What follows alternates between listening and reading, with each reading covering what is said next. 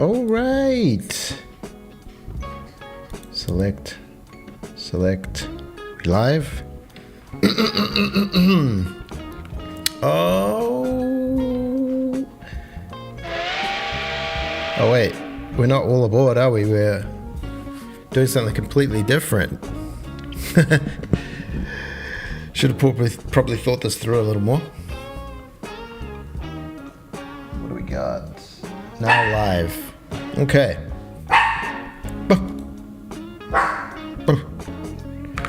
We're gonna need concepts. Chili, now it's not the time. Easy. That's enough now. Good girl. We're gonna need. Alright,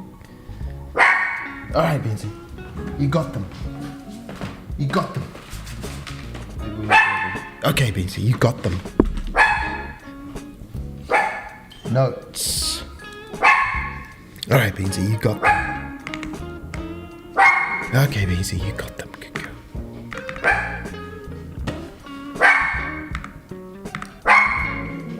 Alright, Benzie, you got them.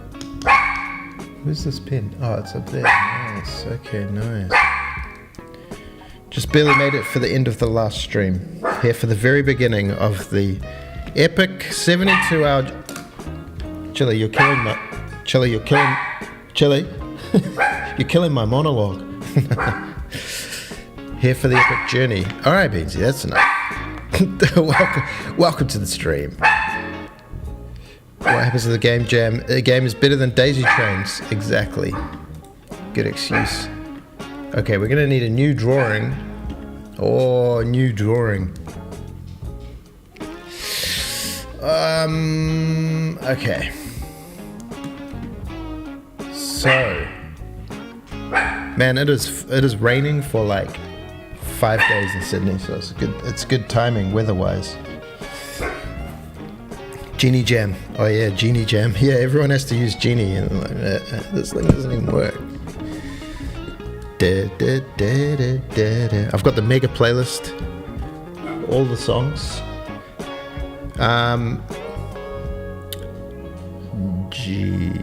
Let's start out this game jam right with a little GM Game Maker. Is this Game Maker? Toolkit.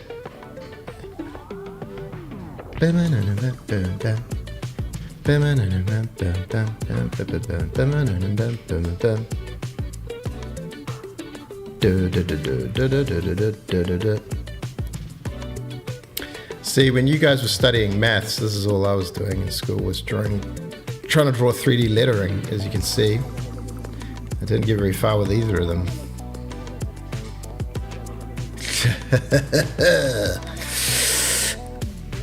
How are we all on this fine whatever it is? That's kind of more like that. Ship it. We're done. Name is unrelated to Game Maker Studio. I thought you had to make the game in Game Maker. That'd be a good jam actually. Go over to my pen. Oh, we went out of the... Okay. So... Well, I'm still waking up, kind of. Perfect.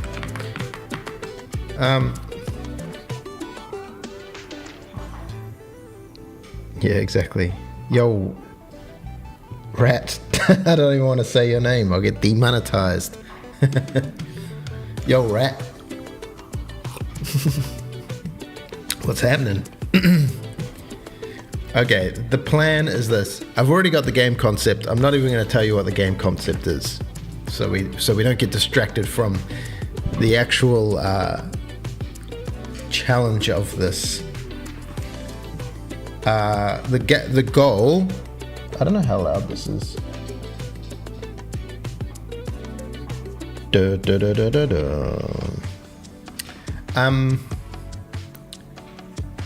Game in 72 hours. But the one problem is it's already the game jam already started, like... When did it start? Started at like 2 in the morning, my time. 3 days, 19 hours. Oh yeah, that's over 72 hours. Do I have to push join? Dun dun dun dun dun dun dun dun. Proceeds to share game concept. No. Well, here's the overall plan. Game is 72 hours. The dream is to use Djini engine, which that in itself has some inherent issues. Some questions. Does it work? That's a pretty big question. It's only used for daisy trains. Does it work without daisy trains? It has no audio features. That's a major one. Can't build web. Oh, I feel like I'm moving in slow motion. Yet. We need Jesse the fish in here. And well, it doesn't really do 2D. Doesn't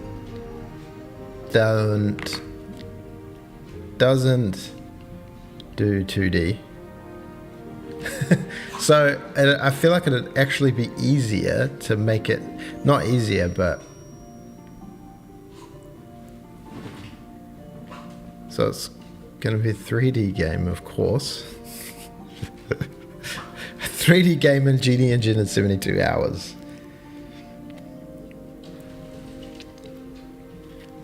Oh wait, we need to keep this logo in here for... Chili, that's enough. Come, there's nothing.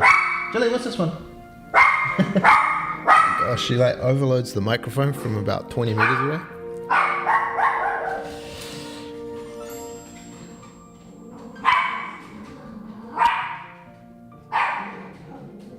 Dogs are hyped. Well, I mean, it's more the whole way render objects are set up and stuff, because you can just go load model, draw model, and that's all the code you need to get 3D stuff. And all the shaders are automated with the PBR and the lighting. If it's, because I'm imagining a game that is, you know, obviously it's going to have to be kind of simple-ish, but from a similar lighting standpoint to daisy trains. So what it is there's these little grids, and they've got these little orbs that you need to pick up, and they're in big stacks, and you move them around on pathways that are definitely not rails with shuttles, which are definitely not trains. No, I'm just kidding. I'm just kidding. Other challenges. This is inherently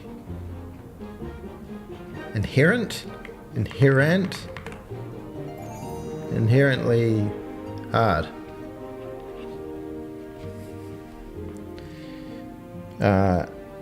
2D, yeah. Okay, so I've got a plan already. I've got the game plan, but I'm more worried about the outside things of. I'm like, oh, you just use Godot. Chili, no, you've been barking, and now you want to sit on my lap. That's not happening. No. Igor Lewicki. Now that is a name I haven't heard.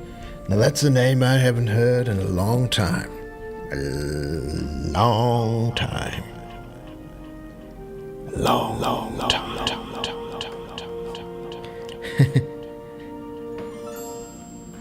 And the concept is loop. Wait, we need a bit of color for that. Loop. And I've got the game idea. I've got it locked and loaded. Loop. Bum, bum, bum, bum, bum, bum, bum. You haven't been here since, I haven't seen you since Space Game.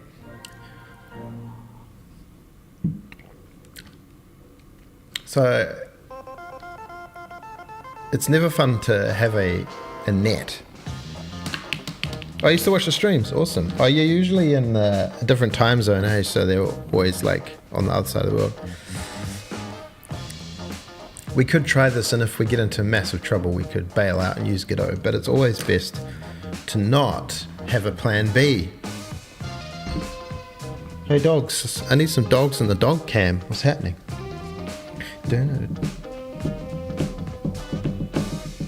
Okay, without any further ado, yeah, we're gonna try. So what do we need? Man, I don't even know. I don't even know how this would conceptually work. We're gonna need Visual Studio.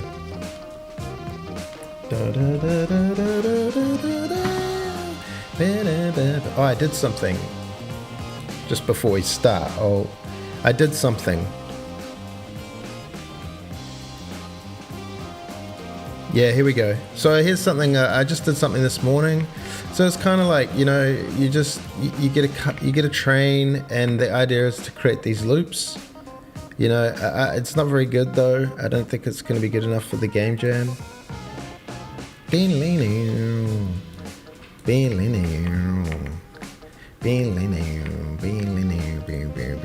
Oh, I broke this thing.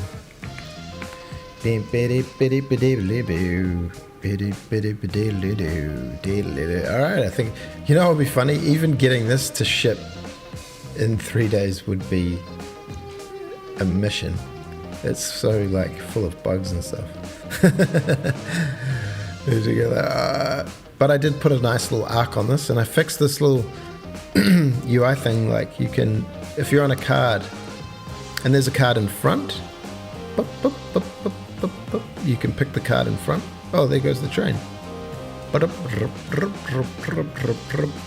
I put a little arc on it, and the arc is like based on how many cards there are, I think. Oh, they start to space out because the padding's not so good. Bam, bam, bam. Hey, what happened? Oh, there's a bug. There's a bug. Bam, bam, bam. And then the last card is broken. Okay, anyway. 420.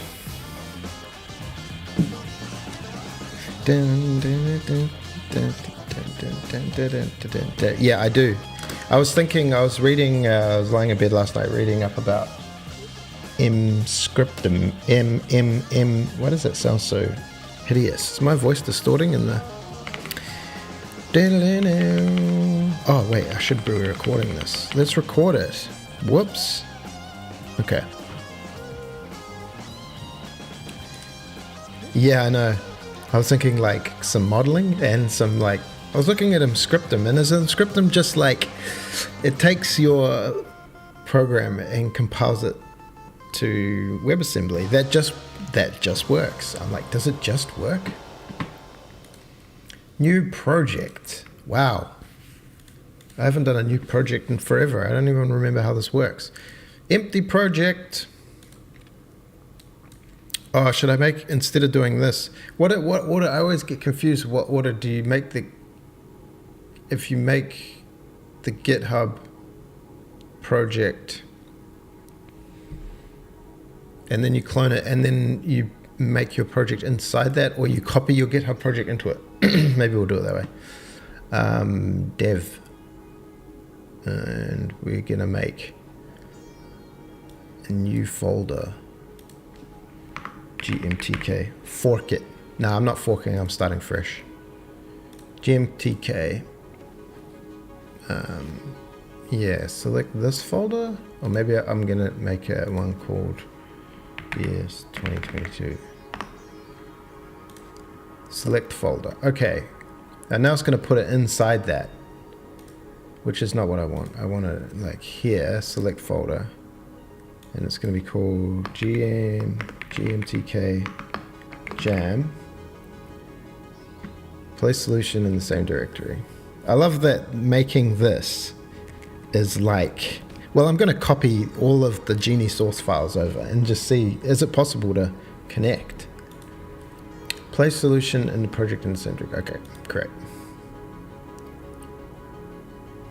Fresh and new, you can backport the features. Exactly. Alright. Now this thing you put on this thing, and we have nothing in there.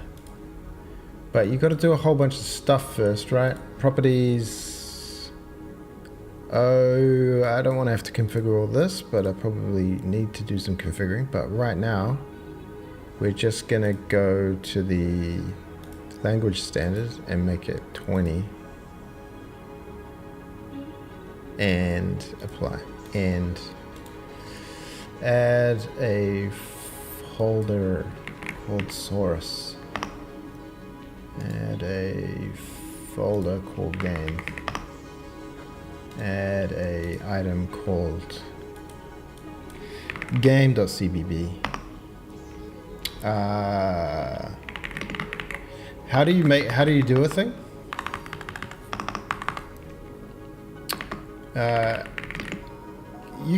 How do you get printf? I guess you get standard IO. Wait, which is the C++ one? That's IOStream, eh? Why don't we get standard IO? Printf. Hello GMTK, GMTX. End line. Will this build? Build succeeded. Printf. Yes.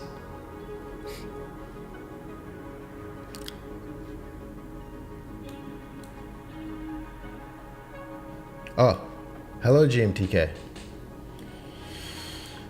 We did it. Now that I'm doing this, I'm like, this is insane. Oh, increasing font size. Increasing. Okay.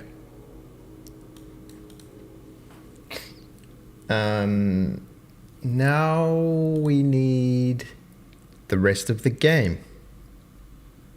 Oh, there's standard print, isn't there? We don't need that. As long as we got standard format. Okay. Okay. Now what? Now we go get Djini, I think. Now we go get Djini and plug it in and be like, how well is it decoupled from daisy trains? Because I think C++ source. This is the only place Djini exists. Djini. Copy. Dev. KMaker. KMaker toolkit jam. Source. Paste. Djini. And then include Djini.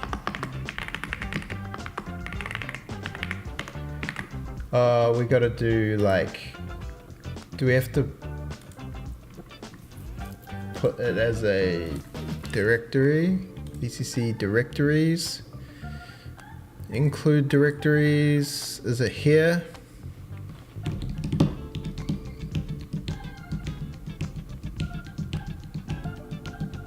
So we can do, this is like, can you get a game going? Project dir / source / Djini.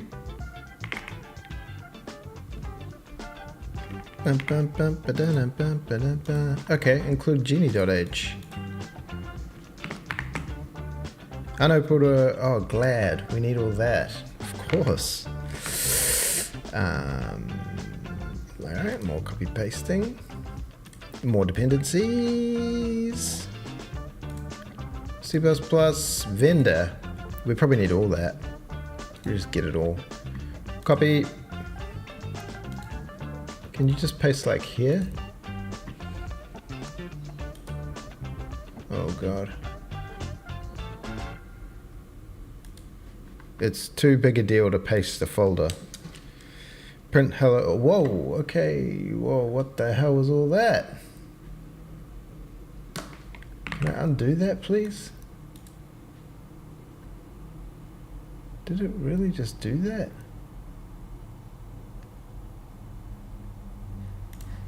Don't ever do that, whatever that was.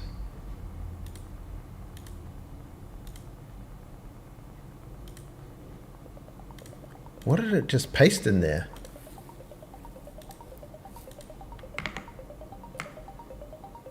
What is all this?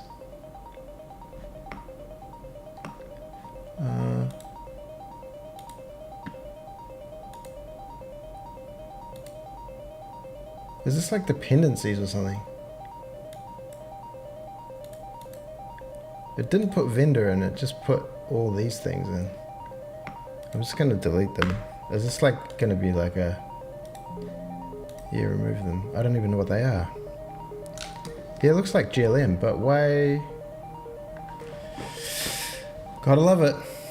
Are we still... Okay, so we get the same error, cannot include glad. That's fine. We could do it the other way.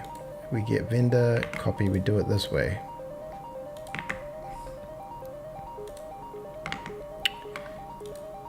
And now we have vendor, and now we do this.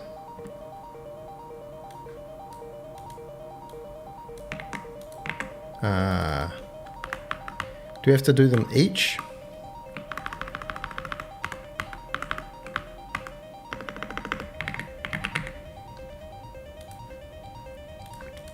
Oh dear, things are already going bad. Can I... Glad. Oh, we need to include this, don't we? Include in project. Include... I'm GUI. Do we need I'm GUI at this stage? Oh, kill me. Alright, things I thought. Okay, no glad.h. Okay. How easy, how hard can it be? Include glad, include... Oh, okay, so can we go vendor / glad? No. Okay, can't do that. Cannot include vendor. Nice. Already, I want to give up. Solution, delete, and remake. Yeah. Actually. Is the thing I need in the linker? No, I need glad. Do I need that? Active debug. I hate it. I actually hate it. All configurations. No, you bastard. Okay, apply. Okay. Cannot include file vendor. Cannot include glad. Cannot find this. Do I need to just take daisy trains and... These are the things where you're like, don't worry, as long as nothing goes wrong. This is what it's going to be, all of this. GLM, we've got GLM here. Do we need to do any includes? Those are header onlys.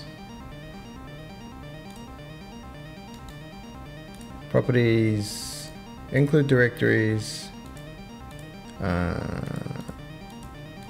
Precompiled headers. Use precompiled headers. Precompiled header file is Jame pch.h. Is that what that is? Is that going to help us? Unexpended. Yes. Okay. Include Jame pch.h. Cannot open precompiled header GMTK jam.pch.h. Oh, well, I didn't want to do that. I want to use that one. Oh, I hate this stuff. This is the stuff I hate. Yeah, maybe I should just copy daisy trains. Oh, this is bad, isn't it? This is bad. Okay, close the stream. Remake. Okay, what's the problem? GMTK Jame x64 debug. Why would it be in there?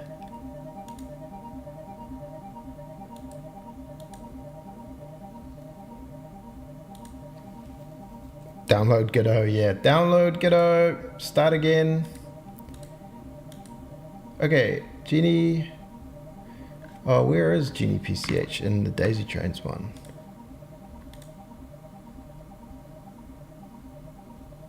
Source, Djini PCH, and Djini PCH. Yeah, well, they're there.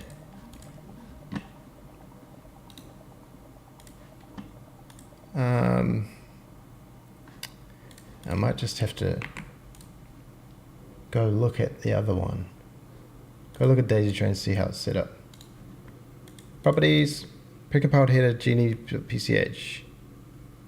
Yeah. VCC directories, source Djini, include path. Let's just look at these. I love this, man. This interface here. Okay, so I have put them all in. Easy for Djini visit its own repository. Yeah, I know. I don't know any of it.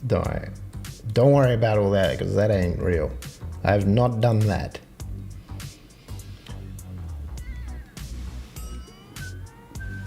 So they are all in there under vendor / Glad is not in there, which is interesting.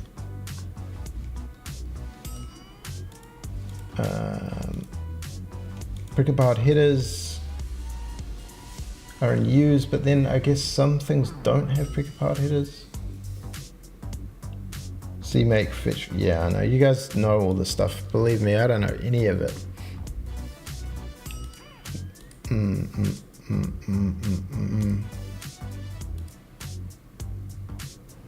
All options. Okay, so what is the main issue?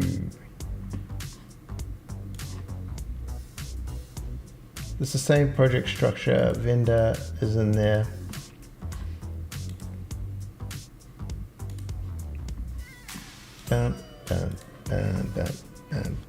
So source Djini, project directory, source, vendor. Do we need a little these guys on there to help?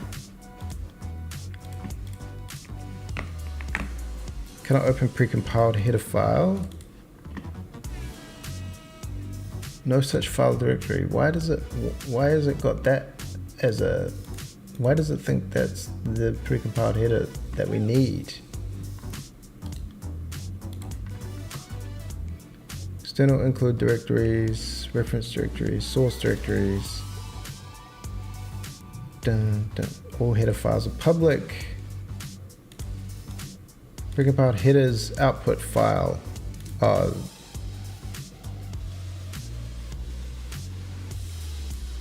Is that different in Daisy Train? Sorry, this is me noobing out big time. Bam, bam, bam, bam, bam, bam. It says that. Is it because I did it in one of the things and not the other or something? Spend one day getting the project to work.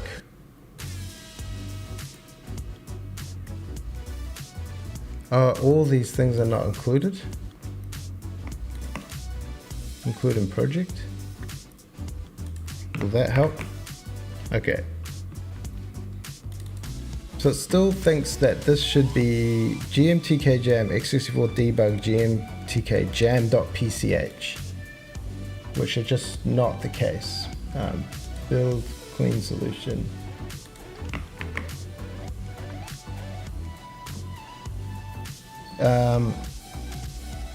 What's going on? What are we trying to do? Yeah, no, I know I need to do all that. I'm just like so in struggle city 95% of the time just doing regular stuff. Yeah, I know, I hate all this stuff.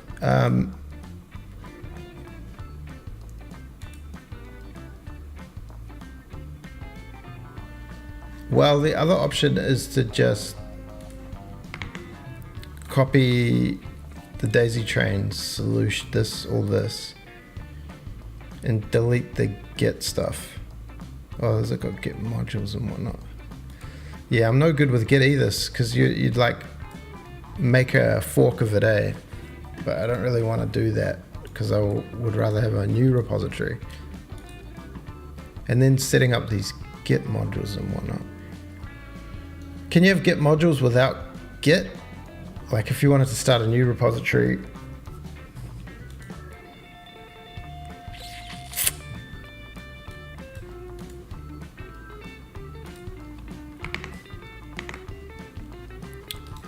Explain with Copilot. Tell me why. We got there already. We're like 10 minutes in and we're like,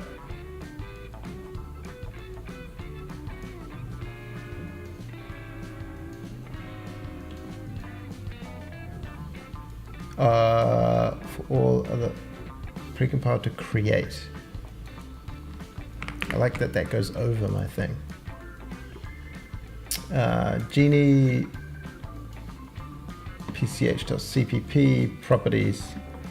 This needs to be create, apply, build. Cannot open file glad. We're back to that. Okay, we've got a pch, but we cannot include glad. Glad vendor. Okay, it doesn't seem to know about this folder at all.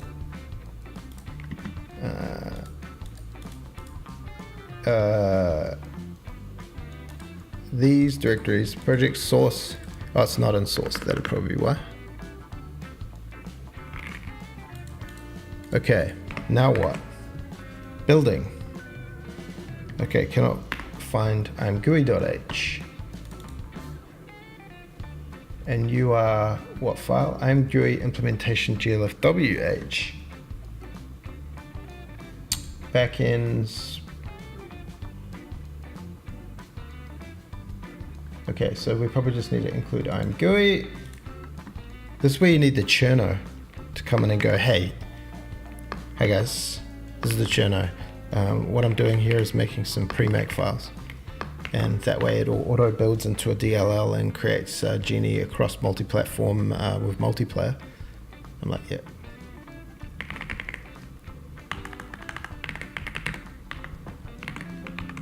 Okay. Play, okay. Now you know where you are, right? We build. Cannot open file stbimage.h. Lovely. So these, did I put these in another thing called stb? Yes. Perfect. Why learn CMake when you can use this delightful interface?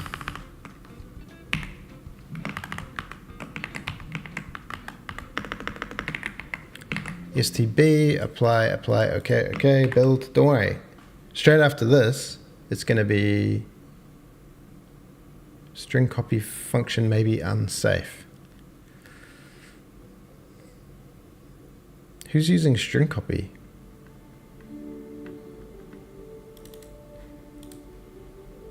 How do I get around that? CRT no secure warnings. Can I change that in here? C++. Warnings version. Advanced. Disable specific warnings. Is this CRT no warning? So I put this here. Apply. Failed. Invalid argument WD CRT no warnings. Okay. Who knows how to do that?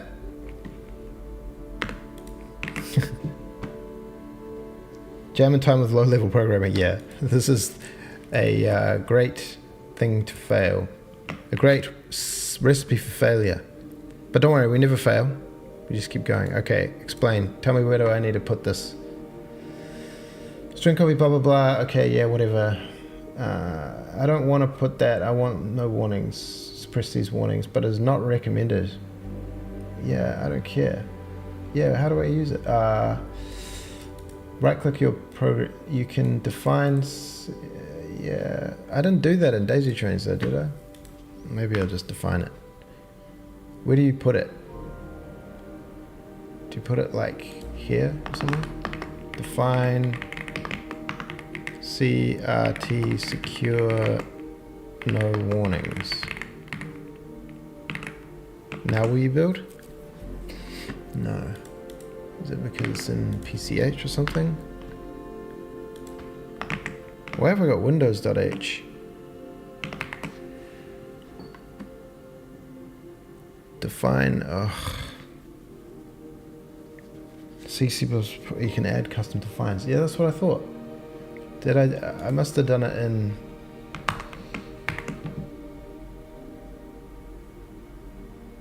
Oh, now it's working. Okay, far out. We're actually building something. Oh, okay. Okay, I remember this. So this one what would be cool is if that opened the file in the thing. I'm like, where is this file? Open the file. Open containing folder. Not that folder. Show me where this thing exists. Don't make me dig. I'm on a game jam. Okay, it's what? STB image implementation.cpp. Where even are these? Is it in I'm GUI? Or is it in tiny? No. Where is this? Find. Oh, they're in Djini, of course. So these all don't need precompiled headers. Don't use, not using precompiled headers. Apply, okay, build. Error, sprintf function.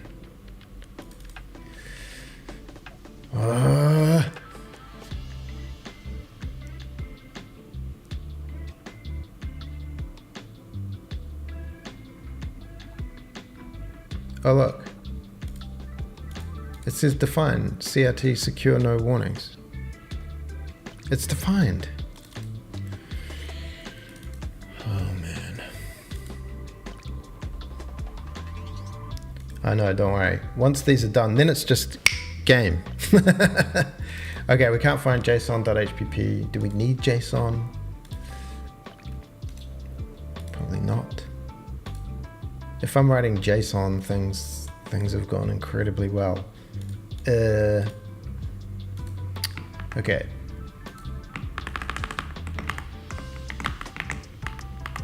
This is JSON, right? Was it Nlolman or something? Nlolman JSON. The person who invented this thing.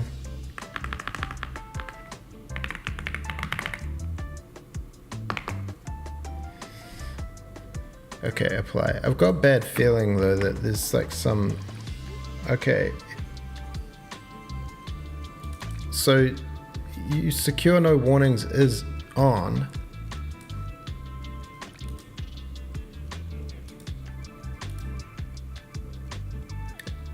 And yet it still isn't working.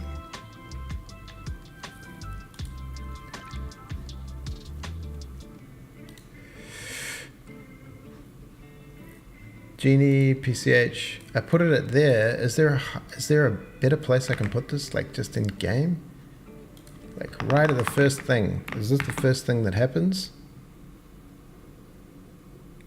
Oh God. I can't find the source file either. We don't know where the file is. Oh, now I know where the file is. That's there.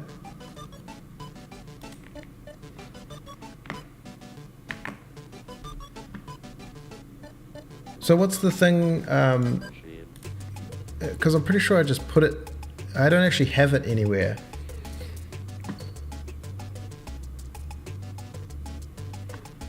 I'm just gonna go look at daisy trains because I did this, I'm pretty sure, in here. I think Copilot, hey, you can actually do, you can actually, I didn't do disabled warnings, precompiled language. Code generation, there it is. Pre-process the CRT secure, no warnings. Okay. GMTK. This is the actual challenge. Okay, now I'll get rid of that. Build. There it is, Leon Schmidt with the heavy hitter. All aboard! Oh, I know what the problem is. We're not powerful enough.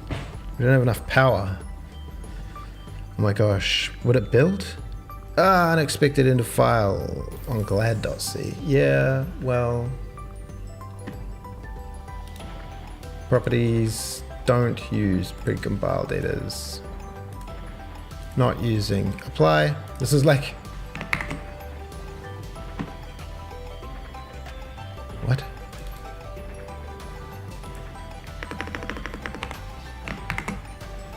Oh, glad.c. Oh, this stuff. What is this again?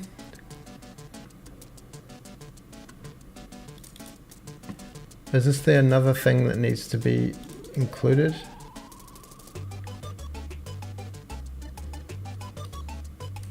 I remember this. Missing library, you're not linking against you. Oh, the libs. There's libs? Are there libs? Man, I actually thought this was going to be a good idea. Lib. Oh, yeah, true. You can see here the pain and suffering I've gone through in Daisy Trains, like going, what? Where do I need to put what? Okay, libs. Then we need a, there he is, that's me. Then we need okay, goodbye. Then we need to just check Daisy Trains. Just check Daisy Trains. Do I have in the linker an input? I do have glfw3 and OpenGL32 lib and winmm.lib. I think winmm is a thing from Raylib, but we'll get those, and then we also need to put in library directories lib. Okay, easy. Easy.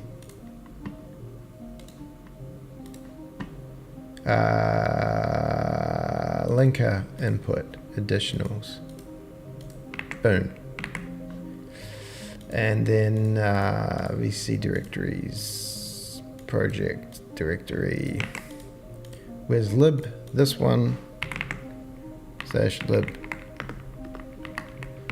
Okay, apply. Now what? Excuse me? No default lib. Oh, yeah. Unresolved external symbol. So we have lib, we have gfw.lib. This is a dead folder, it's got nothing in it.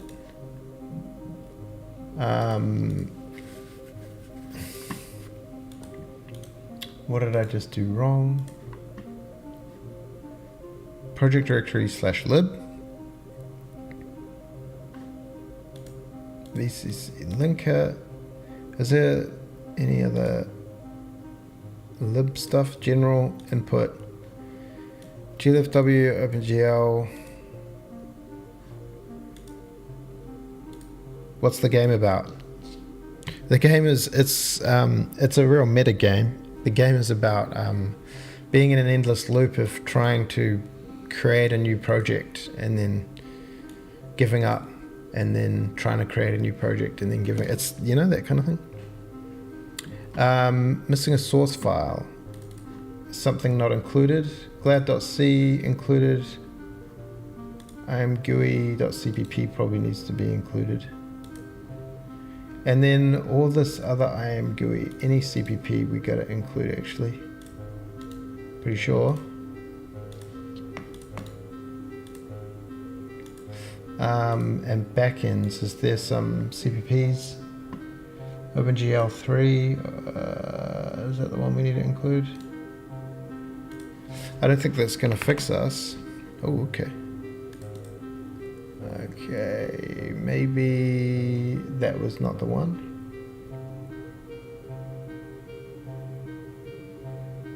Macro redefinition. Okay, maybe I didn't do that.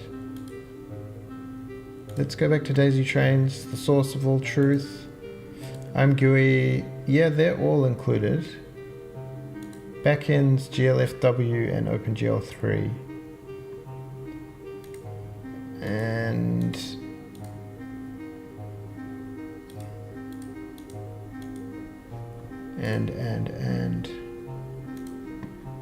so this one I'm GUI OpenGL3.cpp and glfw.cpp include in project. Now we've got a lot of errors. Unexpected end of file. We have to set all these to not use precompiled headers. Is this true? Is this the truth? C, C++, precompiled headers. Do not use. Apply. Okay. Build. Oh. Woohoo! What's today's buzzword? Today's buzzword is inherently hard. No, wait, that sounds bad.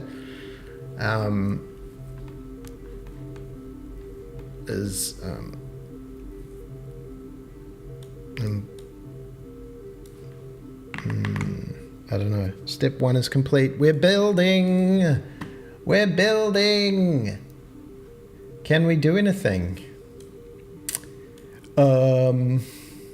Okay.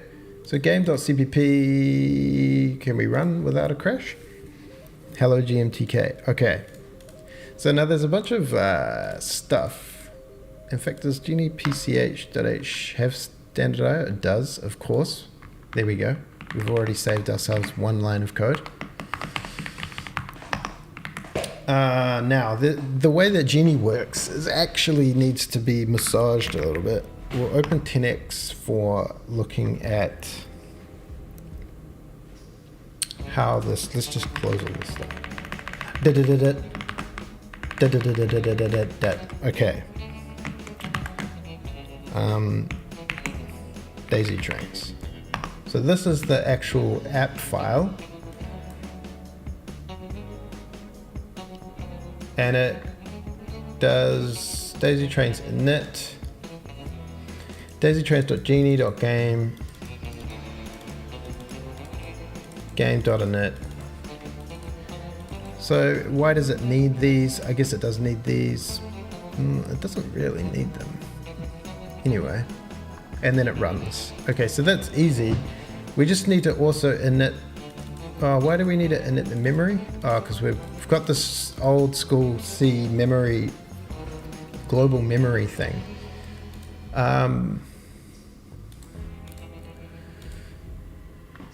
So this is the game file, but maybe we need like a, I'm just gonna add a source file, new source file, and this is gonna be application. Without giving away too much about what this is, add, I don't know why I'm not saying what it is. But people go, there, switch off. Application.h. Okay, so application.h is what's actually going to have, I mean, this is going to be an application.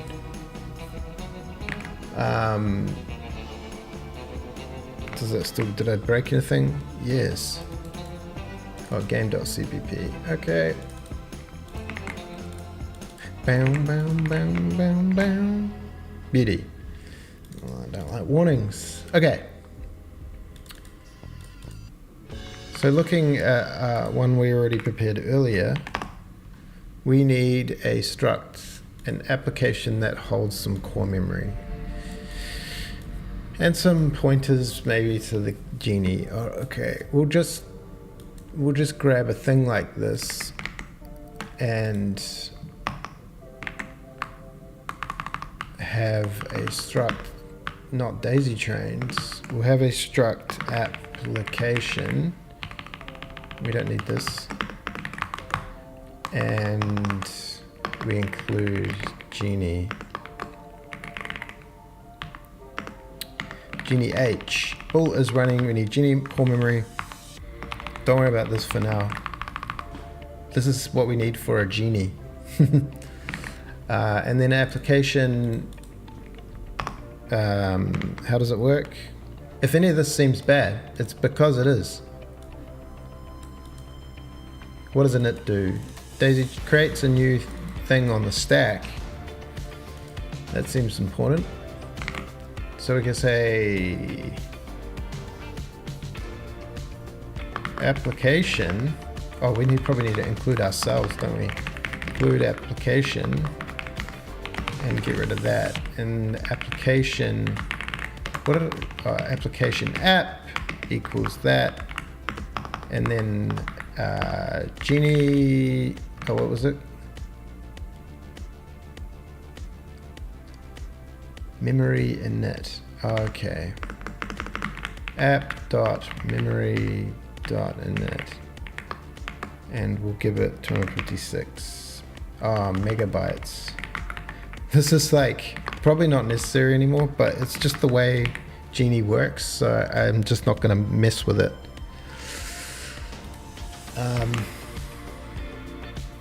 So we do that, and then we go app.Djini equals Djini init, and that requires core memory app.memory.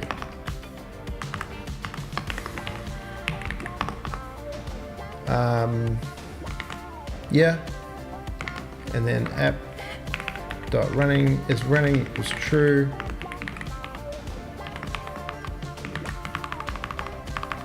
Initializing app app is running, and then we can just do a while app is running. I'm looking at it. Why think about it? Is running. Oh, app is running. Come on, visual shit, man. Whoa, who put a space there? And then we just do Daisy is running equals Djini update. But that's not going to work because actually game update has things like begin frame and end frame and stuff. So we could just yoink these.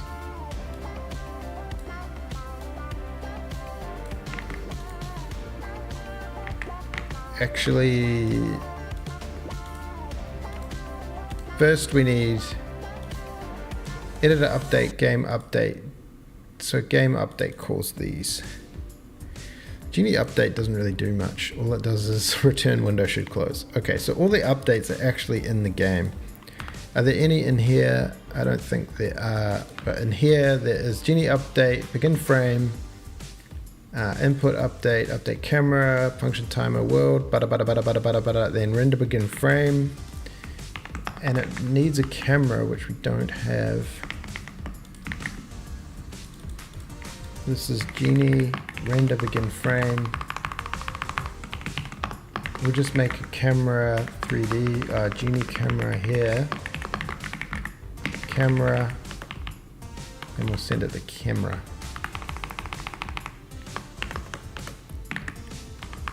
Oh, what do you want? A reference. Interesting. And we need Djini end frame. Oh, render frame and end frame.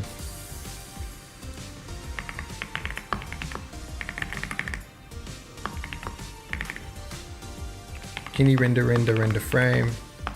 Djini render end frame. And what does this want? It wants a pointer to a camera this time. Okay, consistency is everything. And then app.isRunning equals Djini app.Djini update.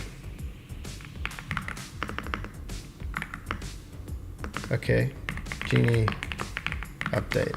Man, this is really showing some architectural issues. Okay, build. Will it give us a window? Oh, it's trying to load all the default shaders. Cool. Okay, we're gonna need them.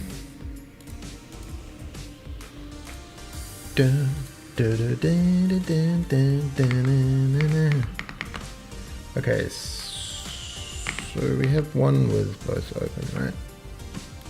So this was res shaders. Okay.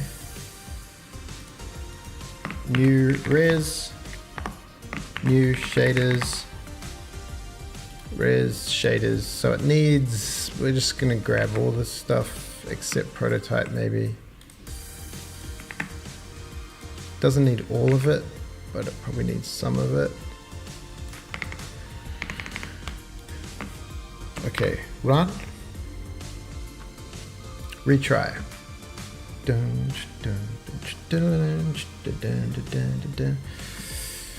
Okay, this we are calling from add field. We're creating a field. Render init frustum culling. Oh, JSON. Options JSON is null. Okay. So where do we crash? On this, add boolean, add field, if find field name. Name to index dot find name, field name not found. What is the name? Frustum culling. What is the name to index? Is size 0. Why doesn't that just...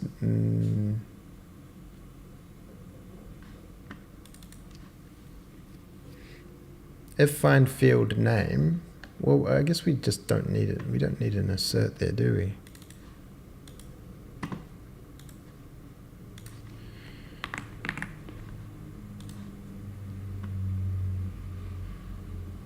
Return view matrix. Okay, so that's going to want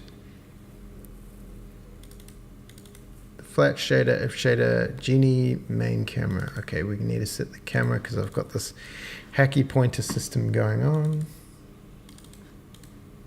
So app.Djini main camera equals the camera. All right. Who said this would be impossible? IMGUI begin, profiler present. Okay, we've got this, but we haven't started IMGUI. So we will just not. Who called profile present? You did. I thought I'd taken all of that out of thing, but I hadn't. Is this just gonna keep growing the profiler? OpenGL, huh? Oh, that look, is that a thing? Okay, things are okay. Okay. Let's just look at profiler present, and I guess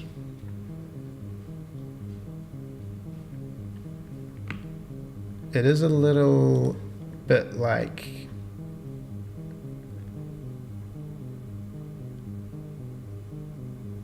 at what point do we clear these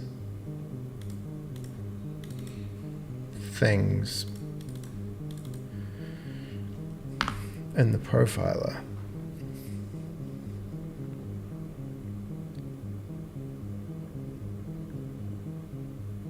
Well, it doesn't matter because it's a map. All right, so what happened? We kind of got somewhere, but then it kind of hung a little bit. Let's just step through it and see. Okay, we get an app with memory. We init this. We set the main camera. We begin the frame. We reset the memory, we update the clock, we update the particle manager. We begin the frame, we successfully update the shaders. Function, timer, render frame, blah de blah. We do all these shader passes.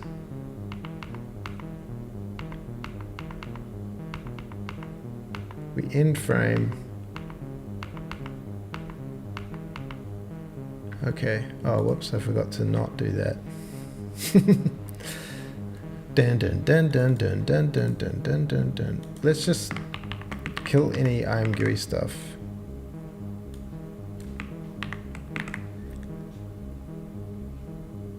This is gonna really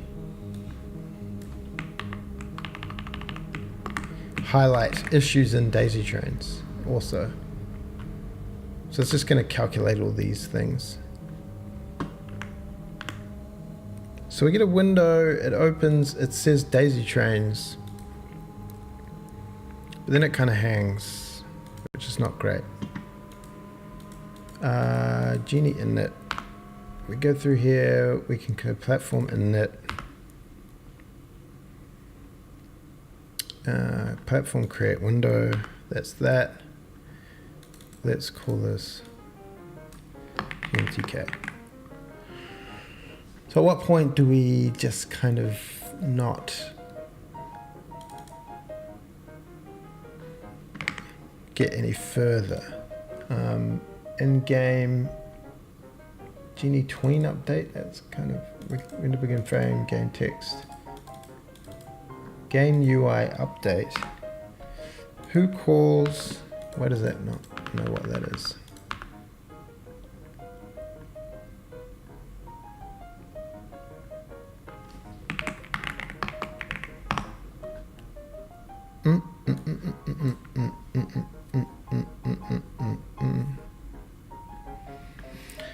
I don't think there's anything really happening.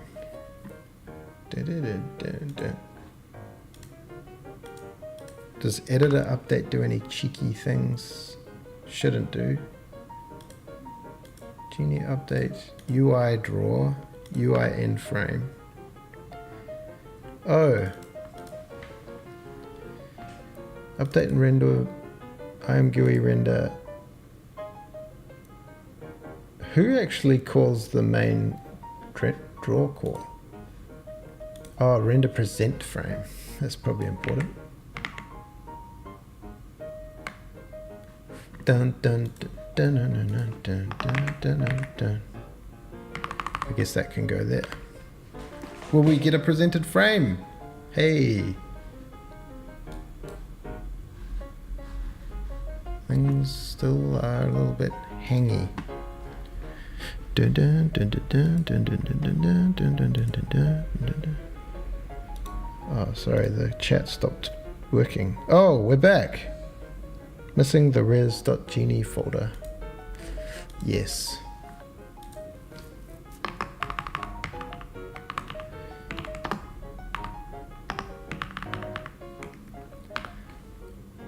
Swap buffers. So who does the input calls?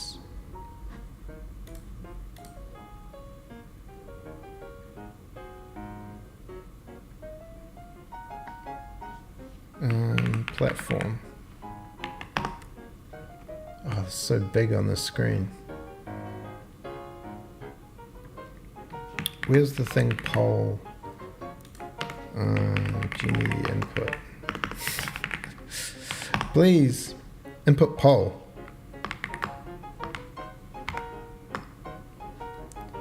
Do we never call this? Input. Djini input.cpp. Who calls this? Djini input. Djini.cpp. Djini end frame. Ah. Do we call this? Game calls Djini end frame after end frame. Oh, okay. Application. Djini render end frame. Djini end frame. Wow, that's a lot of convolution. Oh, baby.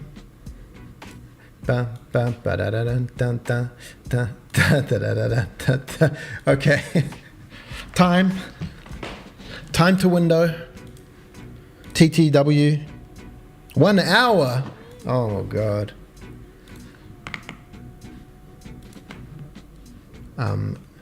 Time to window. Just watch number 3 of Deadlog Host. So happy to see how far the game is going. Hope to buy soon. Hope you buy soon. Hope it's finished. Let's put time to window 1 hour 5 minutes.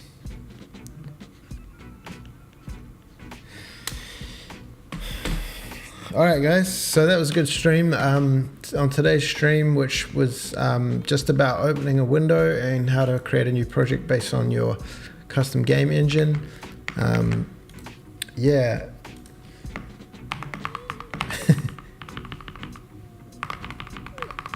Look at all these things. Render begin, Djini begin frame, render begin frame, render frame, render end frame, Djini end frame. Okay. I mean, that kind of makes sense. Then Djini render present frame. Does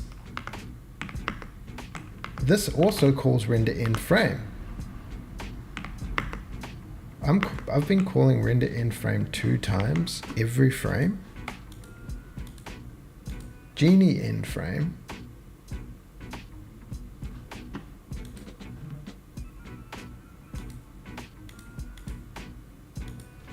Or have I not? Did I just do that as a mistake?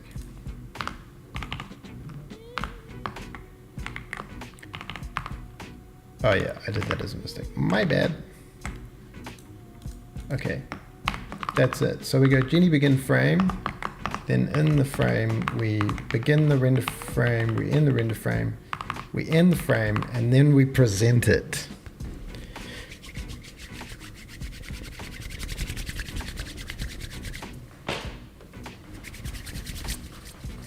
Didn't sleep a lot last night, so the fact that we got this far is an achievement. All right, now the game.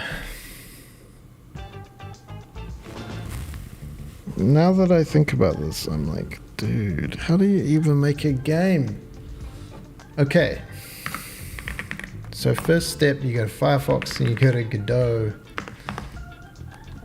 Download Godot 4. Imagine we'll be like, hey, look, I'm gonna put some particles in there. Woo! Is this just gonna be a waste of 3 days? Like, let's be real here. If I spend 3 full days doing this and end up with like something that sucks and doesn't work, it's gonna be like a killer. Never fair.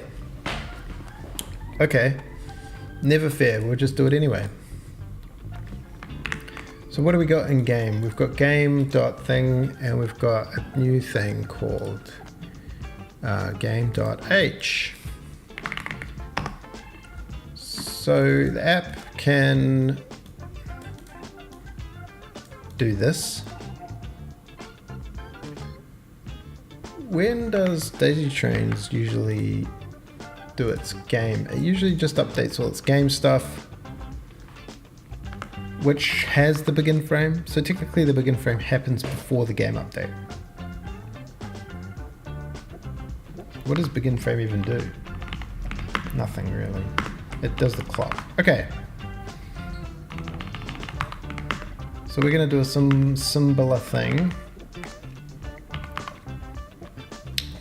Game.h includes, what do we need? Djini definitions.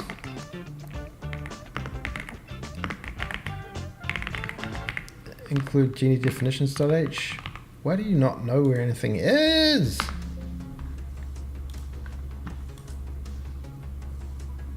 But application.h knows where Djini is.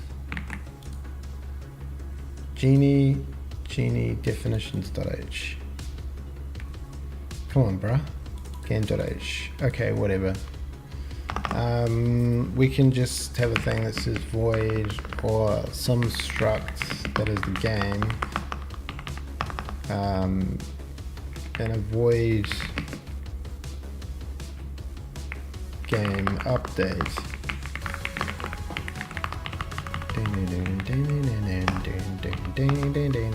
Do stuff. Cannot include file.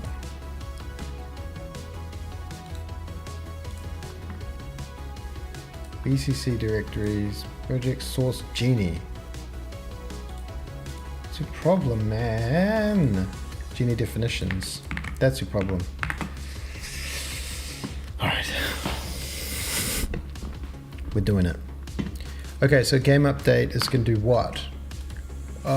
We want also a thing called void game init. And this is where we're going to do some cool stuff. Is this music too crazy? So we go app, Djini init app. Whoops.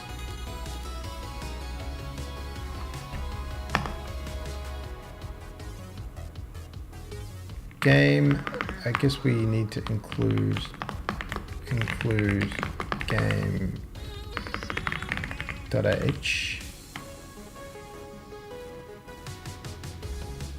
And you're like, I don't know where that is. I don't know where that is. Cannot find source file game.h. Bruh.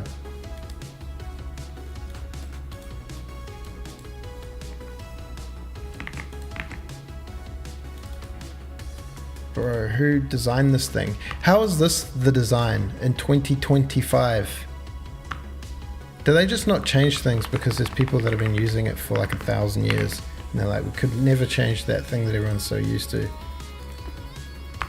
Okay, game init. And in game init, we're going to do a thing called game.h. In the struct game, we're going to have a model, Djini model pointer, Djini models.h, Djini model test model. And we're also going to do our delicious enum. We want a struct. Oh, all those get model things were game features, weren't they? CMaker's just right there. What theme is this? This is the only theme that works. I don't want to change it. None of these other themes work. They're all wrong. This is Darkula, but I changed some things around. And then I kind of ported it to 10x. I actually usually work in 10x. This is like a kind of, anything that works.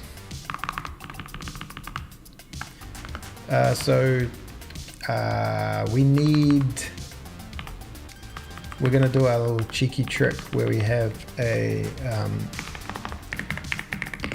extern game pointer g game.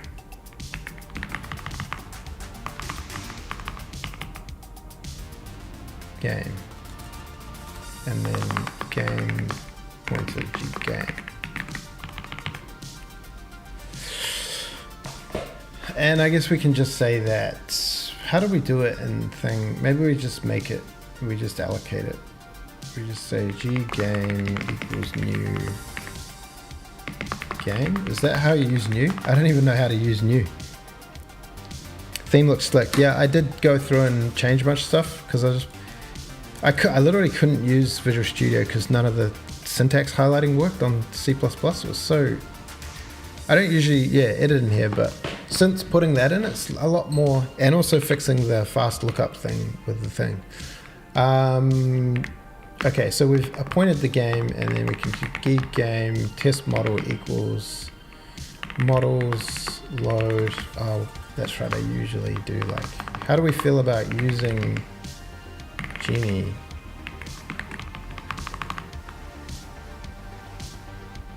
What's wrong with that? What, are we not including Djini? Doesn't this include... Oh, we're not including Djini. Include Djini.h. And you still don't like me doing this? Namespace. I gotta write namespace. equals models, load.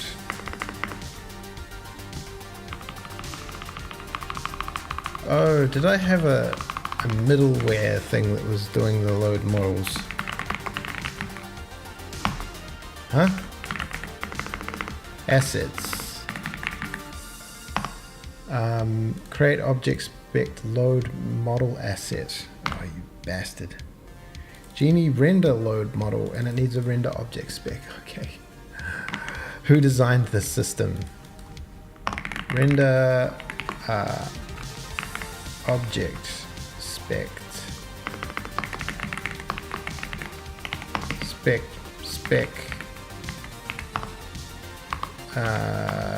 create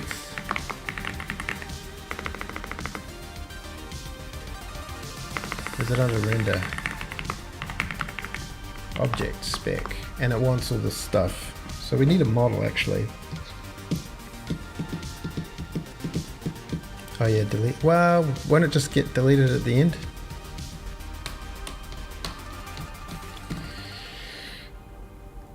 Okay, so we need a thing called res models test model.glb, and make it PBR bloody bloody blah. Oh, it needs an init func. Oh my god. Or it doesn't. We just need an instance cap. 256 is fine. So we can get that. Render create load model, and we need the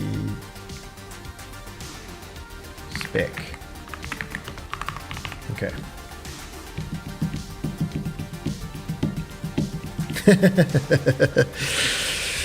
Bad Practices, the game studio. That's a good name for a game studio, Bad Practices. Did anybody watch that Ace Roller video? He put out like an hour-long video on the collapse of the game industry.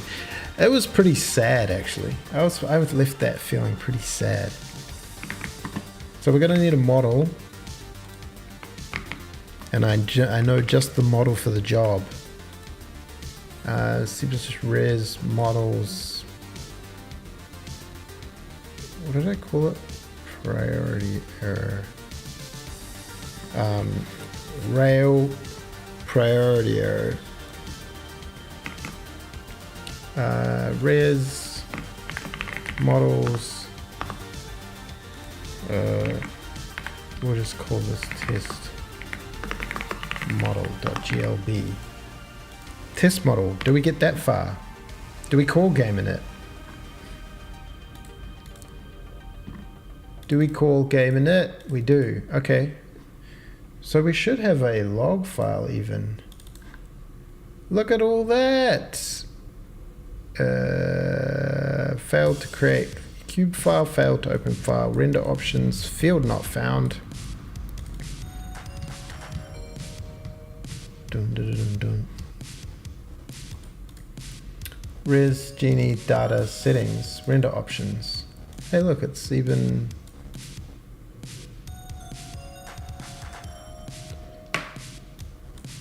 okay. Okay. Oh, what were we looking at in the log? Starting Djini engine. Oh yeah, we need the. Oh. Never buy an LG TV, man. They're just trying to spy on you the whole time. Unsupported file format. Error. Models. Test model.glb. Game init. Create object spec test model. Res models test model.glb.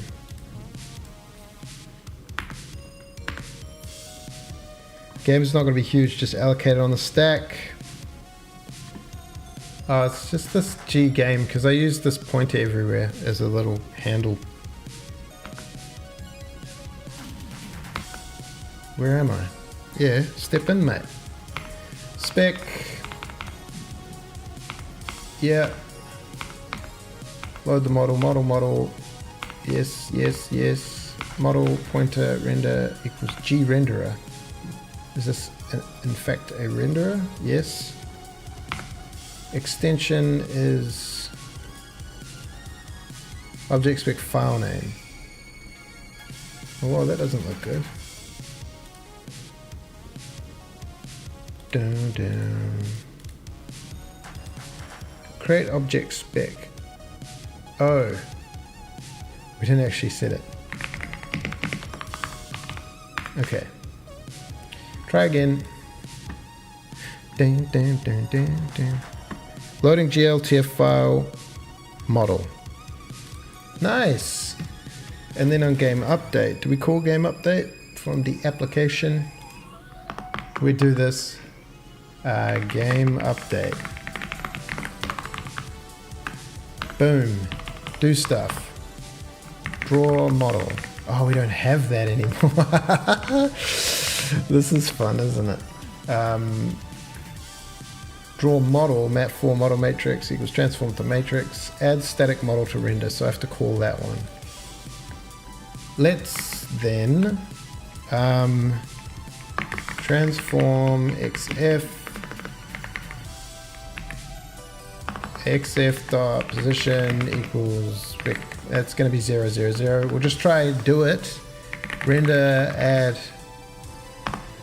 model to render. Give me the Game test model. Give me the xf. Give me color hot pink. Will we see a model? Hey. All right. Perfect. What inconsistent line endings? Do you want endings in the log.txt? No.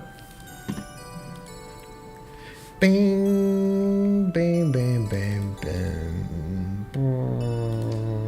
Camera dot.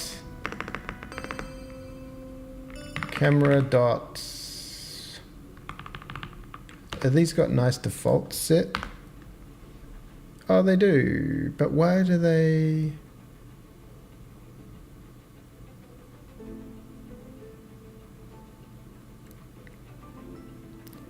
So this did all this. Do we need to probably do this? Yeah, that's probably important. Who calls this and this one? Dun, da, da, dun, da, da, dun. Game camera update. That happens when? Right at the beginning of the frame. Lovely. All makes sense. So first of all, let's put the camera in the game. Camera. And then an application, CBP. We don't want that camera. We don't want that. We want Game camera. Game camera, and then we need to make the camera. I mean, it's just going to get constructed, right? It'll be fine. And then we can say Game camera.update. Will this do a thing? No. Return view projection matrix. Oh, we need to set that to be when we create the camera. I wonder if you can just do a thing. Does it know in here? Could it just say no? That's bad practice. We'll do it manually. We'll say after we've created the game, we will say Djini camera equals Game. This is bad, I know. There's a lot of bad stuff, guys. This is not a place where things are done correctly. But things are done. There it is. The arrow. In fact, just no. xf dot scale equals rec3 5.0 f, and then let's say local persists f32. Wait, we don't have local persist? We do, then don't give me that. f32 y rotation equals 0.2f, and then y rotation plus equals Gjini clock dot elapsed time,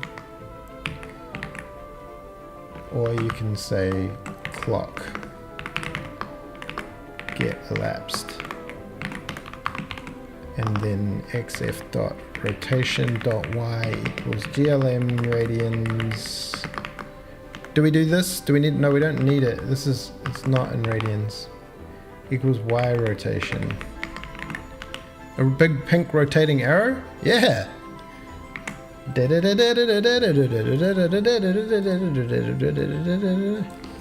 Gjini clock dot delta time times 10 0f. Big pink spinning arrow. Although I don't really see any shading going on, sirs.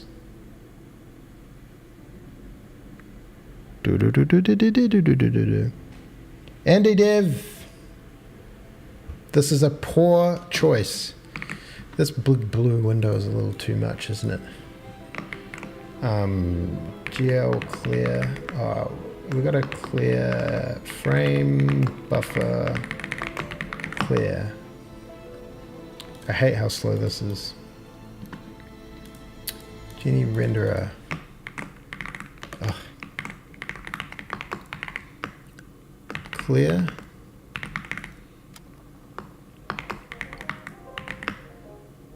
What is it, man? Why is it so painful to do everything? Render outline pass. Do we get a buffer clear color? Okay. Buffer clear.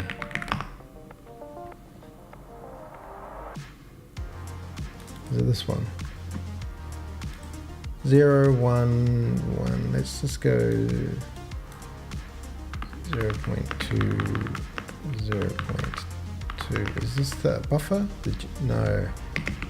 No, that ain't it.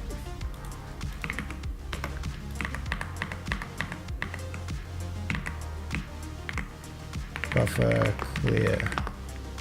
111, 111, 111, 111. So what's creating this hideous blue color?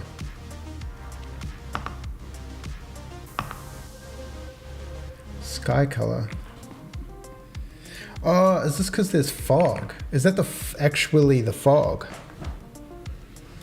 It's quite intricately added in with the editor. Unfortunately, we don't have a lot of control over stuff. Environment. Fog color. Default sky color.r. Okay, so if I was to make this just like super red, will this make the background more redder?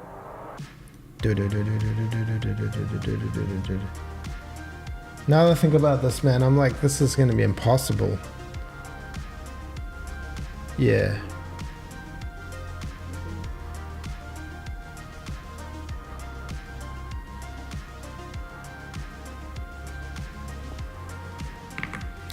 This is actually going to be impossible.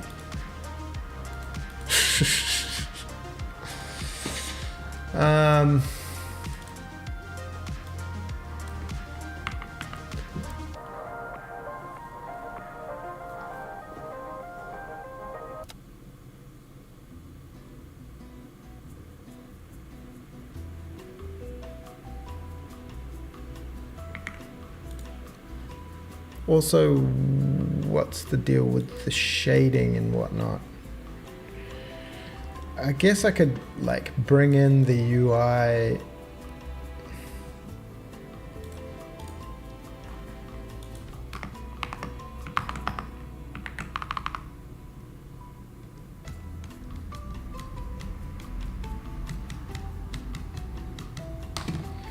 renderer.cpp. So who updates the lights.h? Update sun from spherical, sun azimuth, sun elevation.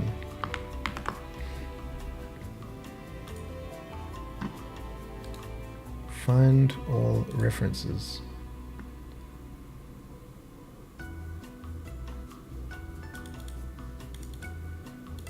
Oh, is it like the environment settings? Who messes with it? I think it's world. Does world have some day-night state and whatnot? I mean, that all doesn't need to happen.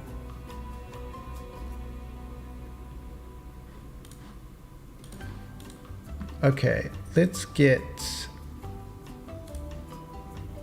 scenery, get the pine tree. We'll chuck the pine tree in and we'll see if anything is happening in the pine tree land. Game.h.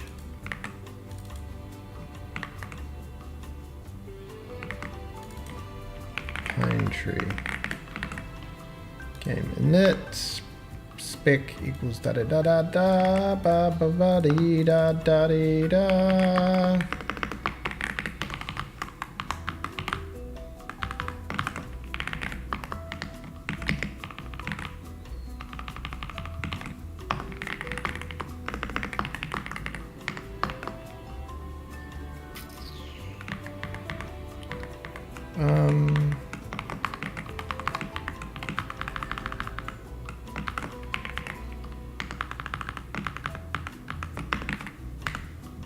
Hey man, recently stumbled on your daisy trains, Deb, blew me away. I'm competing. Hey look, there's a questionable tree rotating. Things that aren't working. Many things.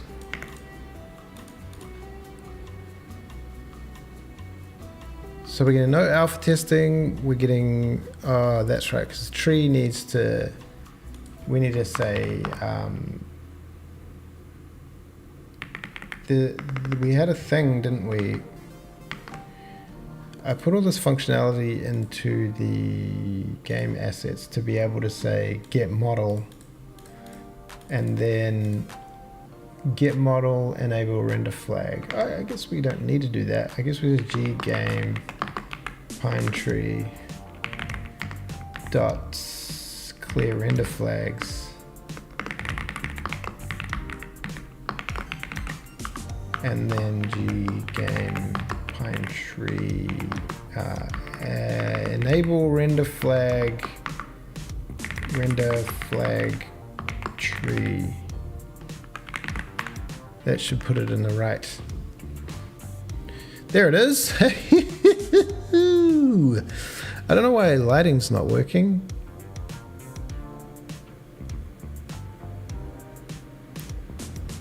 Ding, ding, ding. We got a tree. Tree. David, the last disagree I mentioned since he stated that he never used new, just want to share what's usually the best practice. Oh wait. Oh yeah.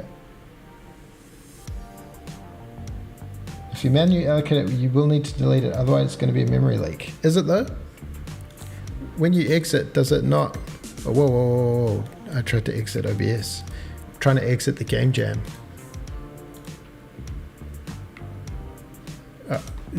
Should I be a good boy and say void? Because when you leave the scope of the program, doesn't it just free all the memory that's in use with it?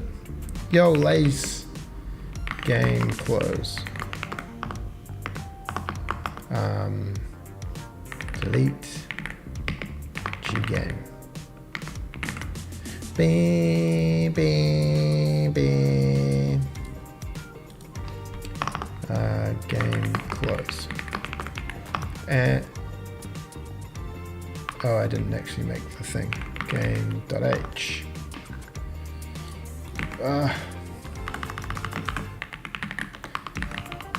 In daisy trains, do we specifically call, game shutdown and Djini shutdown? That's important, probably. Application, Djini shutdown. Okay, there, now we're unloading everything off our thing. What's the prize for winners?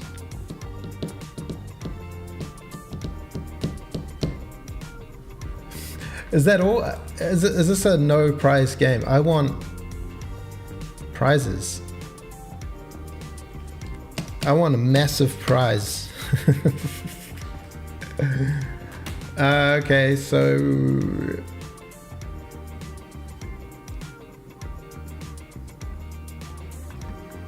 Djini shaders. When we update the update shadow map shader, so we get the environment, the render environment. Let's just check we're not doing any kind of nice setup things. When we init game, do we do any nice stuff? Init game shaders, tree shader. Oh, we need the tree shader and the grass shader and all that. We just need to copy paste daisy trains. No, I'm not redoing daisy trains. I'm trying to make a game with the daisy trains game engine, which is a little bit crazy.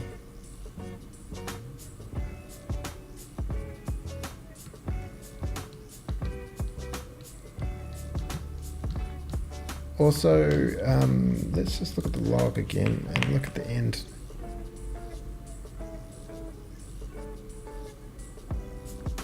So when we go to these data files, this render options, value true, value true. Oh, well, those are defaults, I guess. It saved the defaults. Nice. Good luck. No time this weekend, so I didn't join. Yeah, I shouldn't have had time. I just got caught up in the hype.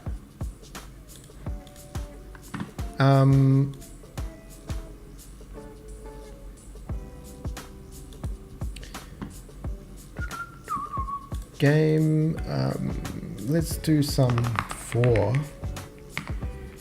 usize. Oh, why am I doing usize? We set I32 tree index is less than 25. Or we'll just do 5. And we'll do all this. Whoa. XF dot position equals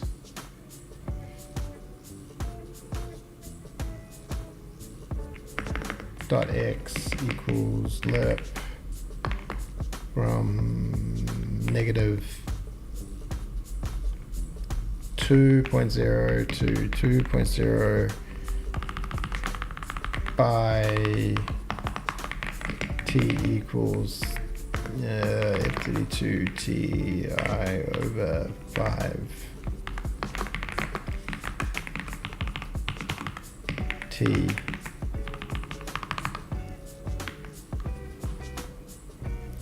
Five trees spinning quickly. Why are they spinning so quickly? They seem like they're spinning quicker than before. Oh, because I'm updating the local rotation every time. We don't need this in the loop. We don't need this in the loop. Transform XF. We just need one transform. We need one local persist. We need one Y rotation.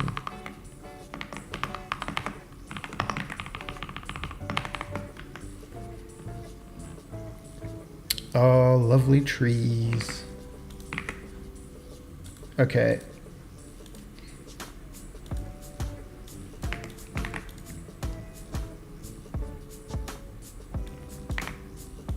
I don't quite know what I'm doing. I'm just trying to like, okay,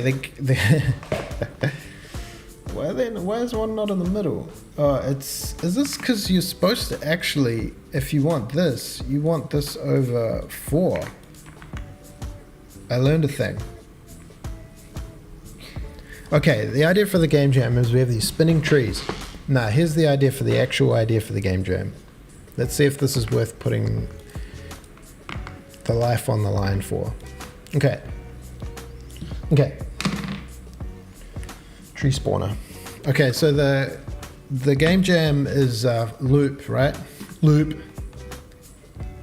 Bzz, bzz, bzz, bzz. So the game jam idea is loop. And I was like, okay.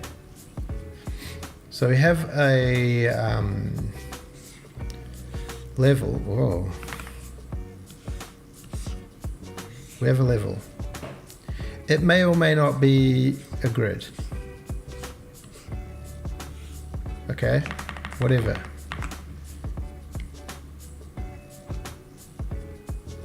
Then we have calling on our what we've already got in daisy trains. We've got nice instancing. So we have some grass instances, of course, because everyone loves grass. So we have these long grass instances that go over the whole level. Blah, blah, blah, blah, blah, blah. And then you play as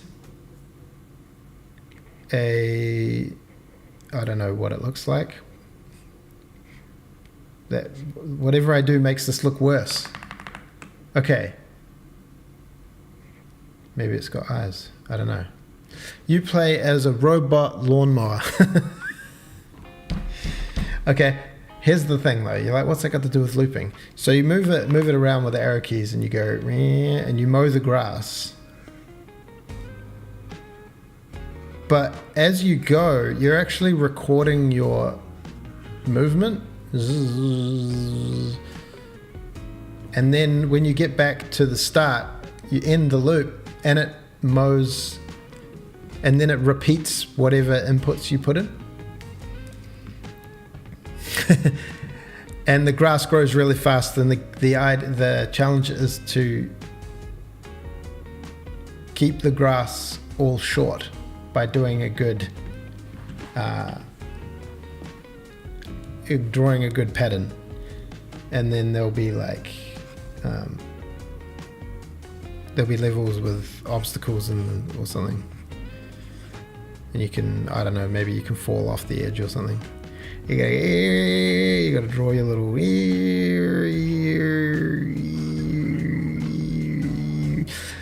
few challenges in there. I think the actual mowing the grass will be easy because the grass things will all just be like radiuses of whether you're near them or not, and you'll have an overall radius of the mower, and like if you're over the grass, it deletes the grass or it flags it as mowed. You're allowed to cross your own path, but each grass thing is on a timer, a very short timer, and it grows back real fast. So you've got to be efficient with your route and cut the grass as quickly as possible and get back to the loop point and end the loop and end your programming of the robot. And then you let it run, and if you can get the like grass percentage to 100% cut, and it's got to stay at 100% for like, I don't know, 10 seconds or something.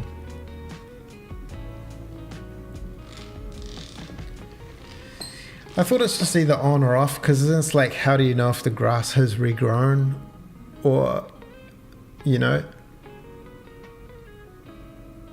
Yeah, you need little particles of going meh, meh, meh, meh, meh, meh, meh, meh. I mean, it's going to be basic. It's going to have, if we've got any chance of actually making anything, it's going to have to be pretty basic. So the things that this requires: a player controller. I don't know why this thing's so fat. Control. And this is in 3D, but it's kind of going to be more like 2D. There's going to need to be grass system.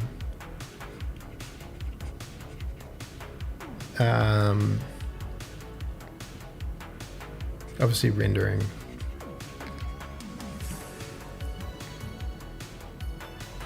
Scoring or something. And like levels. Definitely not going to win any sound awards if the engine doesn't support sound. Grass is regrown when scale is 1. Oh, right. Yeah, true. You could do that. Yeah. That's totally true. But yeah, I thought it could be a little fun and a little chaotic. And like that's, yeah, also the recording system. So for the recording system, I was like, you could either record the positions or the transforms, but that's like quite a lot of data in some massive array that's going to be like thousands or tens of thousands of transforms. But then I was like, what if you just recorded the inputs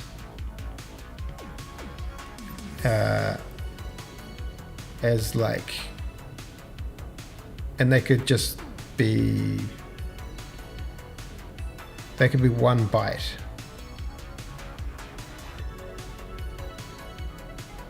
And store tens of thousands of these if you needed to.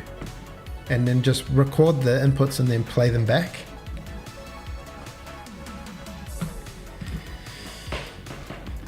Inputs over time. Yeah, I was like, inputs that are logged like 1 every 30 or 1 every 60th of a second. Or 60 frame. Or 30 frames. So if you multiply that 60 times, say the player holds the thing down for a full, I don't know, 60 seconds times 60. Is that right? It's only 3,600 inputs. Recording over time, turn-based. It is turn-based, but we have 60 turns a second. Yeah, you're right. Is that math right? So we have 60 recordings per frame, and then we record for 60 seconds. That's 3,600. I don't mind storing 3,600 bytes or inputs. It's just you'd have to, when it plays back, it'd have to play back exactly. Maybe it wouldn't. Maybe it doesn't matter. Maybe I don't care. But I think like that and that, the player control into the recording, that is the main, that's the main challenge. Oh, it turns out everything's the challenge.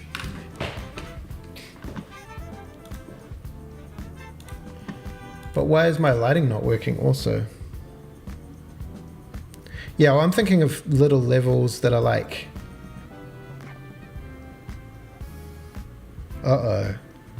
yeah, I'm getting in a, well, I'm, I don't know, I'm sitting here trying to port Djini engine into another engine.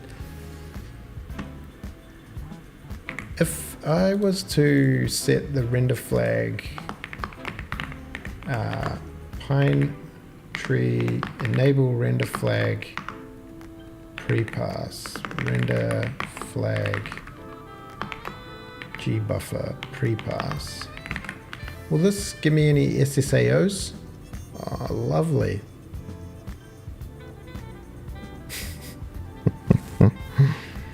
Dude. There's so much that could go wrong with this. So the pre-pass doesn't work.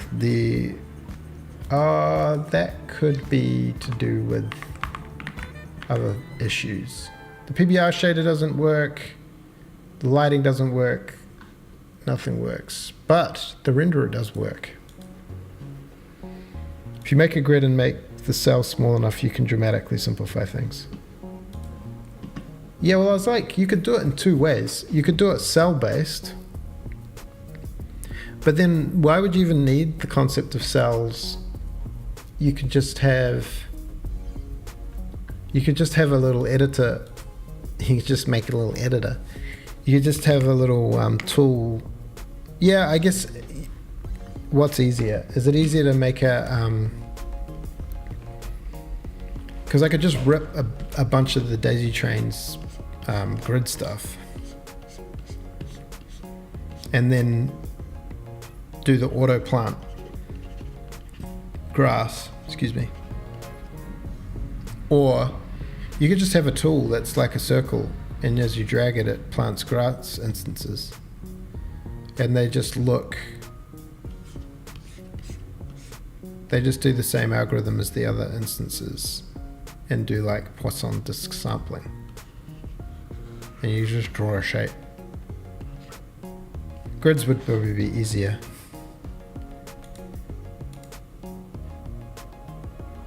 But I don't think it's going to be actually. I didn't really think about the collisions. I guess cells would help with collisions, so you could be like, hey, only look at if we've got a single cell and that's planted with grasses, and then we want to do shucks. I don't even think I've got like sphere on sphere overlapping. And then you've got your little dude who's here, and you need to ask every grass instance, are we intersecting?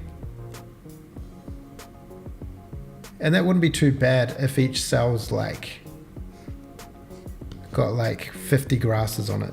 Then it doesn't matter really. The only bad thing about the grid system is it's all game systems in daisy chains, so I'm going to have to be importing the grid system and then the editor as well to be able to make grids. Oh buddy, I'll tell you what, dang. The camera's starting to heat up, getting light in from the outside world. Maybe I'll make a cup of coffee and get into phase 2. We did manage to get things on screen. Huge victory.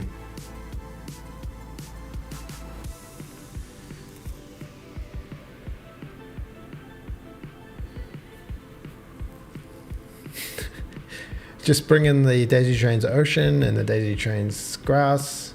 I thought there could even be flower patches that it's like, don't mow the flowers, and if you mow the flowers you go, eh. Sweet. So we're just gonna for phase 2 we're just gonna download the Godot engine. Alright, I'm gonna make coffee.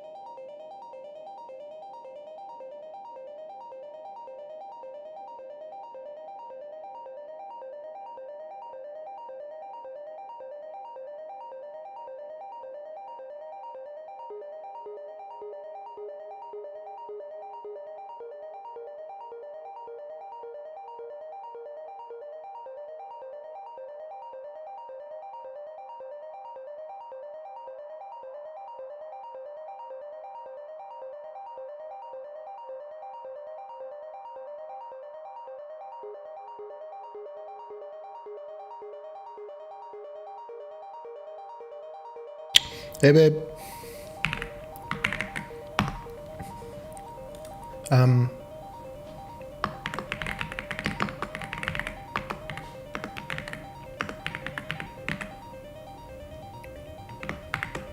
We see this incredible work. This is Djini engine, where it was just this, spent this whole time like getting it to open. But it kind of works. How you doing? How's your day going? Okay. Player, player, player, player. Struct, player.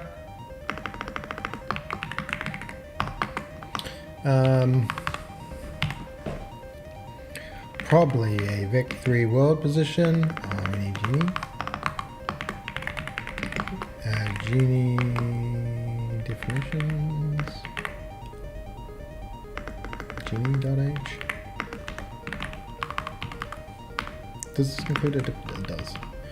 Hi, Jesse the Fish. We're back with another game jam where we slowly lose our minds. Let's just give it a transform. Jame, transform. How are you doing? Are you you're not mad enough to do this? You should jam again. You should come back to the jam. Isaiah. Okay, yeah. All right, a lot of things not working, but we're not going to be concerned with that. All we need is a transform, and we need a vec3. I don't know. Let's just try and let's avoid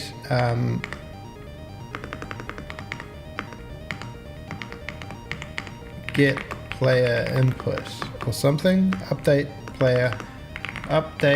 player position, update player. Okay, it's going to be all like that. We're going to update the player, and we're going to do if is key down.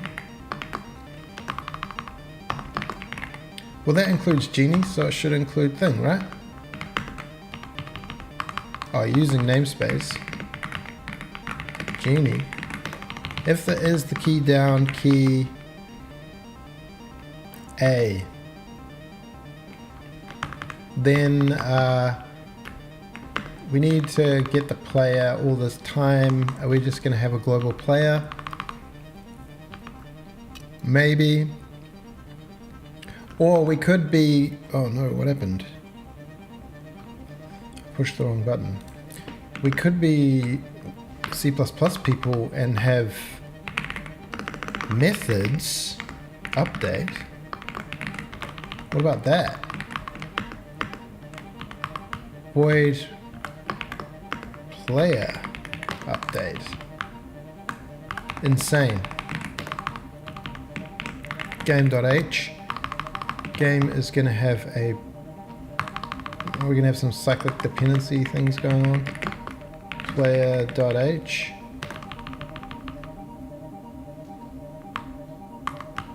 I'm like, why can't you include? Oh, I didn't spell it right. Include player,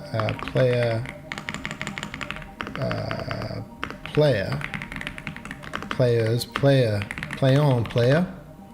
Game update, update the camera. Then we can do ggame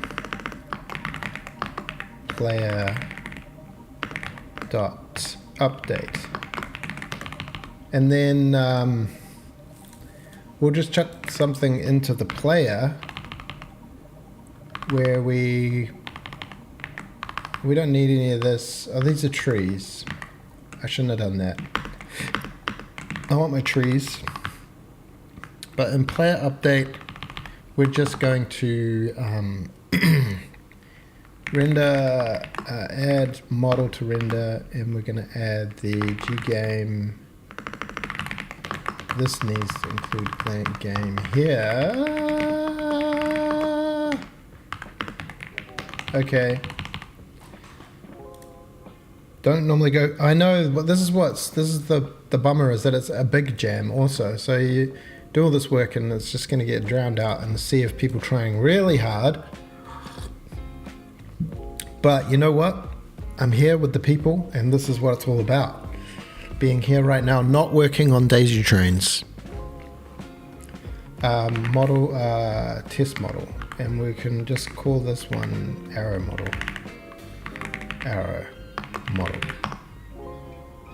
Yeah, do it. And the transform is the transform. So this should draw us an arrow in the middle of the screen. Where's my arrow? Are we calling the player update? We are, but is it inside one of these trees, maybe? Can be made const. What even is a const function? If I made this some even number, will this space them out differently? Oh. Interesting. Quit. Oh, this needs to be 5. There I am. There I am. There's me.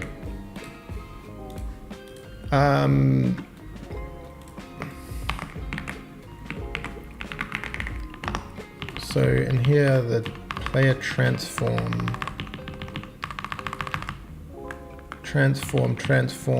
equals, we'll set it at 0.0f. Vec3 0.0f. That's that. Position rotation is vec3 0.0f. Scale, we'll just scale it up. 2.5 Fs.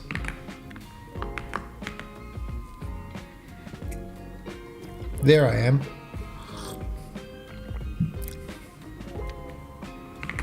Okay, easy does it. We also want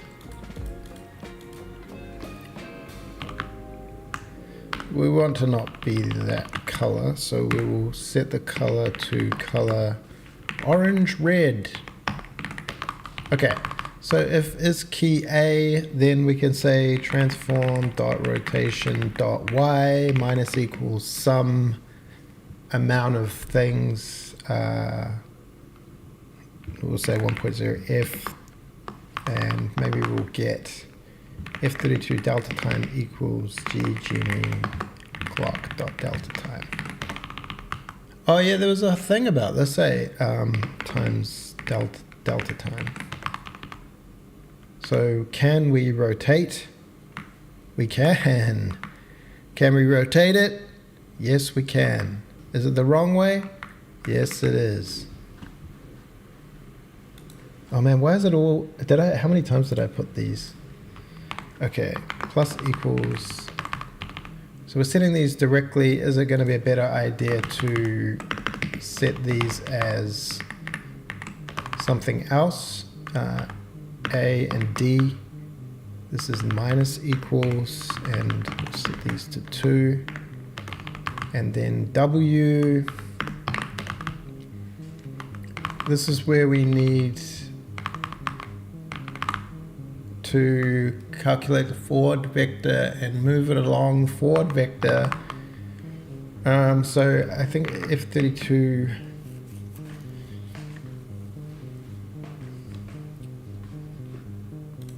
preventing you from mowing the lawn. Correct. We need some mushrooms, and if you hit the mushrooms you get a power up, or your the mower grows bigger.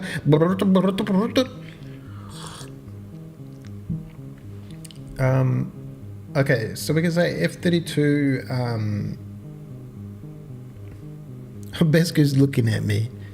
Was this one to be a booty boy? Where's my booty boy? F32 forward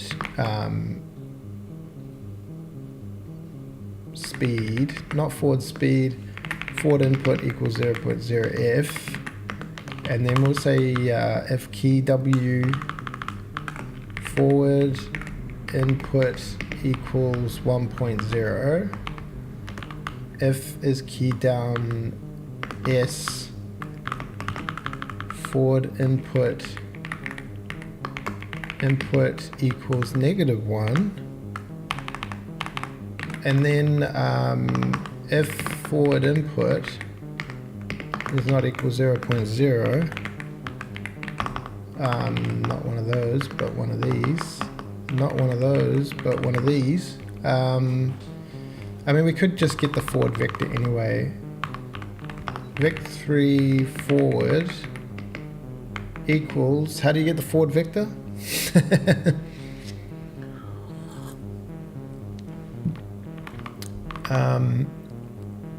I forget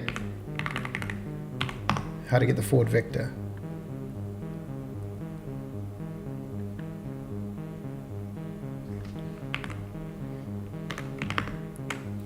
Equals the direction we're facing, right?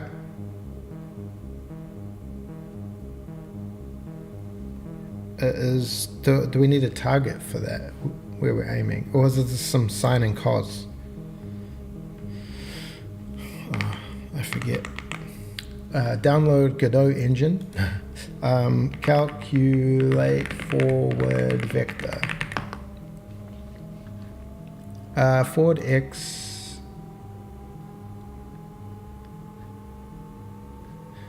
Assuming your axis is set up like Unity, forward x, y, z is in cos and sin. Since pitching around the right axis, you can neglect the pitch for that case.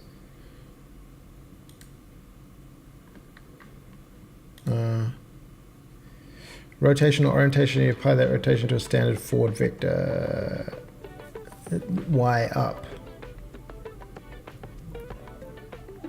Is it the sine cosine thing? Forward x, is that one? I think it's this one. Where are my mathematicians? Vec3 forward. Forward.x equals transform.rotation.yaw is y, right? Or pitch x. Well, I don't really need pitch. So these could all be zeros, I guess. Oh, we could do it just in case we put the other things in there. Transform.rotation.x. Is this right?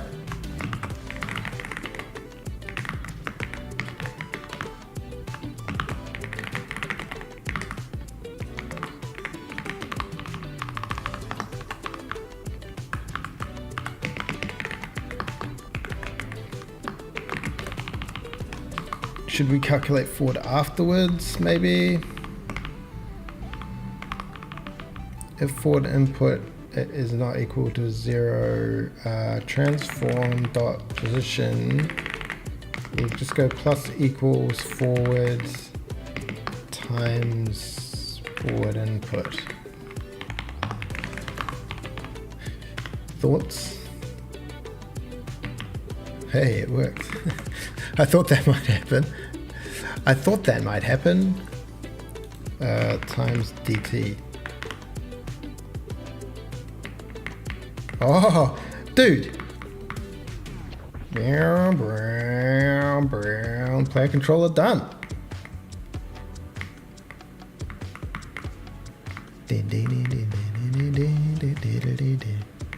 Speed boost. Speed boost. Speed boost.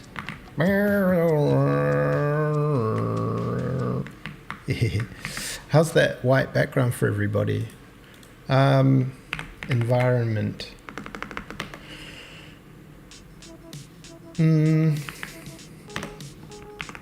Lights. Djini lights.h. Fog color. Oh, we went really high. Should we put 0.0 and put 0.2f and, I don't know, dark fog 0.2f. Boom, boom, boom, boom.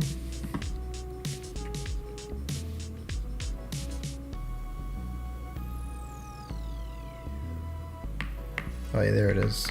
Looks like.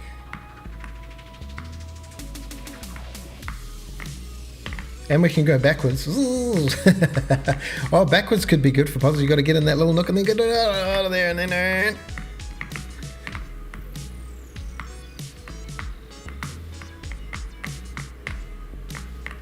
Perfect. The trees are not really doing anything except creating a little visual interest. Maybe we don't need to rotate them. I guess, I don't know. Never mind. We've got some trees. I still hate those colors. We'll make it gray. We'll make it 0.1. Okay, so new plan. Player.h. On update, we're going to have the color be green.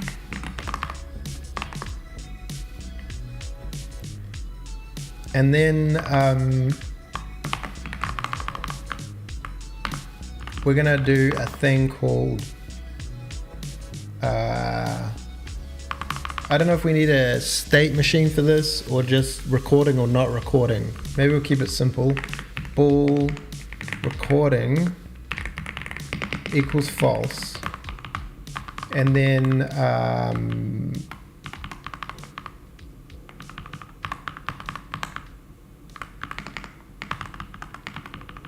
on update, we say if is key pressed, key space, then recording equals not recording.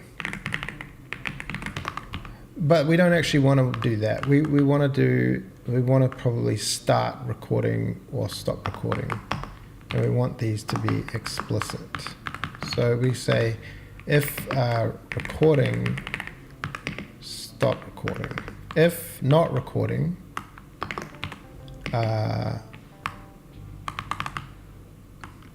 player void void begin recording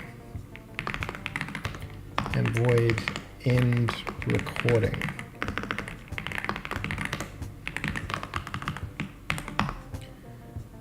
Excuse me? Keep up. Okay.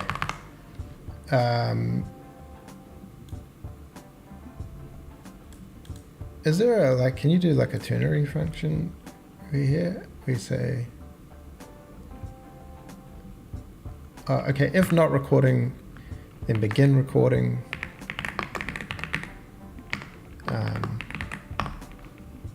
If, else, I think we should probably put there, else. Whoa, whoa, whoa. Man, don't assume. End recording. Okay, if recording, if not recording, begin recording, otherwise end recording. And player begin recording, we say start recording, and then end recording. State machines. So you guys were talking to me on stream the other day, like, you need to do a state machine. I'm like, I've got enums that are called state. That's a state machine. What's the difference?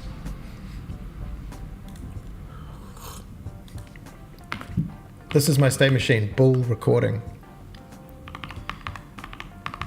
Oh yeah, because I think we need an enum called player state, because this is going to have player state, free player state recording and player state playback. And then this needs to be a player state.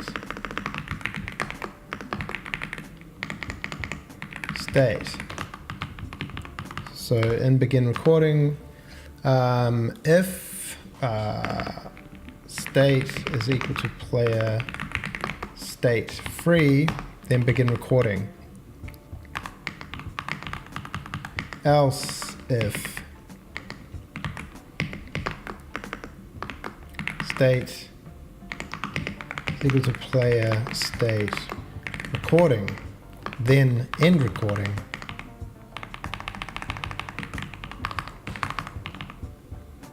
And begin recording sets the state state equals player state recording, and this one sets state equals player state free. Okay, and then we can say color, draw color,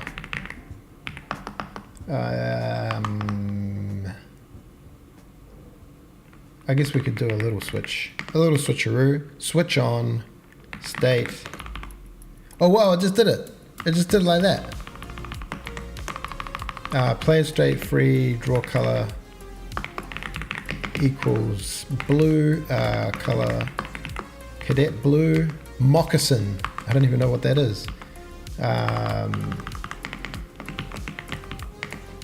Draw color equals, we're recording, red means record, and playback is green. Okay, and then do the draw color. Okay, nice. Ternary, recording, begin, record. Yes, the ternary, but now we are a tertiary. Now we have state. Okay, so we're free, and now we're recording, and now we're end recording. Wait, it should set it to playback. Oh, that should be player state. Playback. And then I guess we can, what did you say? Okay, there are three kinds of state machines. We're getting a lesson. Bool. Sorry. Bool is a state machine with two states. Enum, state machine with n states. One struct per state. State machines with n state where each state has local data.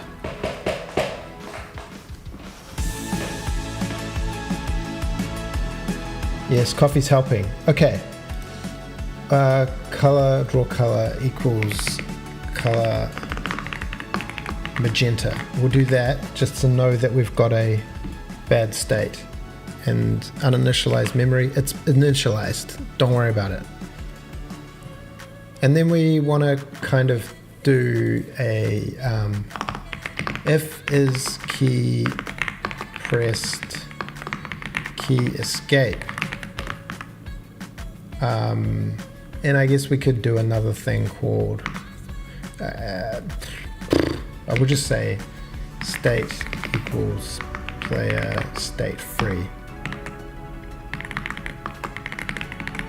Okay. Jesse the fish, we need you. Playback. And escape. We're back. Okay, cool. That was the easy part.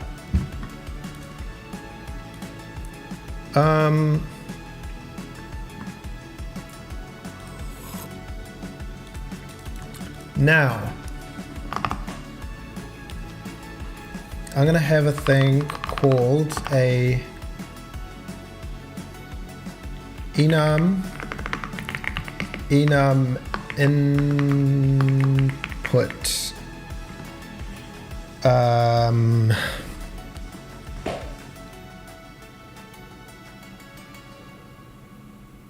input.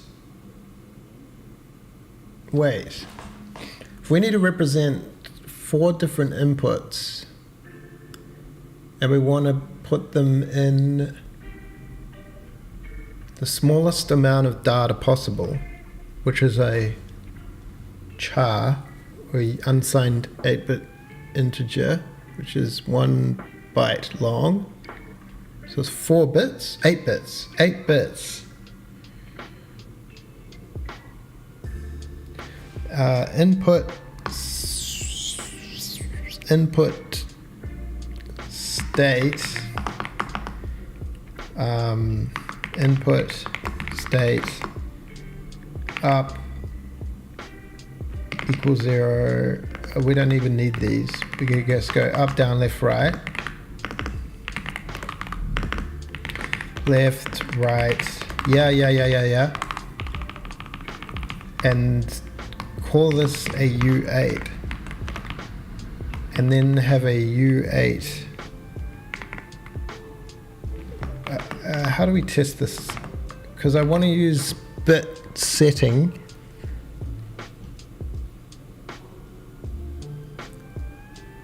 Well, I just store it as a number.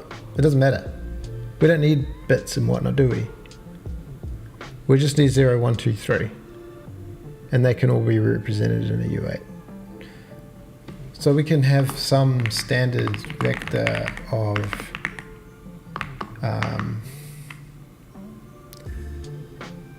do we want to actually store them as input states? Input state, input recorded input states,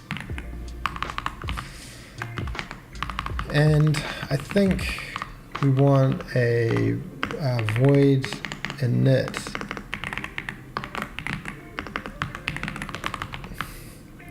because I want to set this thing to be quite big. Dude, do you not know?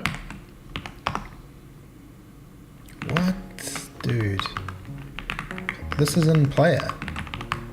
Come on, man. Is it just because there's so many things called init? Init player. Player, init player. Player, init player are recorded input states dot reserve some large amount.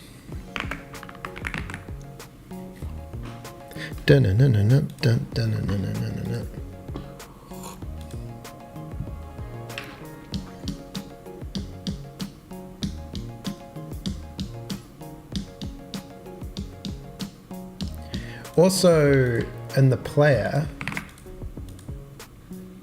I think maybe we want to back a transform recording start transform, because maybe then we can say we can record a thing and then we'll put the player back to where it recorded and make it repeat the states, and once it gets to the end of the states it jumps back. I mean, it's not going to be like that in the game because you're going to have to return to the endpoint, but for testing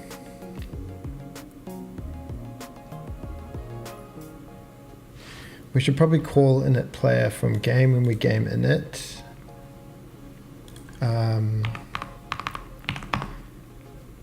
Game player dot init player. So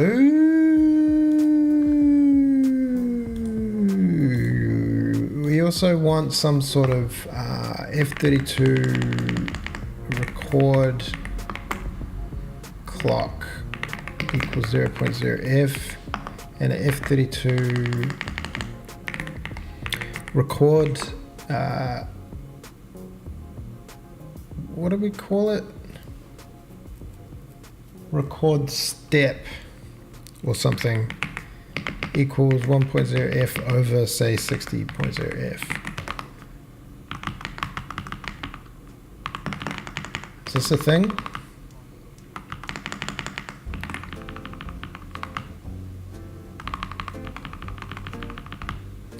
So on player update,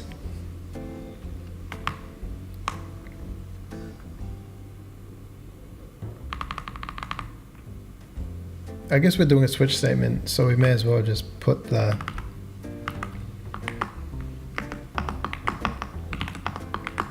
thing in here and make a function or something.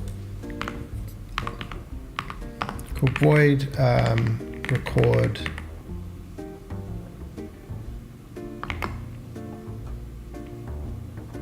update recording.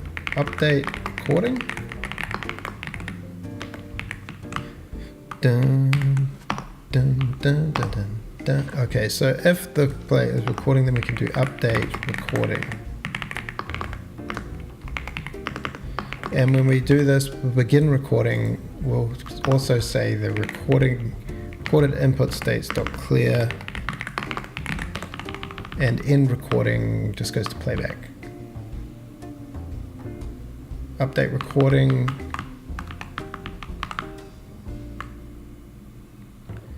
Maybe we'll call this record player state. Record input. Okay, so the recording record clock plus equals Gme clock dot delta time. If record clock is greater than record step, then record the state.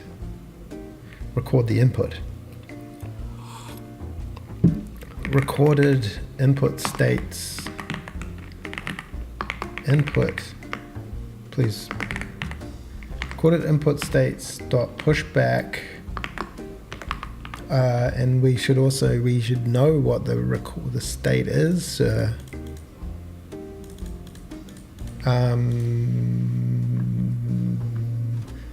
Player.h. Do we save it? I guess we could say input state,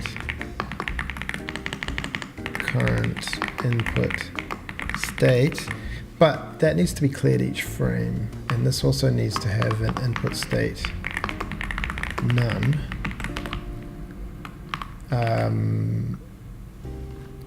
So the player.cpp, we can say current input state equals input state none. If the player is forward here, I guess these, now they're not little inline guys, they say input current input state equals input state up. Well, this is kind of input state forward. Yes. Oh, why can't I browse down on that button? Apply, can't double click. Okay, if this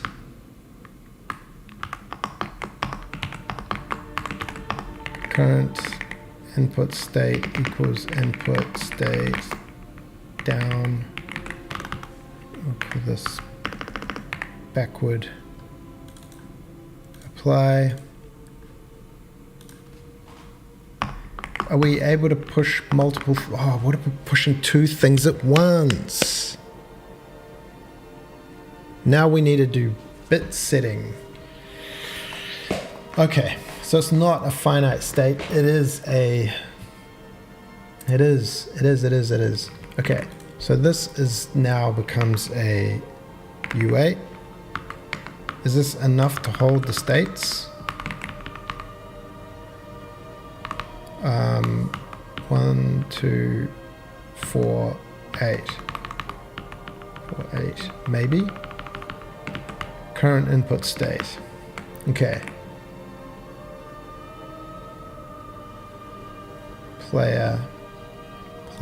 Okay. Current input state equals 0.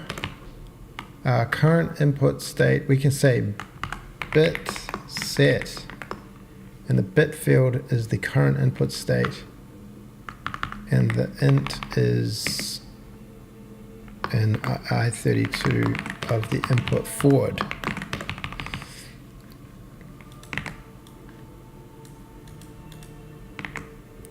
Bit set current input state, backward,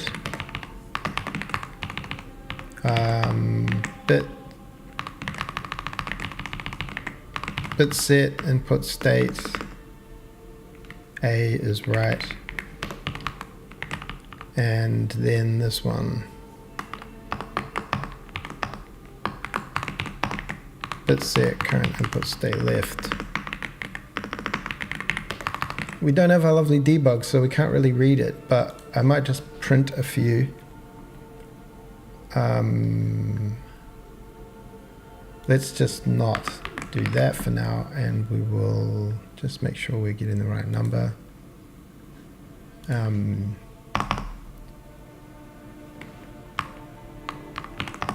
debug log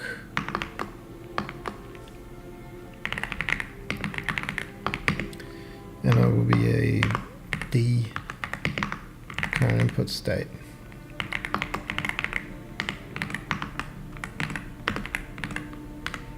Let's find out. Transform recording start transform. This is a Jame transform, sir. Sorry. And these don't want to be input states. They want to be I32s. No, they want to be U8s. Okay. We're back. Sorry, if it feels like nothing happening, there's a lot of coding going on. Okay, input state 2, 10, 8. Yep. We can push all 4 at once and we get like 30.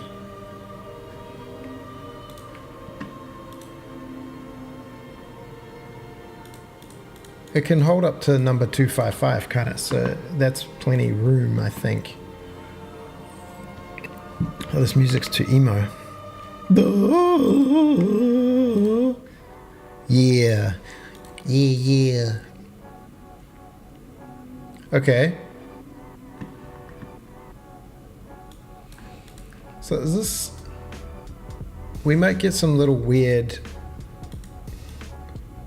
on the clock stepping. Game player.cpp. Okay. So if recorded input states dot push back current input state. And then so we shouldn't be able to, none of these things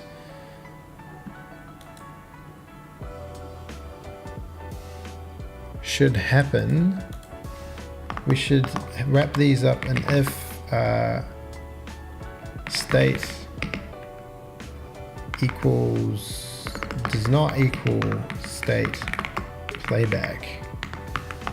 We shouldn't be able to move the little dude if we're playing back.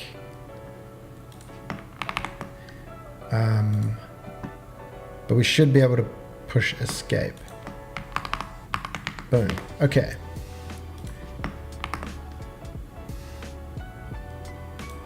And then if forward input, we'll do all this over here. If key escape player, we're going to void end playback.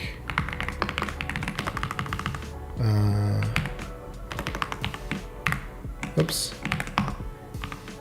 State equals player state free.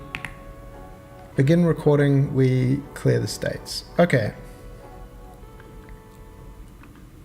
I guess it's the same thing, but just in case, we can say end playback.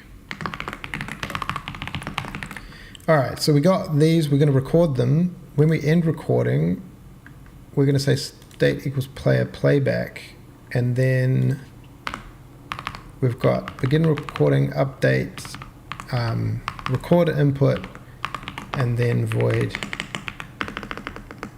playback input. Is this gonna work? Oh, Hefix, man, it's so epic, that model, I gotta say. Where is it? Where is it? Show it to me. 99 other bugs in the code. Come on, man. Oh, yo, so cool. Oh, nice. Oh, the rivets. Sorry, that was an overload. The rivets. Man, I feel like this playlist is too much of this. Are we on shuffle mode?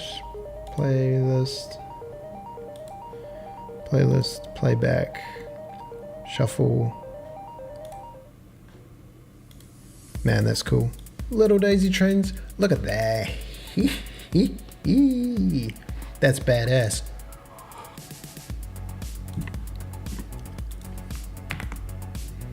Great definition of playback input. Okay.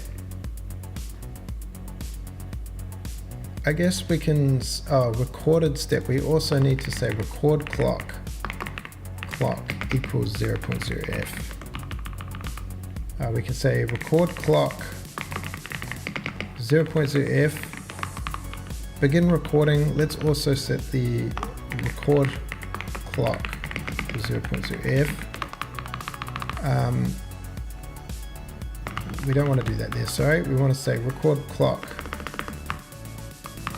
We want all this.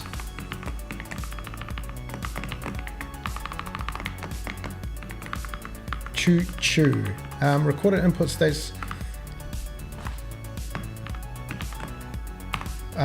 We do want that, but maybe we can just have this. No, I need the power of the glasses. I might just.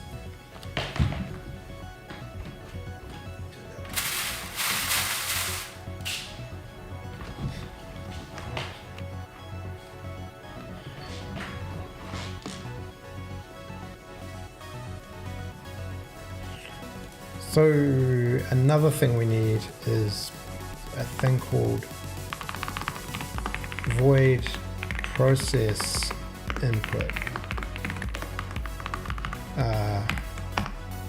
And this takes the current state and does this actual movement. Forward input. So we don't do this. All we do is set the bits.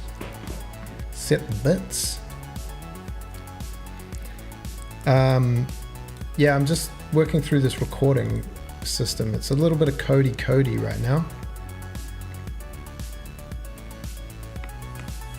So we need to get this and this and this and this stuff. And chuck it down in the process input.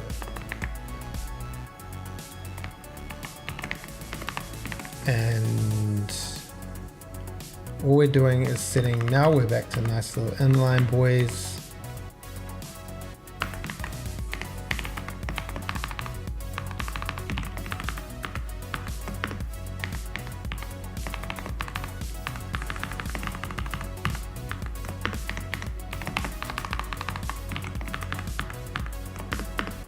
Oops.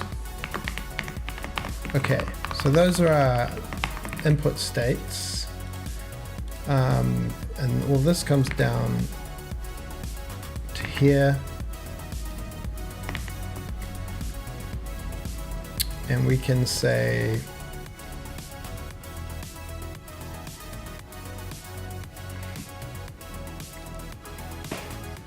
process input. So we've set the current state, we've processed the input, we draw the thing, F32 delta time equals Djini clock dot delta time. We set the forward input to 0, and then we say if bit test current input state, and we want to know if it is input state forward, then the forward input becomes this. So this is like our state machine runs the thing. If bit forward backward.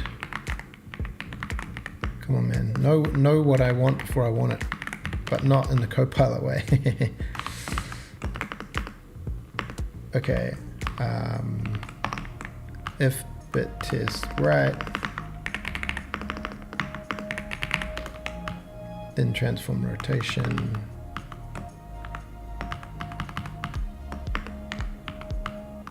And then if bit test left.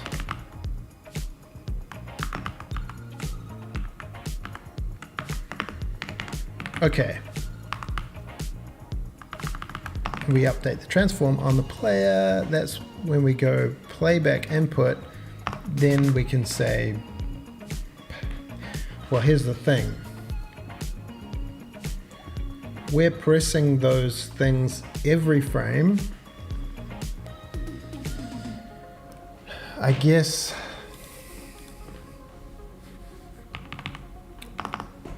if we only get inputs on 1/60th, is that going to be horrible?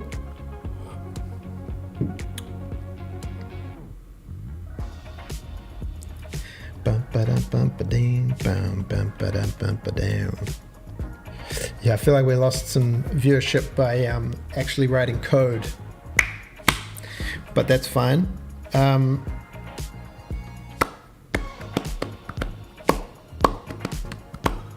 We'll try it. We'll try it. And we should probably have a thing called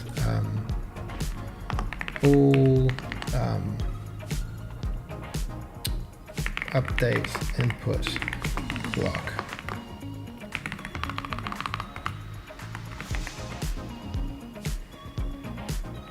Oh, not bool input clock. What do we got? Record clock, record step.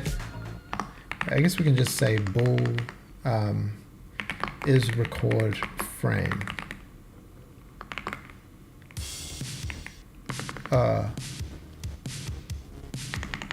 Equals false. It's kind of dumb. We'll just do the update clock and update. So I guess we can say record clock plus equals dt if record clock is greater than record step. Yo, Mr. Doctor, Mr. Doctor. Then record clock 0.0 f and is record frame equals true. This could be really bad. Else is record frame equals false. How's it going to feel 60 FPS, 60 frames a second input? Maybe bad. If is record frame and the state, then record, then playback. So if player input record, on recording. So we're doing that. Record input. So it will always record input. We don't need to do all this clock checking because we've already checked that we're on a record frame. Then process input, blah blah, then playback.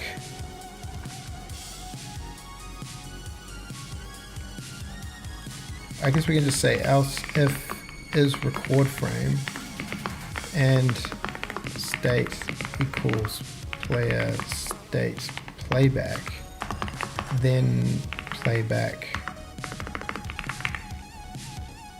back input, and playback inputs. Okay, so we need, what we also need is a usize or i32 record input index equals 0.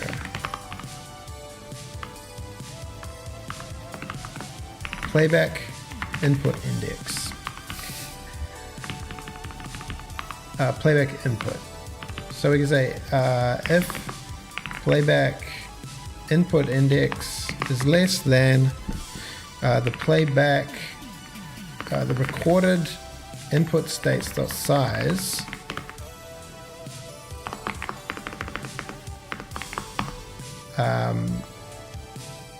then current input state equals recorded input states, playback input index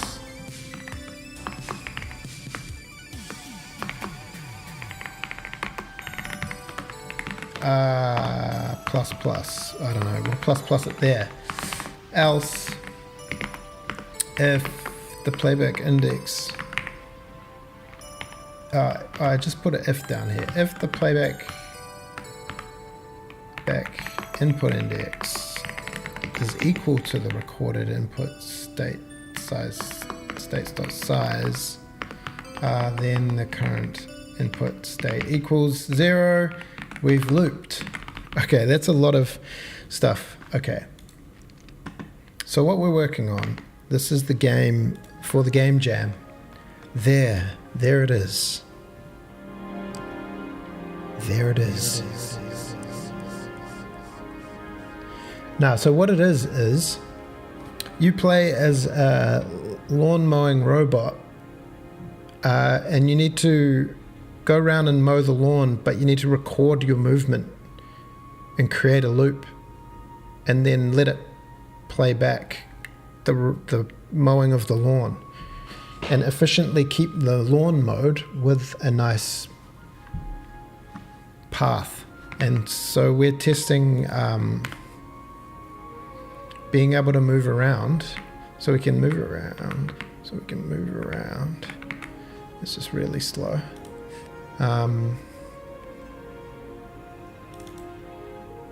Why is this so slow? Oh, is this because it's only 60 times per second? Well, times 10.0f, so this is our speed. Oh, okay, it's bad is what it is. Our thing is bad. Okay, so this could be like 12 or something. Our 60 FPS thing seems bad. It does this and that.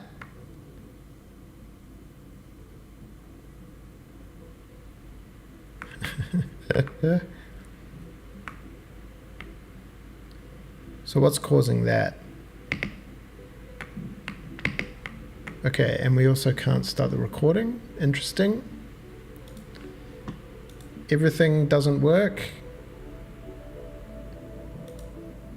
Okay, so this needs to be outside of this.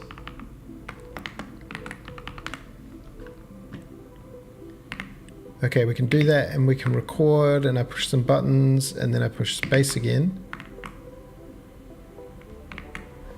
Nice. Okay, so we've begun recording.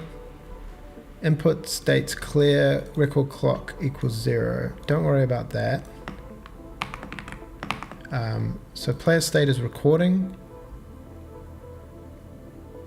Do we ever, we record input. Recorded input states push back. Okay, we should only record input if is record frame. So do we ever get here? We should. Okay, we're here. Recorded input state size 0 is 10. Yeah, okay. F9, continue. When we stop recording, end recording player state equals player state playback. So if record, else if is record frame and state equals player state playback input. We'll see how far we get. Boom, we record some stuff. We stop. We set the state to playback.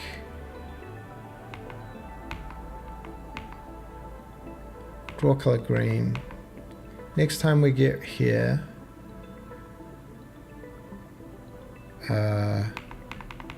we loop the game, we do that.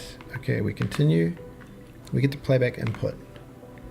If playback input index is less than size, we got 150 recorded states. There they are. Current input state. Oh, we just never then calling process input. We want to process the input. Process input. Okay. I know I see someone develop dogs before. Wait, what? Develop Did you use D language? Record. Stop. Okay? Continue. Okay? I love that when you go back and you just, where is my dude? What happened? Okay. We could set the, so we'll just do a little record. Stop. Hey. Oh. So what happened there? It got to the end. It should have just got to the end. Okay, so it's probably -1. Okay, so we can record. Yes. It'll keep going. It stopped. What happened? Okay, we're back to this. Man, this input is horrible.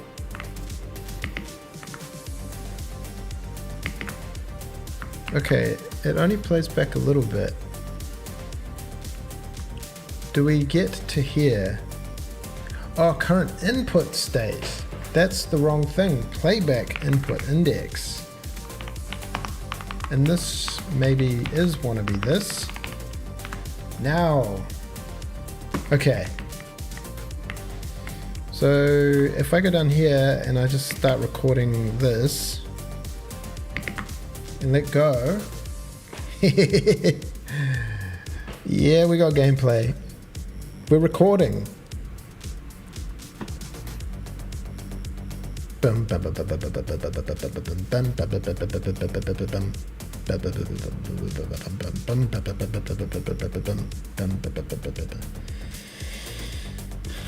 Yeah.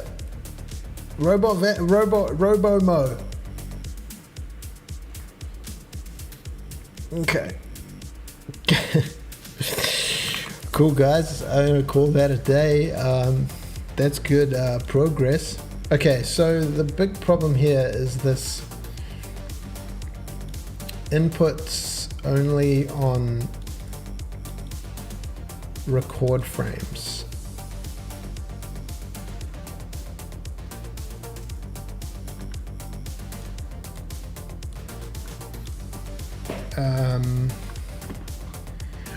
Why don't, instead of doing this, why don't we just make the game, when we init the game, or init the application, we can just say Djini form dot, as it Djini graphics. How do I do it? Set target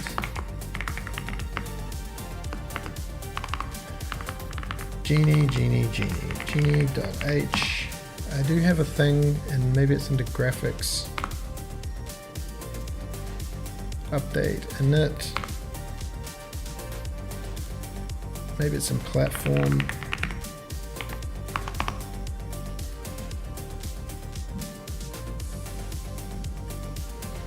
Init. Click create window. I did have it in Daisy trains.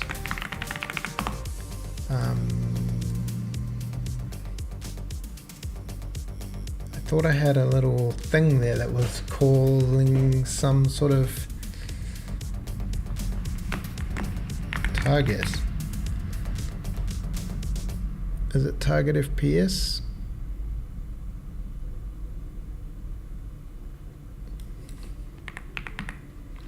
FPS with 1 over average clock. Clock set target FPS.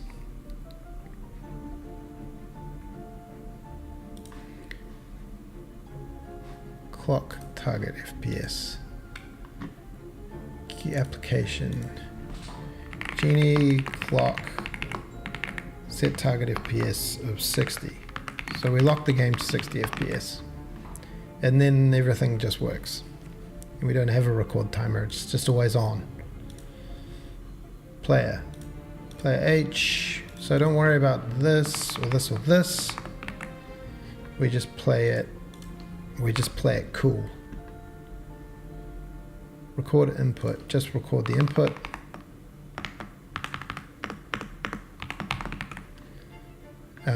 Record clock, don't worry about that.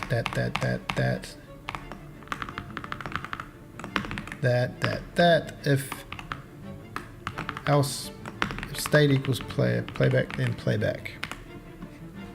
Does this work? Whoa, I still don't feel like it's set to 60 FPS. Maybe it is. Oh, recording, stopping. Yeah, buddy. It's a recording studio.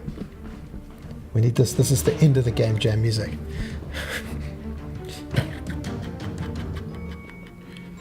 We don't have any kind of rudimentary. We could just at the end of the application debug log frame time, which is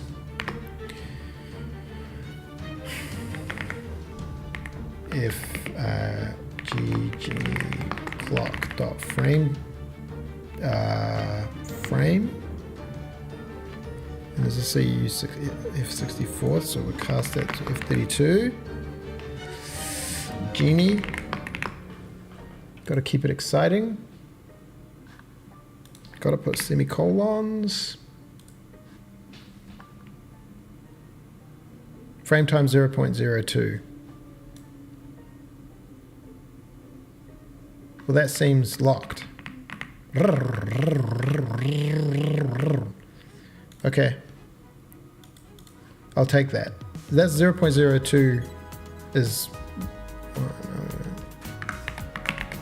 calculator 1/60 equals 0.016. Well, that's rounding because I'm only doing 2.2, but if I was to do 2.5, we're getting 0.16667 milliseconds. Perfect. Perfect. Absolutely perfect. Play.cpp. Alright, it took us 1 hour to open a window, and it took us 2 hours to get a fully recording playback state. I'm pretty stuck with that actually. But what was the thing I was going to do? Oh yeah, we've got these magic numbers.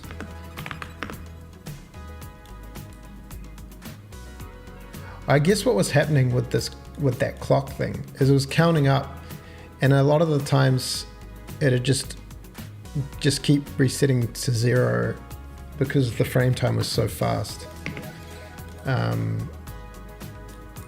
Times 1, so we can set some player speed or something. So there's going to be how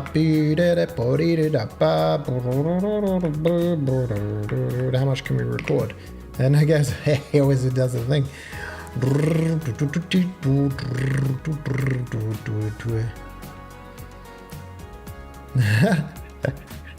That's pretty cool actually. Oh, I saw chugging. Why are we chugging for? But this is not how it's going to work in game. Also, why is the depth test being weird? I mean, it's going behind that thing, but why did it just draw on top of the thing there? What I'm amazed at is that it's staying in the screen. Oh, I spoke too soon. Getting a bit like...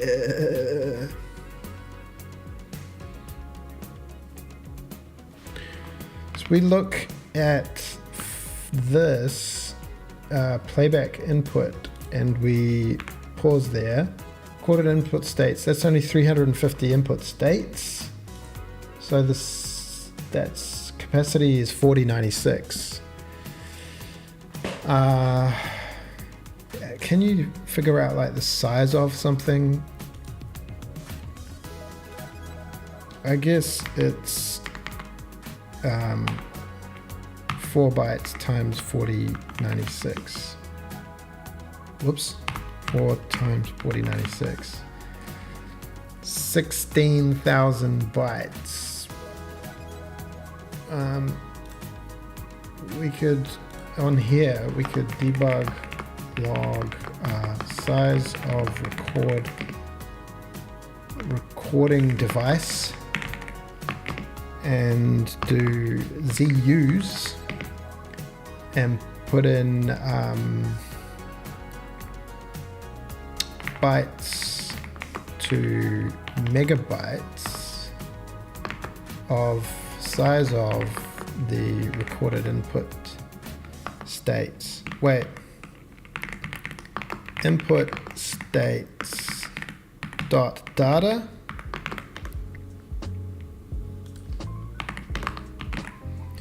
Will that give me anything?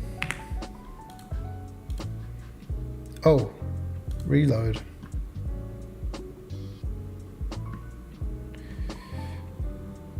Okay, the size of the input recording device is big. Okay, maybe it's not that. Maybe it's not ZU, because this gives us an F32 U size. It gives us a U size. How do you get the size of the data in a vector? Get size of data in vector.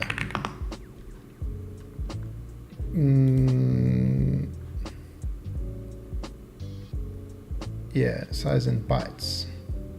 Oh, size in bytes. Size elements, size, times the size of the element. Okay, that's probably better. Size of, size times U8. Size of U8. Can you do like that? Oh, we got more of these? 4 of them? Still doesn't seem to be good data. I don't know why I'm doing this, but it's just interesting to me. Inline F32, what? F32 return, returns an F32, okay. 2.5F. 0.00001. Oh, sorry, people are talking in my chat crash, sorry. Runaway mower, dot size of U8 is 1. You want capacity or number of elements? What I want is the byte size of 4096 bytes. So I could say bytes to kilobytes. So that's the size times the size of a U8. So it's 0.007, that doesn't seem right, kilobytes.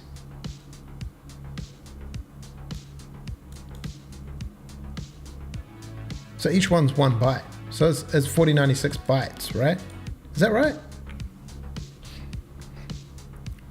I guess it is just size of, it is just, oh, we don't want size of, we want recorded that.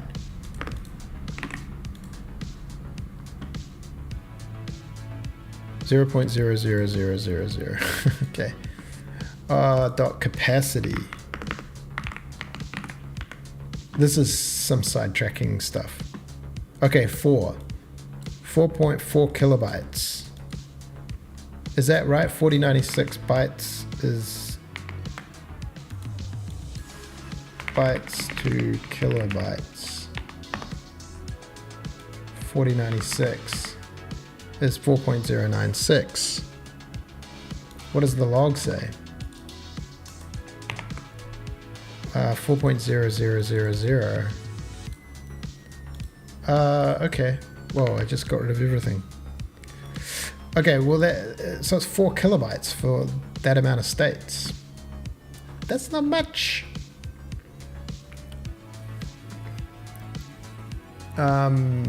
So you could make that quite a big number. You can make that quite a big number. Okay, you have 0 element sizes, yes. 1024 times 4, yes, 4K. 1 kilobyte is 1024, not 1000. So What is my thing? 102 bytes over 1024F. Let's just look at this. I don't know. Now we're just being pedantic about bytes. Bytes is 4096. Return F32 bytes. It's returning 4.0000. That doesn't seem right. I guess it is 4 kilobytes. It's not 4,000, 4 point.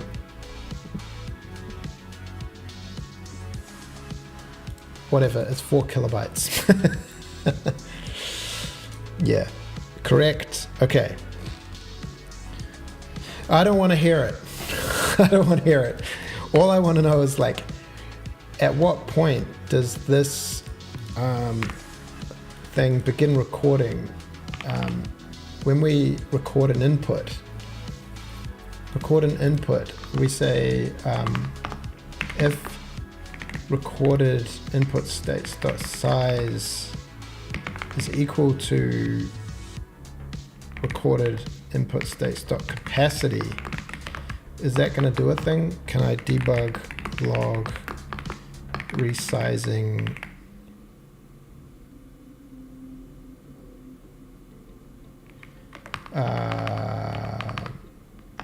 Bool resize equals false. I could say resize equals true. If resize, none of this matters. Resizing. I'll just see if I made the thing smaller.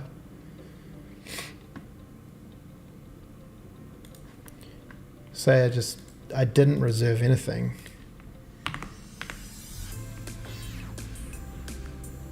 Be resizing. You can see it resizes a bunch of times and it slows down the resizing. It's kind of interesting.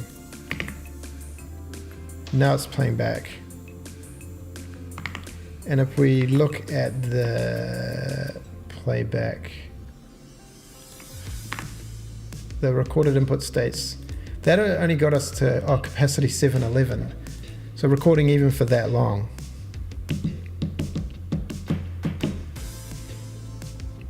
Conscious Americans, yeah. The recorded input states is a vector of bytes, basically, and each byte holds the state. So it can hold multiple key presses. So 2, 3, 4. It can hold up to 8 key presses. Am I right about that?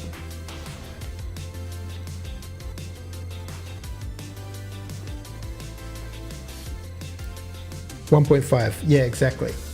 So I was just thinking, like, started at some thing that hopefully it doesn't have to do. It's not even a big deal. But reserving 4096, because at the end you might want to do like some big number. So you're just like, I never want it to resize. 23 kilobytes for so much state. And then I guess you can kind of say that many states. I've lost the plot. So 24096 over 60 is 400 seconds of recording. 6 minutes of recording. Minimum size of vector should be the size of your grid because that's the minimum number of steps the player needs. Now this is because this is recording an input every frame, even if there's no input. So when you push record, it's a time-based thing. So it will continue recording these inputs, up, down, left, right, as long as the player is recording. And you could record forever. But we'll probably put a cap on that, actually. That's probably a good point. So we'll put a... Maybe when the record, that could be a gameplay mechanic. So you could have F32 record timer equals 0.0f, and we could have a F32 max recording duration, And we could set that to like 10 seconds. And then when we're recording, we just force the recording to stop. Record input. Okay, we don't need to know about this resize stuff. That's kind of good to have in there actually as debug code. We could say we could say recording timer plus equals Jame clock dot delta time. If record timer is greater than record max recording duration, then we can just go stop, end recording, return.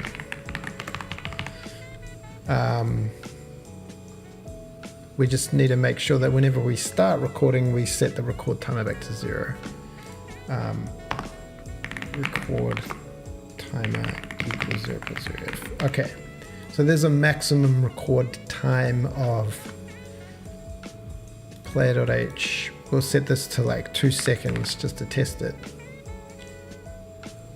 And then you could sort of make it so that it's never going to go, it's never going to reallocate. It doesn't matter.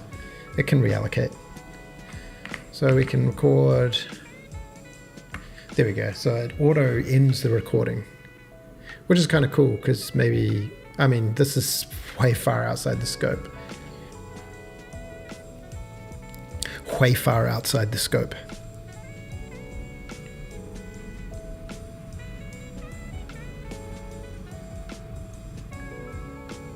It's pretty cool actually. Is there any issue with any of this? Whoa, whoa, whoa, whoa, whoa, why?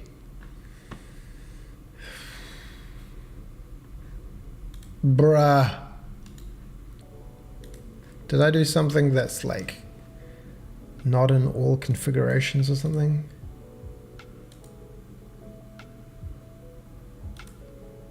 Different options. Apply. Build, my precious. Circular buffer. Oh, I watched that computer file thing last night about gap buffers in text editors. That was kind of interesting. Even wrote Blue into watching it.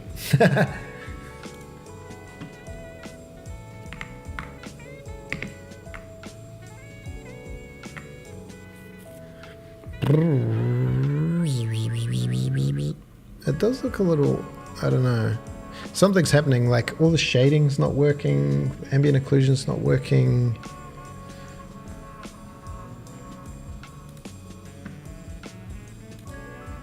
Ring buffers. We got any kind of memory leaks or anything going on? GMTK jam, 70 megs. I just hope there's no like render buffer or something that I'm not clearing. Okay. Well, that was pretty quick actually.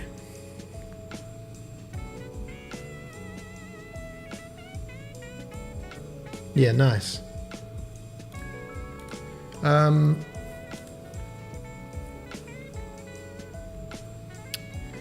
So things to do with this still needs the idea with the game idea, because that won't be very fun to play if the path doesn't repeat. So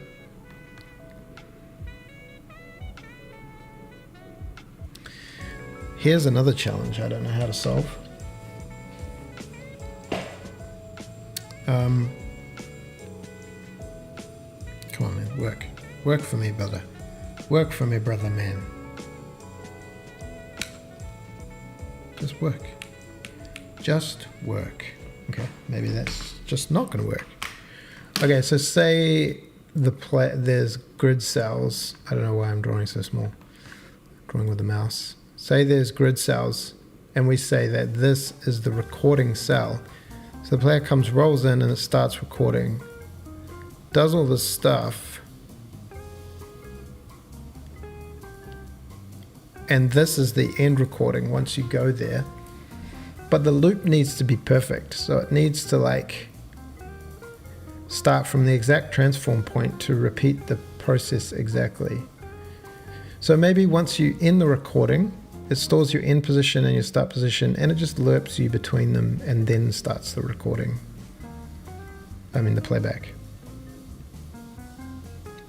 A rope.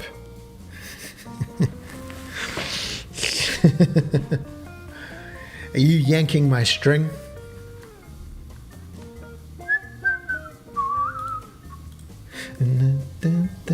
Oh look, Jesse, I got this just for you, sir.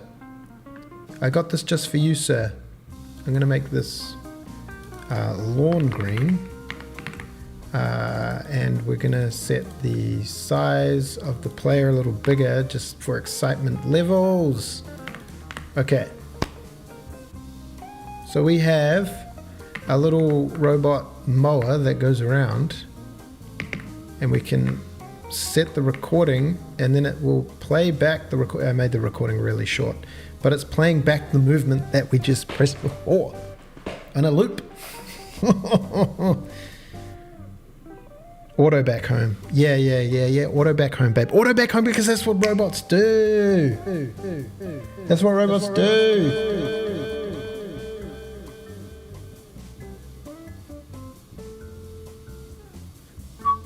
In fact, we should implement that immediately. I'm already getting hungry. Player.h. Okay, so we got recording start transform and Djini transform recording end transform. Down for a robot lawnmower. Yeah, these things exist. This is the whole thing. Lou and I went to see a friend of mine, and he was like out in his lawn. He's like, "Yeah, I got this robot lawnmower." Well, he was like, "You know the robot vacuum cleaner?"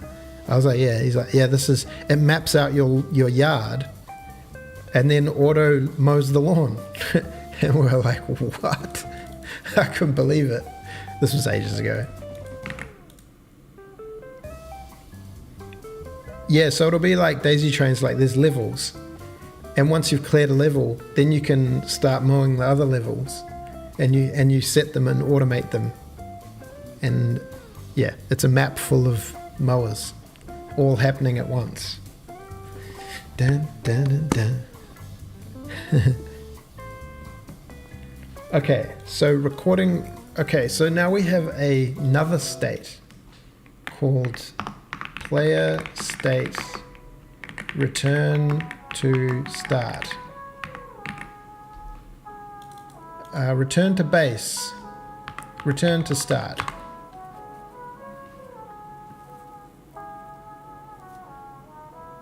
So when does this happen? This happens at the end of recording. So we go end recording, player state equals player state return to start. And end transform, recording end transform equals transform.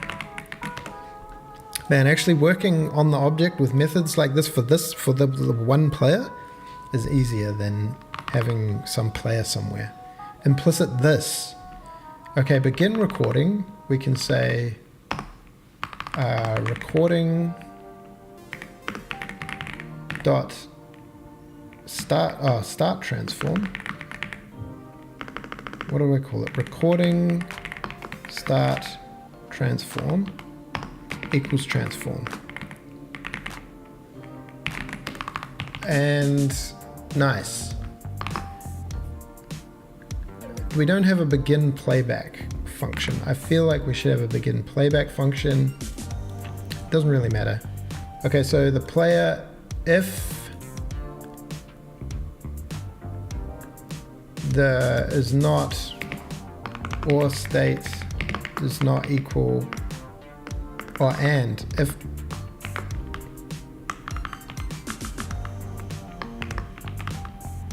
and state does not equal player state return to start.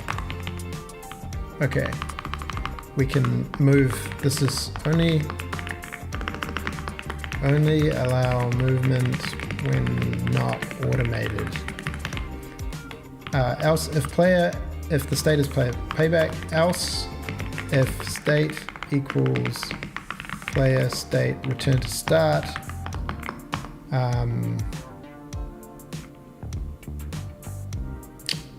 We could just say return to start as a function.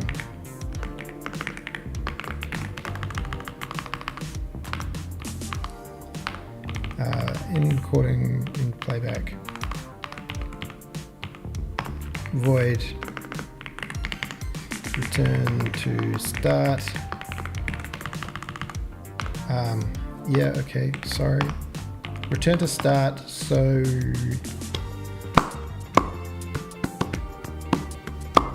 we say transform dot position equals this is where we need another timer.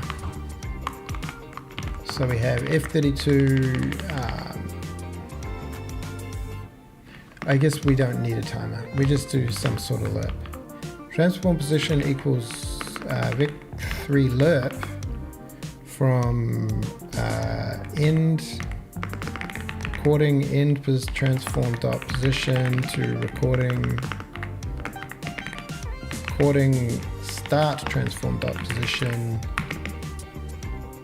and the t value is there's a function called lerp rate, and at 5.0f, and the delta time is f32 dt equals Jame. I should just make a function for this, shouldn't I? Get delta time.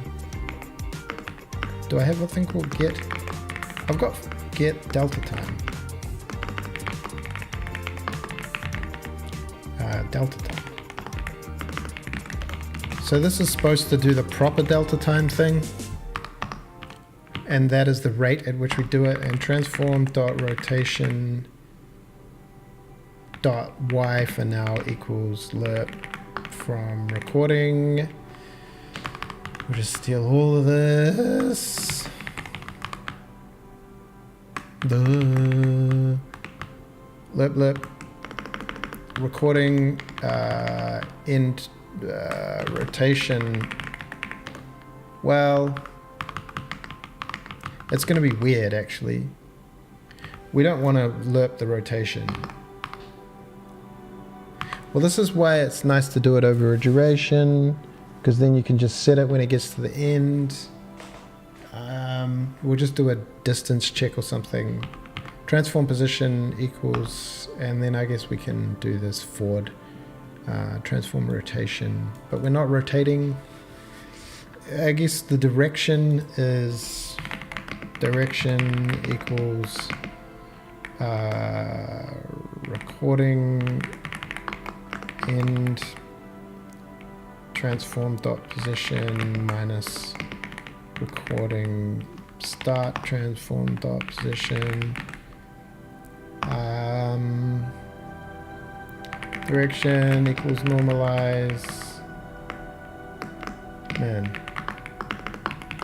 Normalize the direction.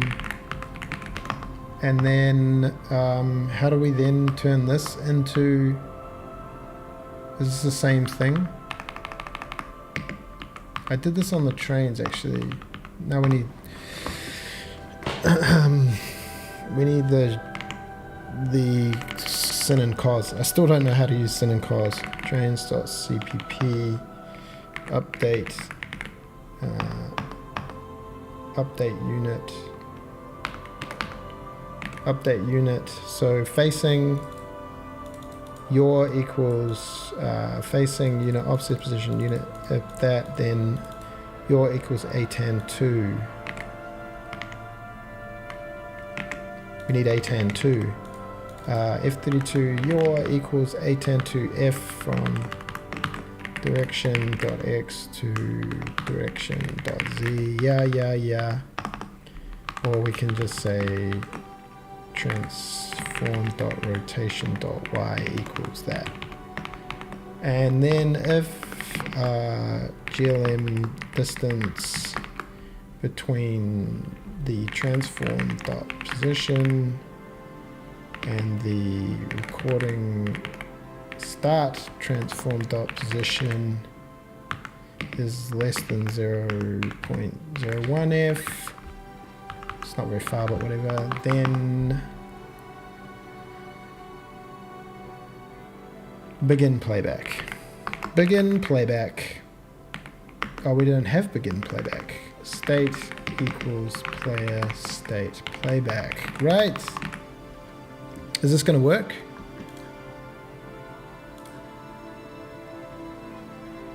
It's a sin not knowing how to use sin. So we're going here, we're going to start recording. Okay. Crashy. Return to start. Okay.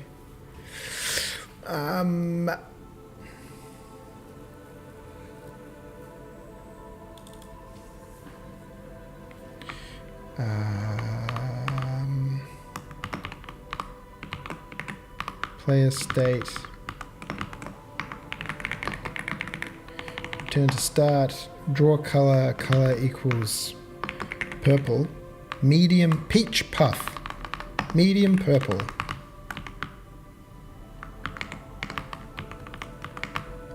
Okay. Return to start. Do we get here?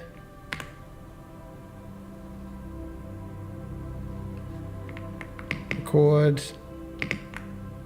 We get to that, but we don't quite get to that. Do we record the start transform equals transform, end transform equals transform, return to start, return to start.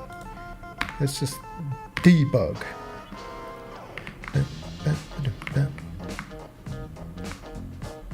Rolling and stopping. Okay. We never get to here.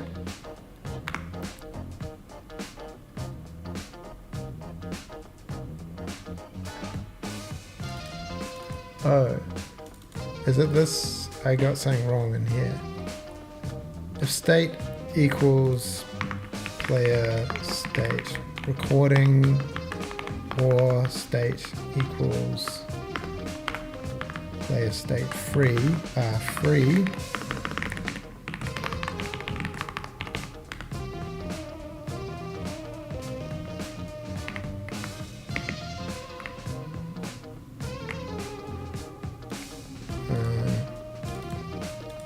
do we ever get to here? Whoa! D. So we can step in. What? Sorry, what?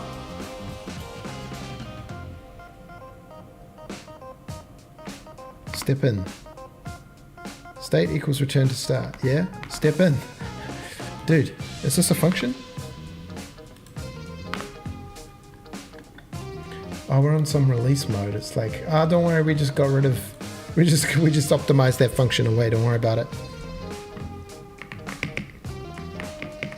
Okay, step into this. Transform position equals victory lerp. End transform position, start transform position. These are two different numbers. Lerp rate. Is this going to give us some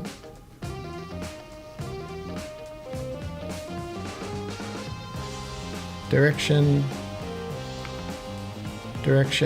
transform? So maybe we're just not lerping anything. Maybe this lerp rate is broken. What was there if times delta time? Oh, we don't want that. We're doing the current transform dot position. We're doing the old school lerp method. Is it going to have a house? Is the game ever going to actually function?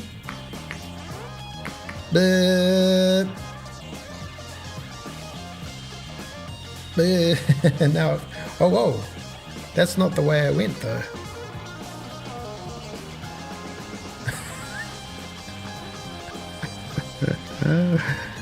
How good. Okay. So that's why that loop sucks. What we actually want is F32 return to start speed equals 1.0f. Okay. So we want to calculate the beginning and end and the duration, and we want F32 return to start duration equals 0.0f. And then when we end recording, but also this needs to happen when we end playback. Oh, buddy. Okay, never mind, don't worry, we're gonna do it. So end recording,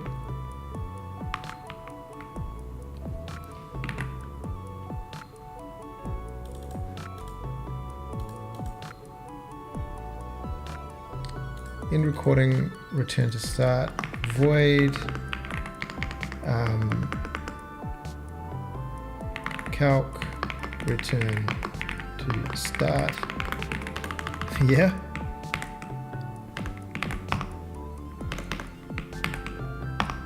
Calc return to start. So we've just done this in recording. Calc return to start. Okay, so F32 distance to start equals GLM distance of the recording end transform dot position and the recording start transform dot position. So we get the distance, and then we want to say return to start duration equals the distance to start times some small thing, because we want this to be short. And is that all we need? So now we can do a proper loop from the recording end transform dot position to the recording start, and we can calculate F32 t equals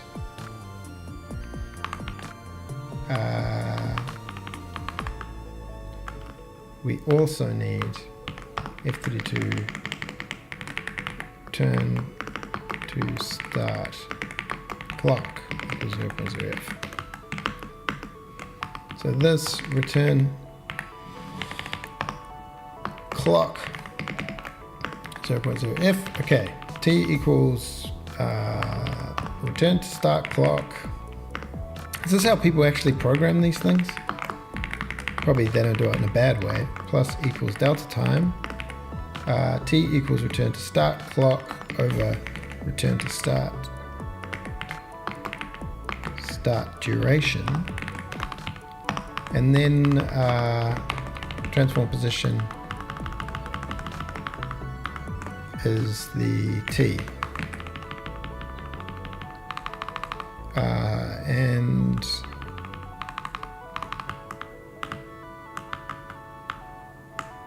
these are the wrong way round.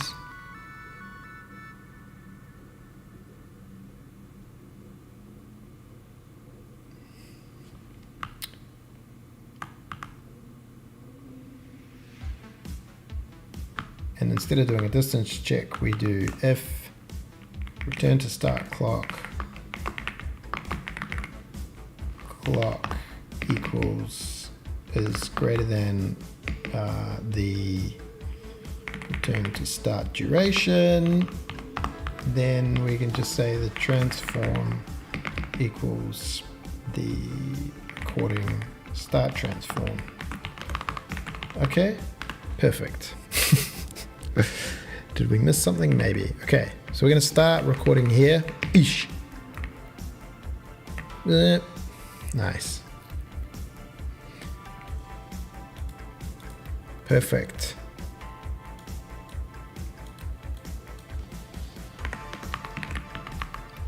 I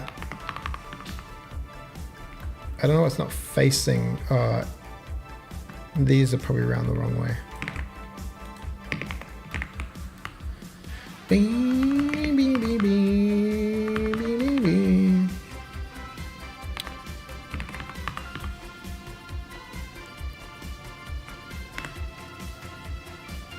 Okay, so it doesn't make much sense if it doesn't. State equals player state return to start. So we don't want to do this, and we can call this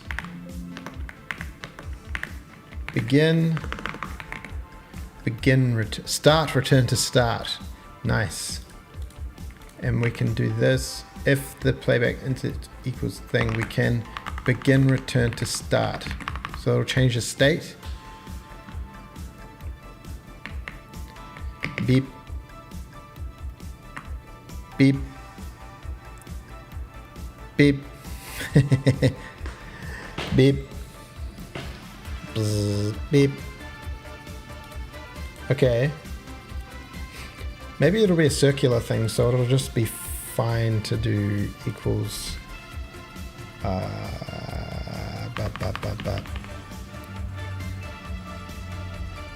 lerp. Maybe we don't need to do this direction nonsense. We just go transform recording end transform dot rotation dot y to the recording start transform dot rotation dot y and of the t. So now we should just lerp back into place. It might look a little weird. Ooh. Yeah. Ooh.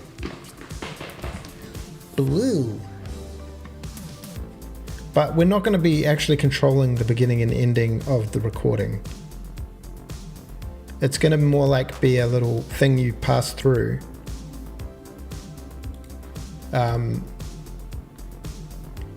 So yeah, there's like a level, and maybe you got a little house. Okay, a little house, and you can go, and then when there's like an entry point that you have to go through, and it starts recording, and it doesn't stop recording. Either you run out of time or you come back, and then it stops recording. And so it should just be a little lerp from there to there. Or if you stuff up, then it'll go, and then you want to go home. Go back to base. So, whoa, that's daisy trains. Man, this game's already better structured than daisy trains. Player.h, max recording time, we'll set back to 10. So we could theorize this. So say we start like between these two trees, we go mowing and mowing, and then we go back here and we go back to mowing and we go oh, this is perfect. Oh, there's a thing called lerp angle.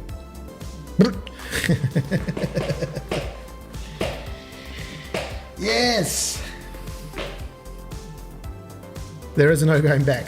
Well, maybe you can cancel it and go return home or start again.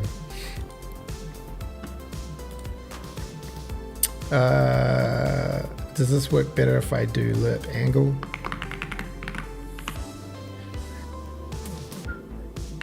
Start recording, go there, up there, round there, end recording. Yeah, that's a bit better, isn't it? Automated. Man, why are we making games? Let's make an automated mowing company.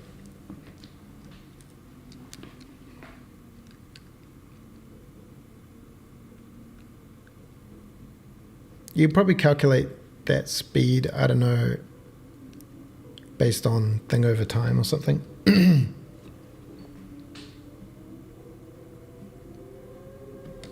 David Dallas is going to sleep. Great stream, great idea. Good luck. Thank you. That's very kind of you.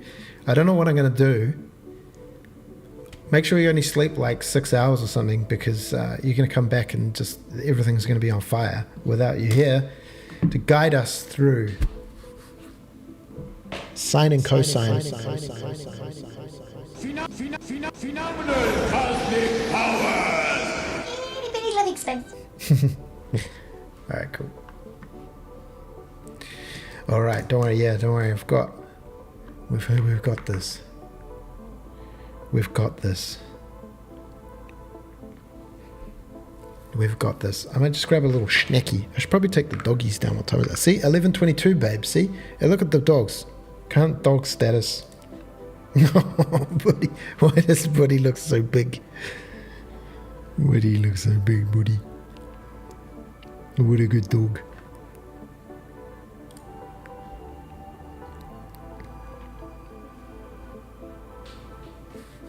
Yeah. Poor little boobies. Poor little boobies. Okay. Maybe I could record a slightly cooler. Why are none of my cool rendering features working? I think I might have to get the editor in from Daisy Trains. Just okay.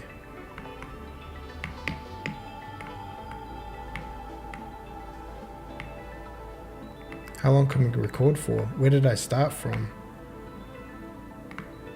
Oh, that long.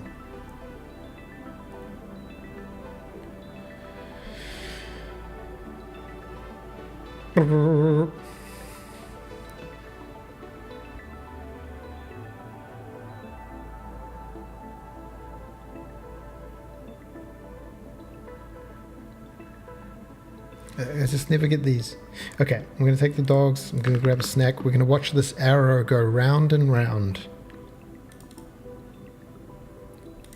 Be right back, dogs.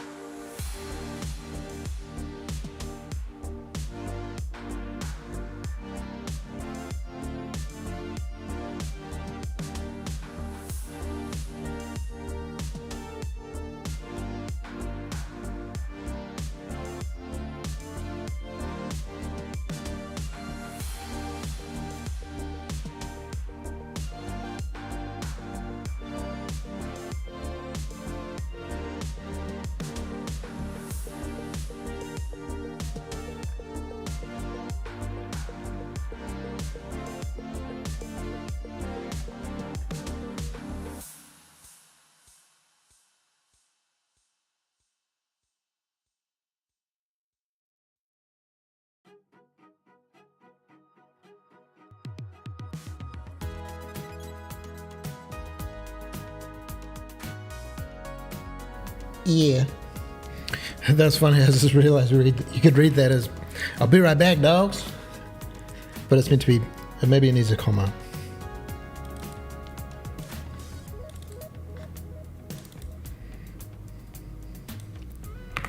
Be right back, dogs. Okay.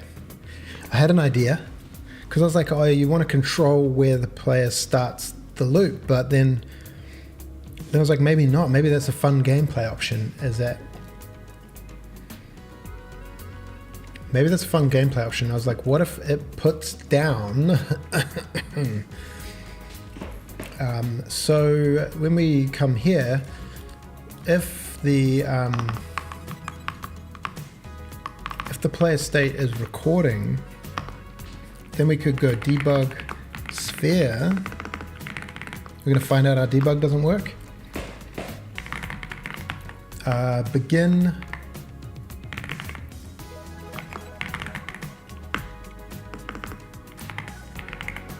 recording. What is it? Recording start transform dot position, and the size 0.1f, and the color is color red. So that will show the player where they started from. So beep.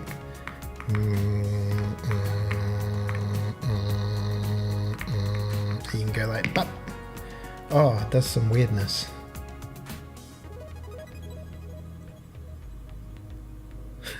What?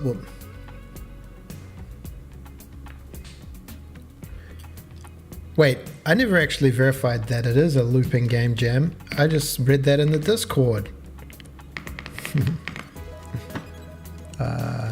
GMTK game jam. Imagine that, they were just trolling. just trolling you rockers.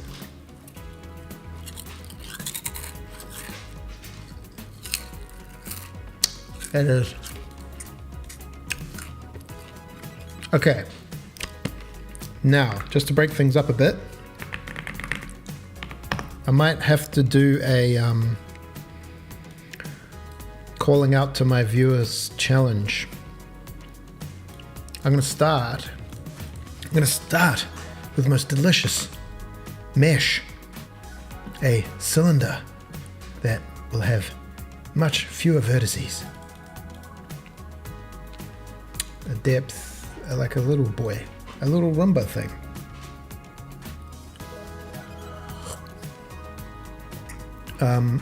So I'm thinking of a little dude. Does this create like ingons or something? What if I was to say generate, triangulate, and apply that bad boy? I really liked Hifix's in your blend file, the thing you had cavity up, you had both, but you had ridge up. Was it ridge or valley? And valley at none, or no, valley at max. Or was it ridge? Oh no, it's gone. Was it like that? I don't know what it was like, but it was pretty cool. Triangulate didn't really do anything, so what I want is some wireframes. Oh yeah, there they are.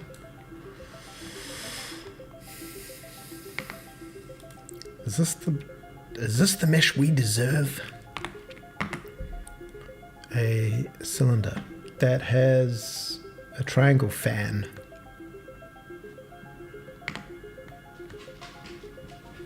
What's going on, dog? How's Mr. Buddy Boy doing? Control T on that ingon. Oh, my bad. Hifix, yeah. I'm not looking at anybody in particular, but so I'll do a little design test of what I'm imagining, and then maybe I'll throw it out there and see if anybody feels like modeling something. Which way is forward? File, import. I swear it's just this song over and over again. How many times did I import it? Artlist, playlist, sort by file name. Oh my gosh, it's in there like 9 times. Wait, this can't be the right list. There's so many duplicates in this list. I'm tempting you, bruv. I need help. I need help. The rail priority error. I don't have it.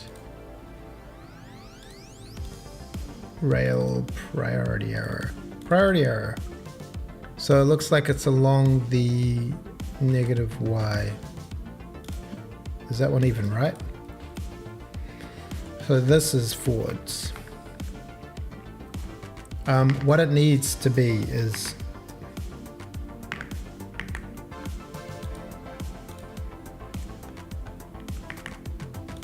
what kind of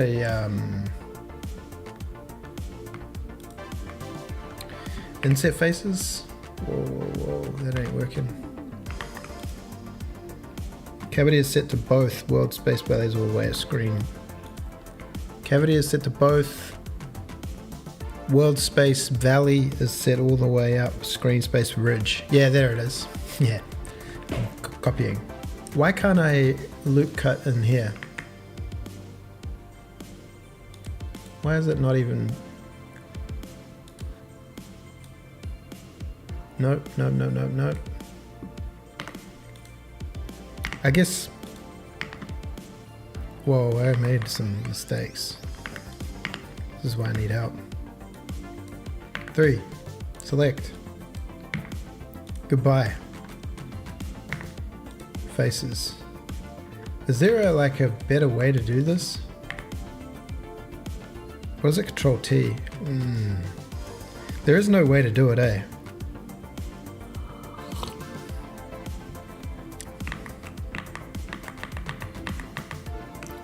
Inset these faces. Yes! Wait, I already forgot which way's forward.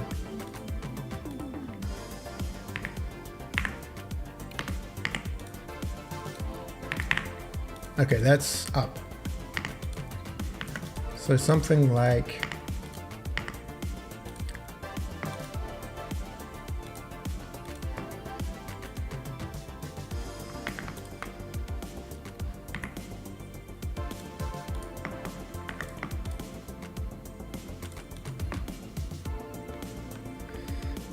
inset extrude down or something, extrude up, extrude down, give it little eyes.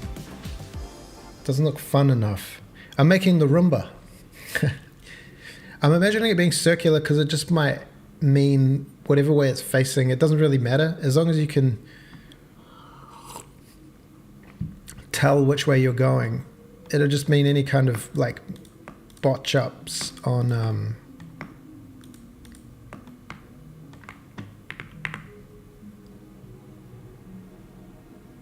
the like rotation and stuff won't matter so much. Give it a little nose.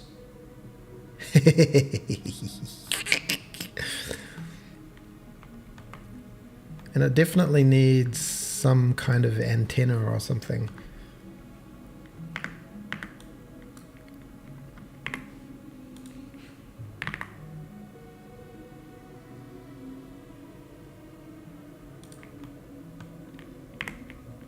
Oh, I got some bad geos there. Why is it disliking too much of that? Is there bad geometry going on?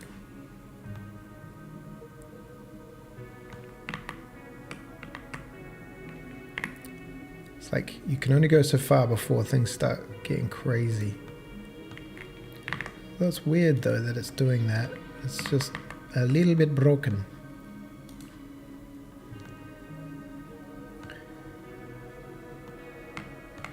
Little boy Roomba thingy.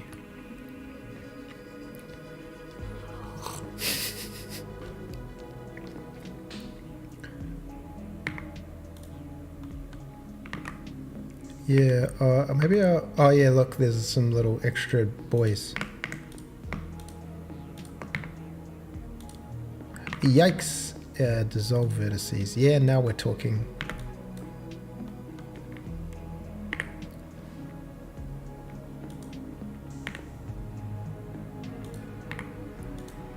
Little Roomba boy. I could do some sort of tinting thing that like got a light to show what it's doing. It's supposed to look friendly.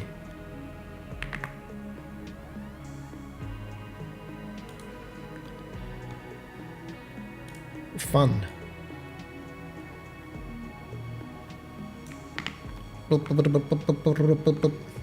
Must mow grass.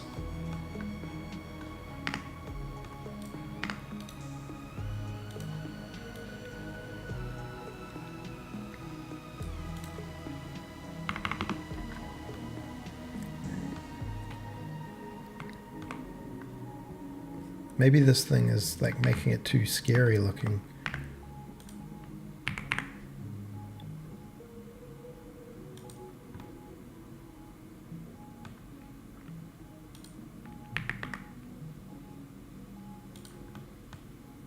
Hello, friend.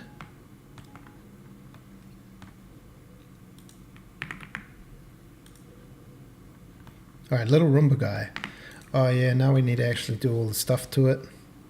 Texturizing it and whatnot. What I reckon though, as a testerosa, pixelated face. it sounds good. I don't have, actually, it just wouldn't be animated. I don't really have support for animated textures. But it could just be, yeah, what if like, excuse me.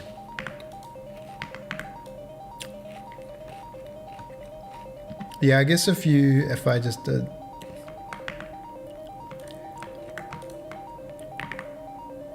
just chill that out a bit.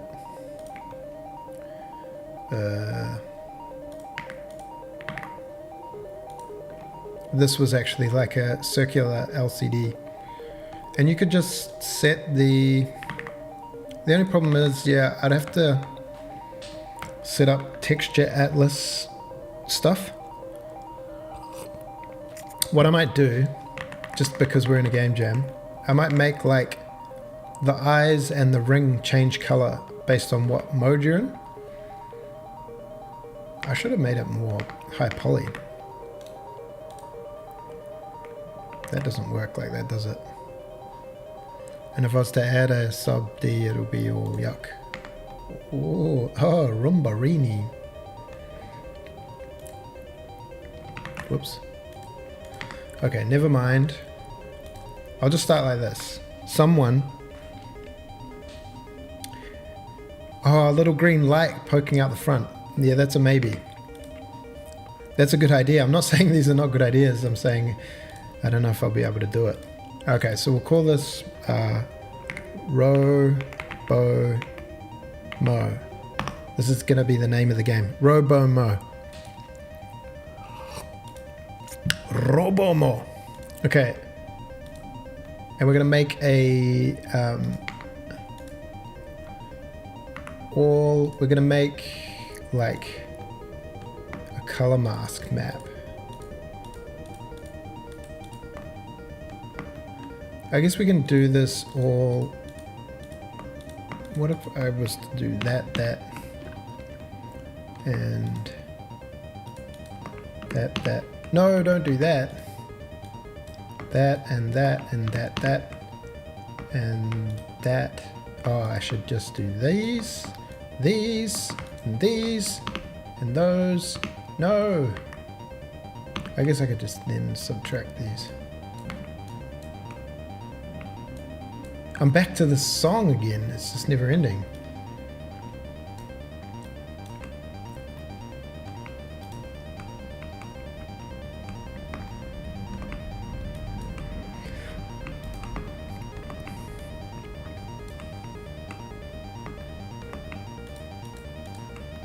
Okay. So we could group these and call them lights or something. For now, this is just a tester. If I click the X, I can... Oh, this. Oh, I didn't know that. I thought you had to have a mirror modifier and all that kind of jazz. That's pretty good. That's pretty good. Okay, we're going to select it. Select these, invert the selection. And we're going to apply a new thing, and we'll call it a new material, and we'll call it Robomo body, and we'll just make it some color. Excuse me. No.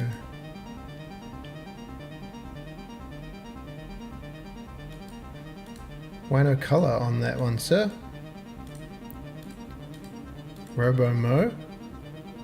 Oh, because that's assigned. Did I do any actual assigning? Assign. And then Robomo. This lights. Select. This assign. Robomo lights. Okay. So Robomo lights will be white because they're going to be tinted and they're going to have a high roughness. Robomo body is going to have a high metallic It's going to be sheeny, shiny. And it's not going to be purple, it's going to be some color. Robomo. He's like, oh! He's like, oh no! Is that what you're saying? He's saying like, oh!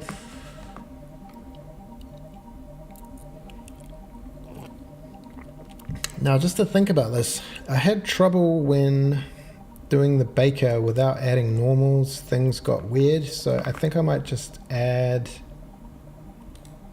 some texture, brick texture. What's Gabor? Interesting. Texture, some brick texture. And just give it the bump height and just plug it in there. Perfect. Dun, dun, dun, dun, dun. Oh no, this is slow every time. Oh, we need a UV unwrap this sucker, don't we? All unwrap, smart UV unwrap.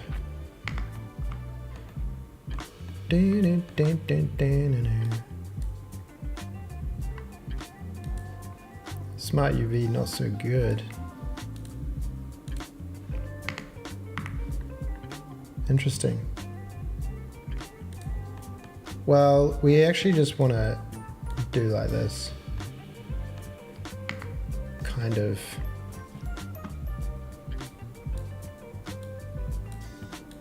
Does this need to be into the factor? Why none of these things make a difference? Oh yeah. Oh, is this like X and Y or something? Scale. I just want to give it some little panelies. Looks awful. Object. Yeah, object looks alright. 2.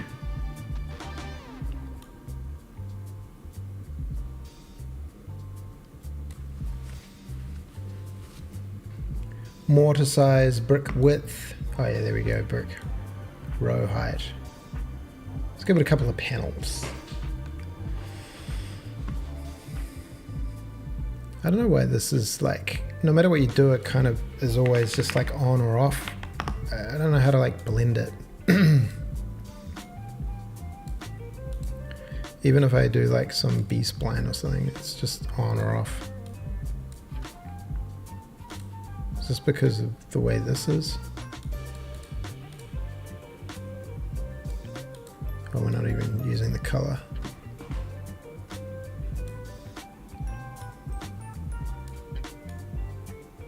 Whatever. Little dude, all I need is a normal map. Yeah, it definitely needs stuff. The Robomo lights, we'll turn the roughness down. And do we need to add some? I'll just put a noise texture in there with a real low bump. I just had a lot of issues with this baker.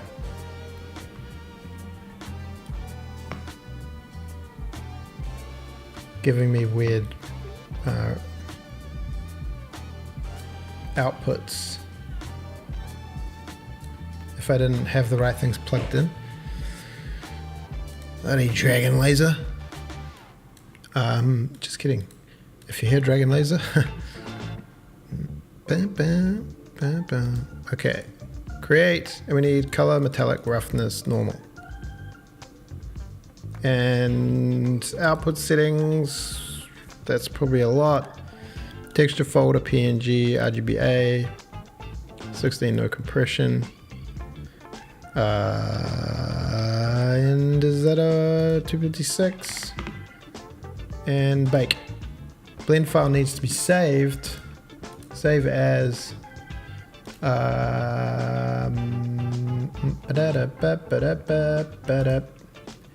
GMTK assets Blender. Oh, new folder button, I hate you. Robomo 1. Oh, 1. Save as. Oh! Bake Robomo. Robomo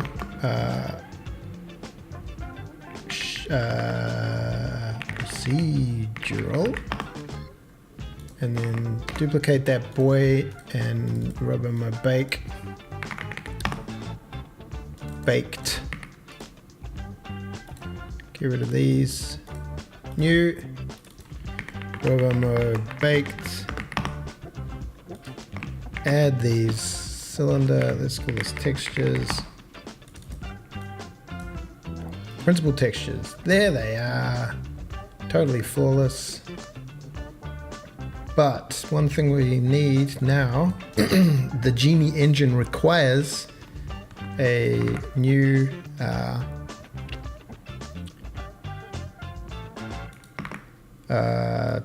image texture. Image texture, new. This is the Robomo color tint mask. Excuse me. New image. Plug it into the emission channel, because that's how we read it in, because we don't properly know how to do the thing. And then we go to texture paint. Go to this mode and select this. Go into texture paint, fill with white. We're in black, fill with white. No, not that. Unmasked mode. No, not that. Oh yeah, my bad. Mask mode, white. Object mode. Texture paint, turn off this and be sure that that's white. Okay, save. Object mode. I wonder how big, this thing's gonna be huge if that's an arrow. Oh, but we were scaling the arrow up quite a lot, weren't we? Okay, we're all transformed. We will export to the Djini GLB as GMTK, Jame, it's not in there. I never made a GitHub repository. Whoops. Models, Robomo 1. Export. Boom. Game.h. Robomo model. Game init. We need the models Robomo 1. Is that what it's called? Robomo 1. Robomo model equals load model spec. Then in player, I guess we can player. How do we tint things again? Oh yeah, we just tint things with the draw color and it should just work. Robomo model.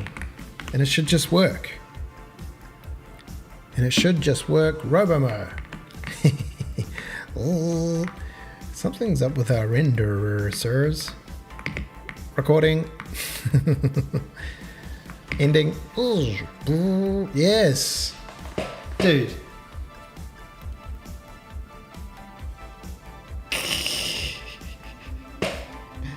Our renderer is broken. Oh, that's because I'm scaling this bad boy by like 5 times. Current scale 3.5. 1.0.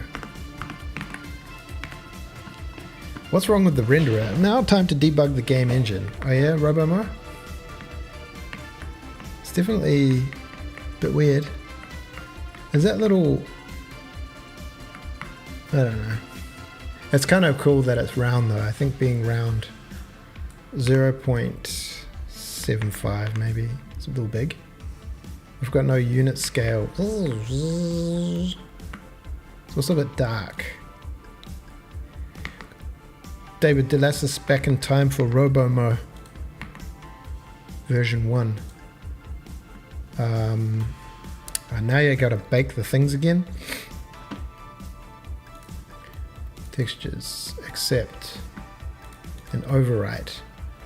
Now we need to go back. Oh, I scaled it, didn't I? Control Z. I guess it doesn't matter. This, RoboMo procedural, all transforms. We go to this and we'll make RoboMo body be some nice bright color so we can see it. We'll make it a bit rougher. And bake.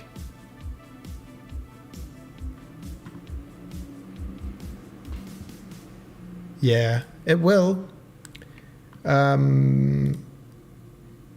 So we can get rid of these and we can go back in. Textures. Oh, why would you do this? Which one? 1159 or 1153? Okay. Oh, I've got a handy shortcut here fix. Let me know if you got this on my quick thing. Purge unused data. It just gets rid of any unused materials.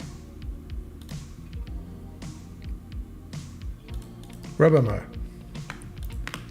Iteration speed. RoboMo.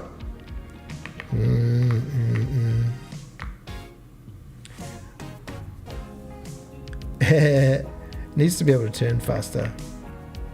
Beep, recording. Beep, beep, beep, beep, beep, beep, beep, beep, beep, beep, beep, beep, beep, beep, beep, beep, beep, beep.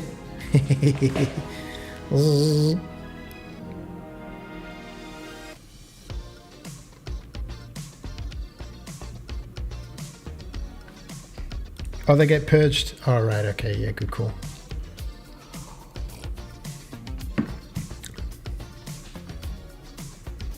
So why is the renderer just not working?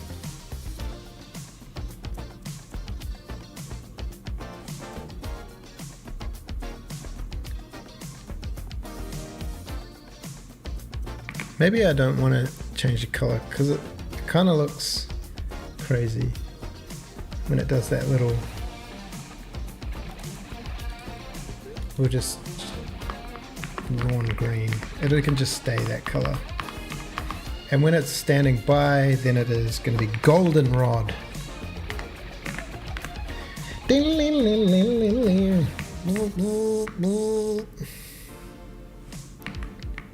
Beep, recording.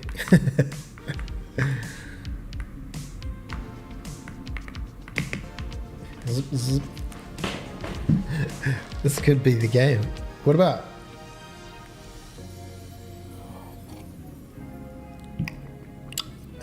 What's daisy trains? Impact animation and some dialogue. Yeah, I thought of recording voice dialogues like red means recording. Ow. Yeah. It's a small we've got a small question around how to do collisions.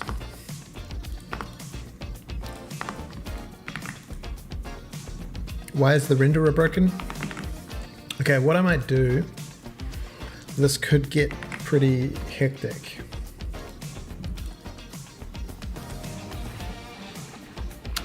This could get a little hectic.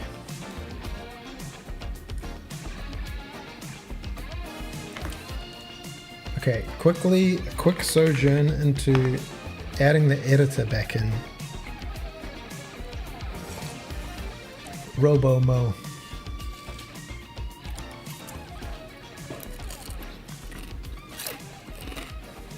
Okay. Fluff. Put that in there.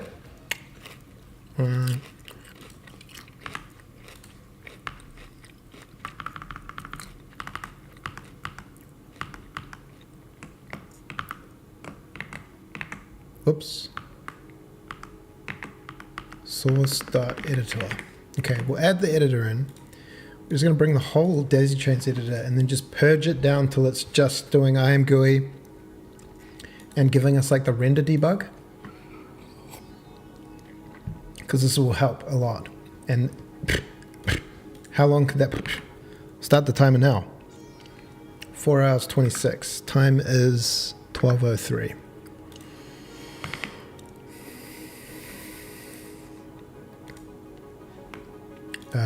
C++, source, editor. It's 4 files. It's 4 files. It's 4 files, guys. Source, editor, editor. Okay. So things you have to do is include these files, include in project, maybe include the H's just so they don't feel left out. And then go to the editor editor.h and see where we start getting errors. And it's things like this, the terrain editor,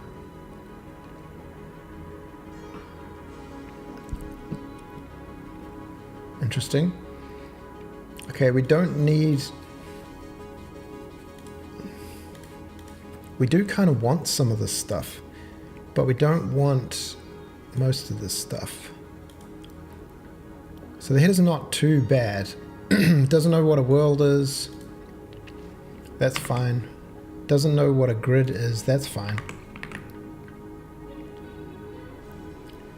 These buttons are fine to not be here.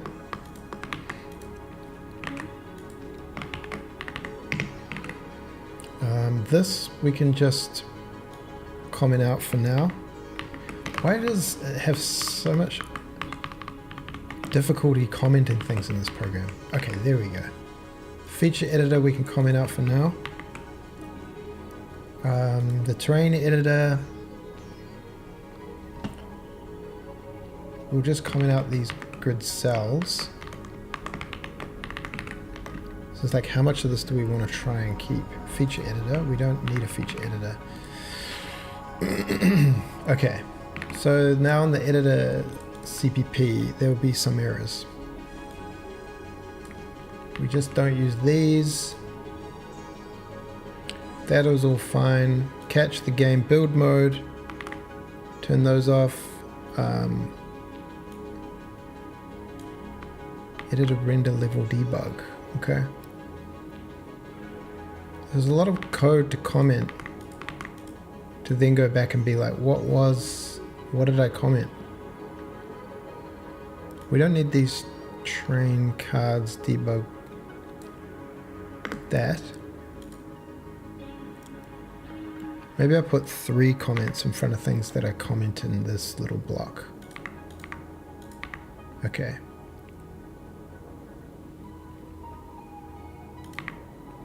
That was a thing, that was a thing, that was a thing, that was a thing. Oh, can I set this as an option under... What are those things called? It's like documentation or something. The comment with 3 slashes. Dot comments. Comments.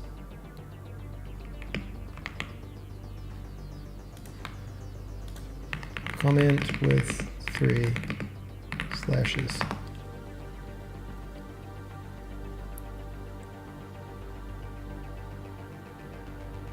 XML. XML attribute. Attribute quotes. If I change this to like magenta. No. Slashes view 22. I don't really need to change it, but triple slash comments. Reserved specifically for HTML, but XML. Oh, XML attribute value? I don't think so. Oh, XML comment. No, that ain't it. Dot comments. Dot comments. You were right. Dot comments. No. Things that aren't important. Processing instruction, comments, text. It's this one. No, what are you? Tell me what you are.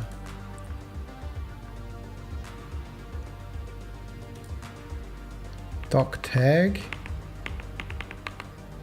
Processing instruction. Oh man. There's so many of these. Comment. Doc comments comment.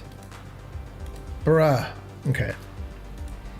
So this, a lot of this is not what we need.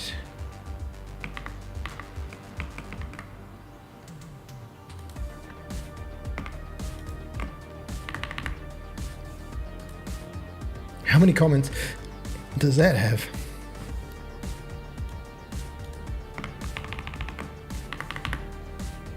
Oh, this is a lot to edit out.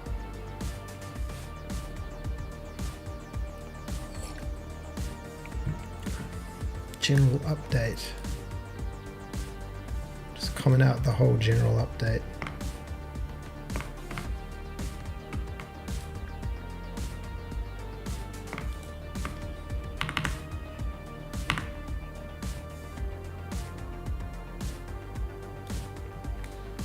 This is not a thing. World update. Yeah, most of this is not what we need. Why can I shift alt middle mouse up but not down? Oh, I can, I just push the wrong button. Oh, this is a lot to comment out. Editor world chord valid. This stuff's all good stuff. Terrain editor. I think we may be going to pull back the terrain editor.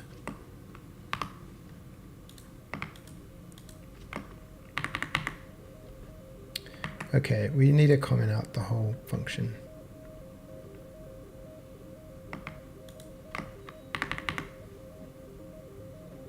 Comment out the whole bloomin' file.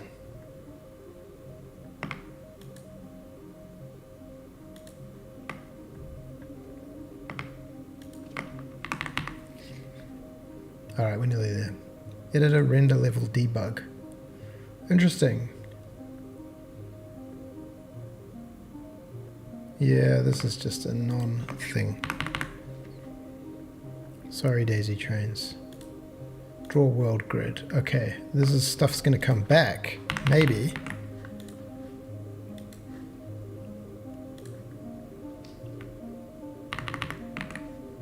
Okay. Editor.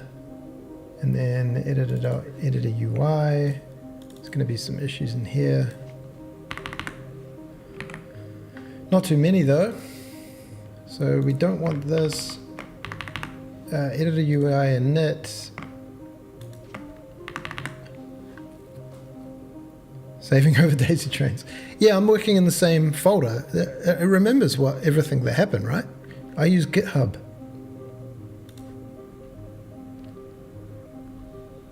Okay, editor tools.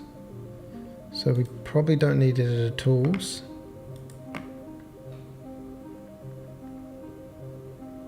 All of this stuff down to here.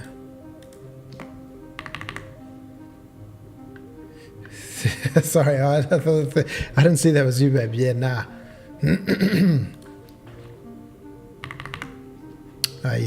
No, this is a different thing, hopefully.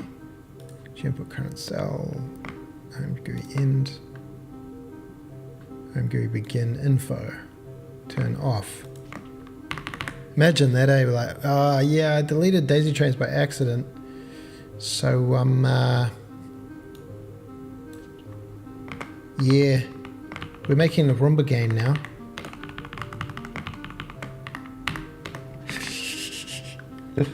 Okay, world level, the stuff's all good, but not for this precise moment. Home GUI begin and end of inspector. Yep. Tree debug. Okay, well, tree debug's kind of good, but not yet. We're not ready for you yet. We do need this PBR debug. If this world load, don't do that. Don't draw this world loader ever.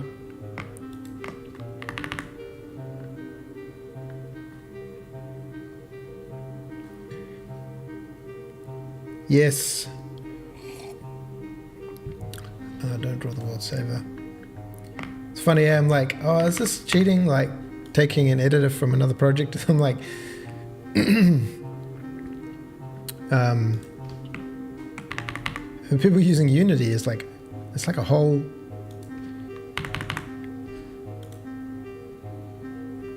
bloomin', it's like 10 million lines of code or something. Okay, we don't need train controls. Don't feel too bad about it. Draw camera controls. We will maybe get there.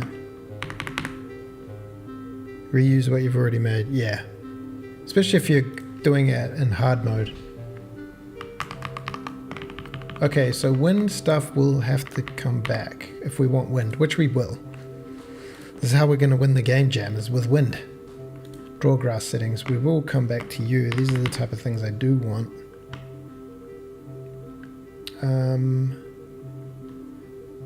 UI cargo color selector is not a thing. Whoa. What was that? And then end frame. Okay, so this is important. And we just need to make sure we call all this stuff a la Daisy Trans. Let's close this, this is all confusing. Editor.cpp. So editor update. Daisy Train CPP calls editor update before game update. And then it does editor draw UI and end frame before present frame. Very important stuff.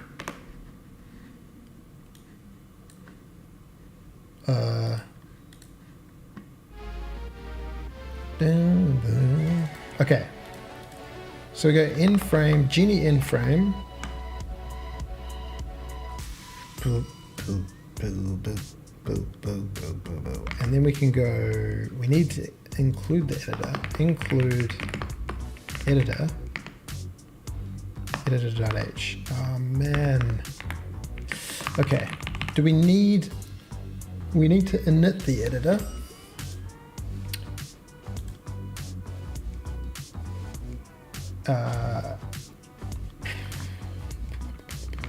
Does it ever need the actual editor? We just need to init the editor, don't we? Editor init.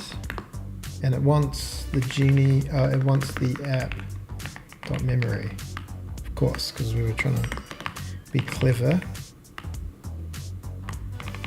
Editor init with the app memory. We come in here, we do the init stuff.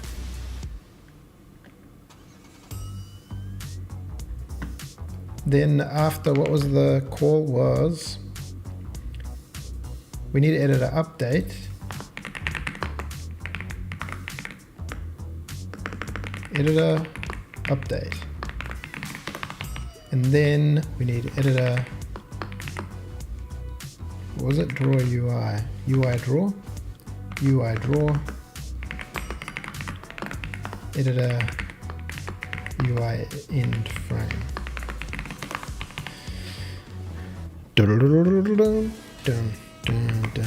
How far from building are we? Far. One error.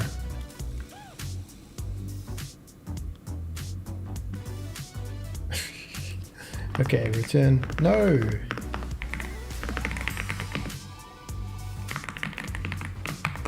One error, not bad. Will it work? No. Could not load font file. Oh. Who called the load font file? Big Blue Terminal. Fantastic. Okay, we need those fonts in the repository.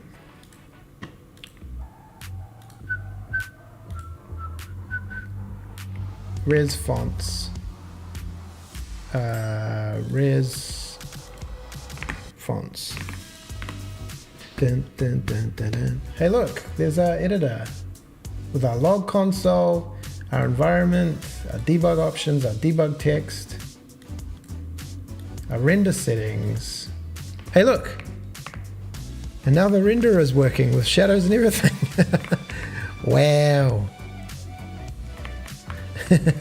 Oh, how good. And look, we're back.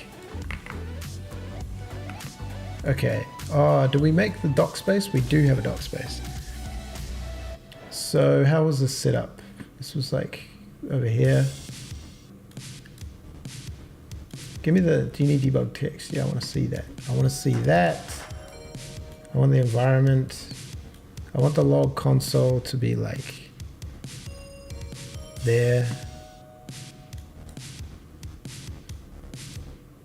Ding, ding, ding, ding, ding, ding.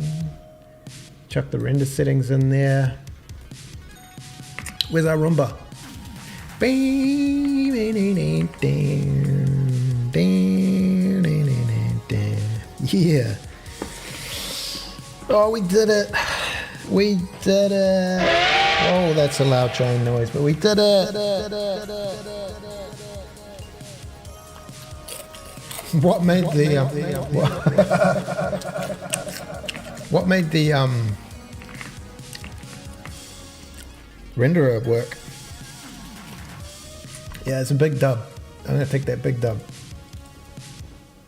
Okay, enable SSAO. Is that? Oh yeah, look, there's SSAO on the boy.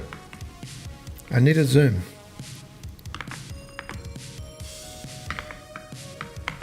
This always blows up the whole. The Windows magnifier just blows up the whole world.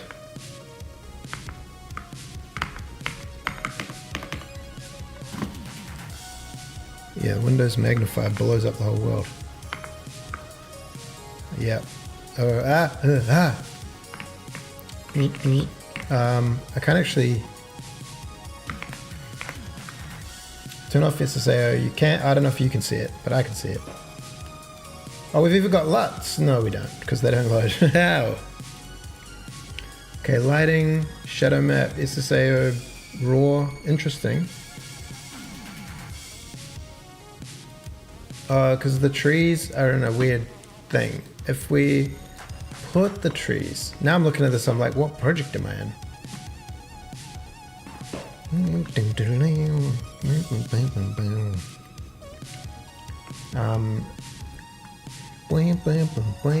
What are we doing? What was I doing? Oh yeah, I was trying to go to the game and maybe not set that as a tree and not clear the render flags, and we should get AO and whatnot on the tree now. Perfect. Lighting, shadow map, SSAO blur. Oh yeah, that was just a hack. Oh, we've even got outlines. Okay, we'll put the trees back in the tree.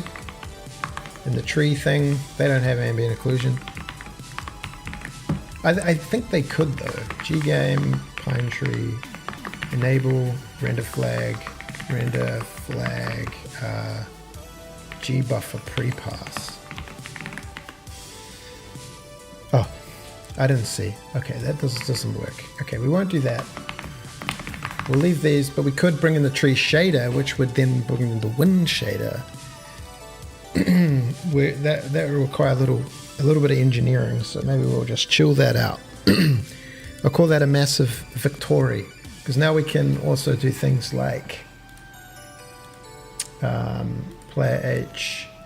We could do a thing called standard string or even char pointer format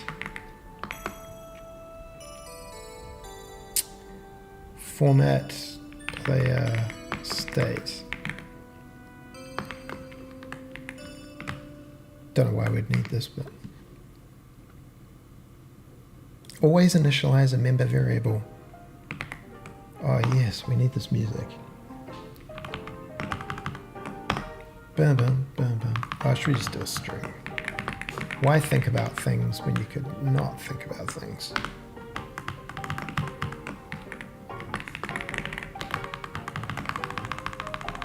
Up, up, up, up.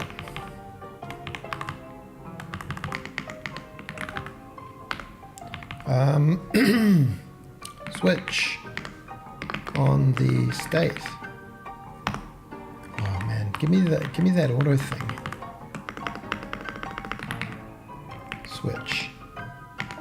Switch on state.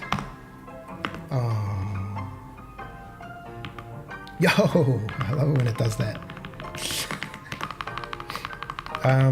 Return roaming.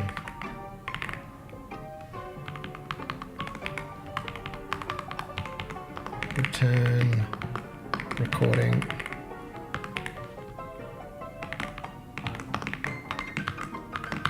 Playback. Oh, I just thought of something. The player is not just a player. It's a robo-mo, and there's going to be lots of them. Returning to record start.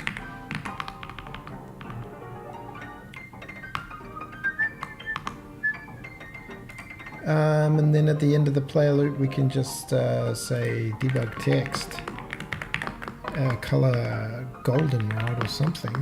Goldenrod, dark goldenrod, light goldenrod, format. What did I call it? Or did I put it in the player? Format. Didn't I call it format? Format player state.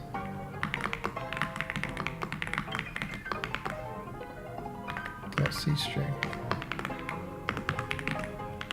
Do we get our debug text back? Roaming. Recording. Ding ding ding ding. What? Playback. Oh, we don't get any like.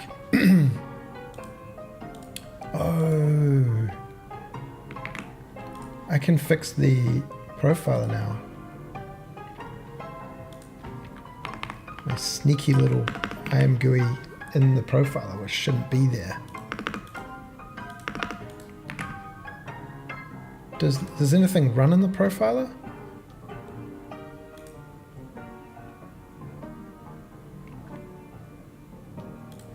Missing end. Oh, there it is. My bad. My phone bat's totally wasting away. Good luck, babe. I'll check in later. Don't forget to eat lunch. Thanks, babe. Hope your day's going all right. Oh, yo, we've got render frame. We've got debug.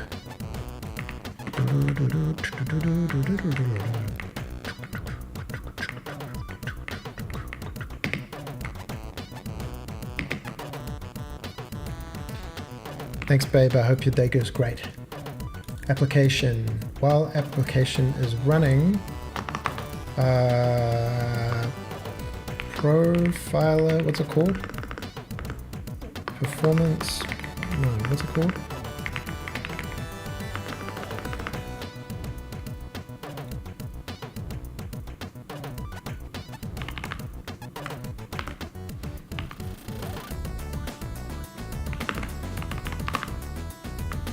Begin frame, function timer. If I put one here, timer, Djini, function timer,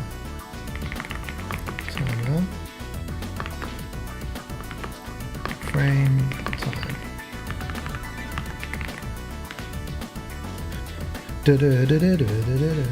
Oh, 16 milli. I'm like, whoa, it's 16 milliseconds. Oh, that's because, yeah. There is a problem that if the player's computer dips below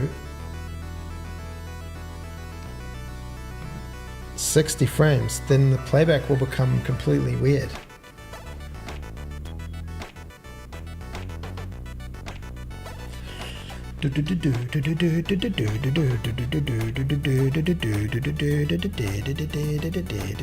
Sick. It is a real game engine. It is a real game engine.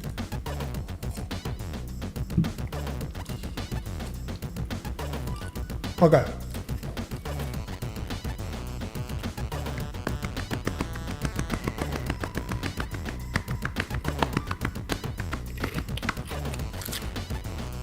Next thing.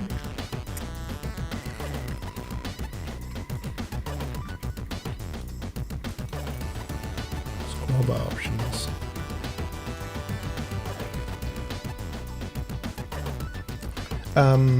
Next thing to do would probably be to get the grid system going. So we need a way watered down grid system compared to daisy trains, but we need a different cell size and we need the editor ability to make. Man, is this something we're gonna want to use like the level serialization and everything? Is this just gonna be wild? This is just going to be too much.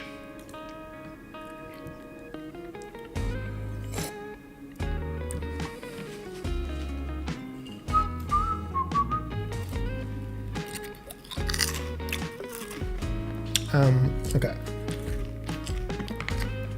Now, looking at the grid system,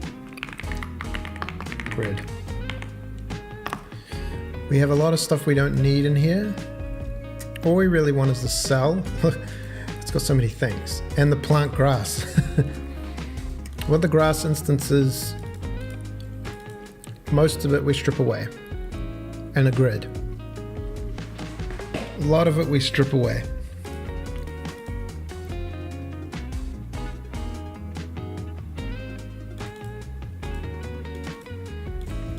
Okay, why don't we do it this way?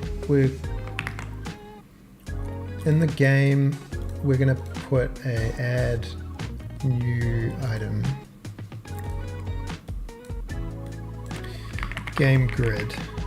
We're going to get the same naming convention and add a new item CPP game grid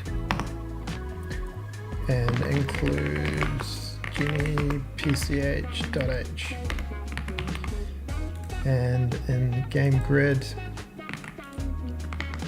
we just start the copy pasta. So we go to the top, I want Djini. Game definitions might become a thing actually. Add a new item H game definitions, because we want the cell size and whatnot. So we can look at that and we can relax a lot. We want cell size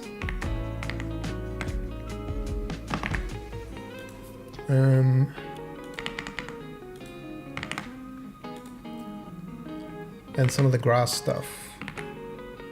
Game grid H, game assets, we won't worry about, or rail we definitely don't want. We definitely don't want cargo. We definitely don't want all these stations, factories, storages, ports, warehouses, ocean rocks. Maybe ocean rocks need to make a comeback. No switch panels. We definitely don't need factories, storages, stations, ports, or warehouses.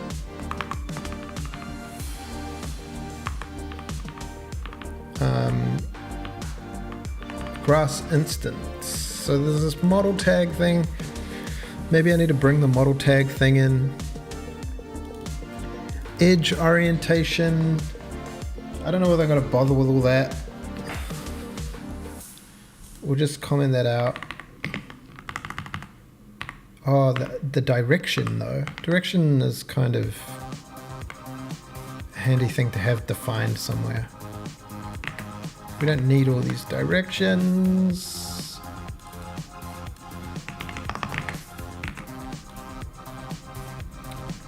Game grid, so we can have the directions. The model tag, edge model, the rail nodes we don't need. This model tag just, it's gonna need to be there. So we don't need has rail. We don't need most of this stuff, but we don't need rail flags. Get feature, get station factory, dig. Plant grass is the one I'm looking at. Is under build height threshold negative. Rail connection grid, we don't need. I'm back with my array 3D. You can, yeah, man. If what do I need art-wise for art things? If anybody wants to have a go at making stuff, if anybody feels in the mood for making art stuff, I'll also don't know exactly what's going to happen, so I can't 100% promise things will go in there, but I'm happy for people to be involved if they want to. We need I don't know, grass and there's RoboMo. If anybody wants to make some RoboMo ideas, I want them to be round, fun, and things to light up, lights. Everything is going to be model low poly-ish, so sort of underneath, I don't know, I say less than hundreds, maybe in the hundreds. Not exactly sure, because I'd love to make this build for the web, but then I have no idea how any of my instancing or performance is going to work. So it may become an exe, in which case it will run well. So around hundreds or low thousands that's like max. Then we're going to have grass models. I could just use the daisy trains grass models, but if anybody wants to make grass clump, probably not, but you could have a little house for RoboMo house. Rocks, I've got rocks, but if you want to make rocks, they could be like or mushroom or any kind of obstacles. Question mark. Yeah. What else is actually, I'm like, what's else? In my mind, it's just like a blank void with little grass patches. So I don't know what else is going to be in the world. Yeah. If you think of anything, feel free to, drop it in the comments but feel free, yeah. Happy for anybody to do anything to help.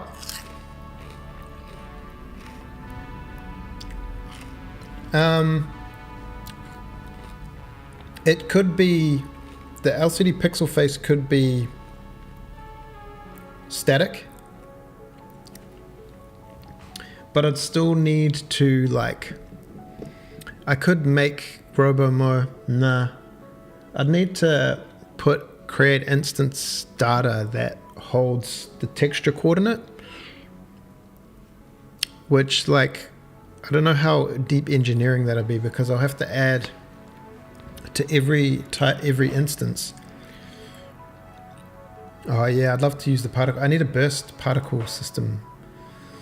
There's a lot of things to do. Okay, init get cell at coordinate, get cell in direction, get cells world coordinate, calculate bounding blocks, remove cell from active, auto activate cell connections, doesn't need to be there. Remove feature from cell, maybe.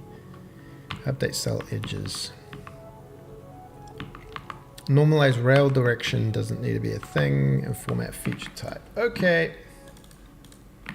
So now we go poach some of the game grid. I'm just gonna keep going until I find things that are impossible to do. Copy the game grid. Oosh. Fix the game grid. Okay. Game mem world allocate. See, do I just do away with this? I guess I could add this mem world in there. It's just a suckful. Why don't I just use a vector?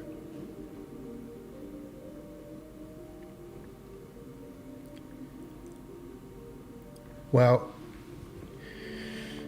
let's just go game and put Djini arena, is it? Memory arena.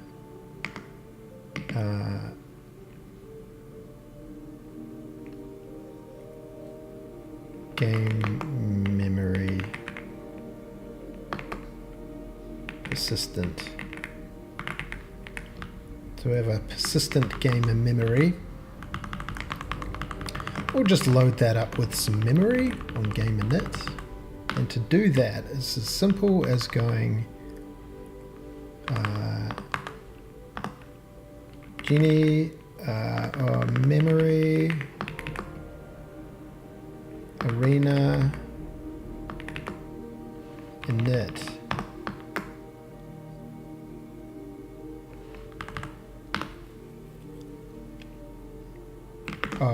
Sorry, we need to go game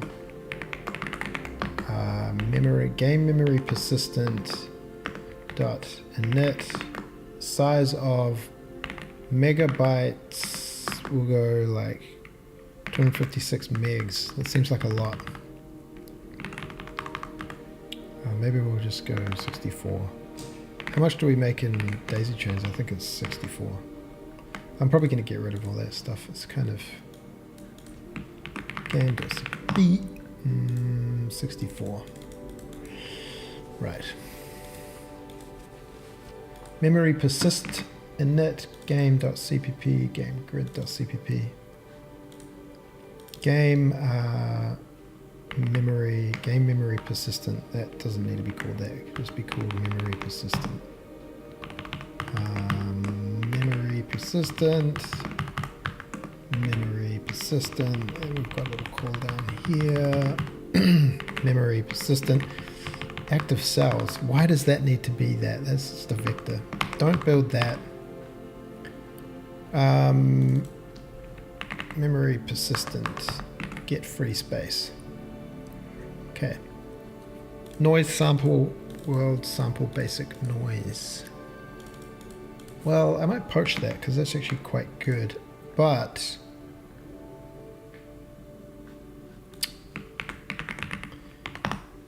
where is it? It is in here. It is this wind noise map. No. We've got this thing called sample basic noise. It is the wind noise map. Okay, so we'll just get that, put it in the game, and instead of that, we'll just call it general noise.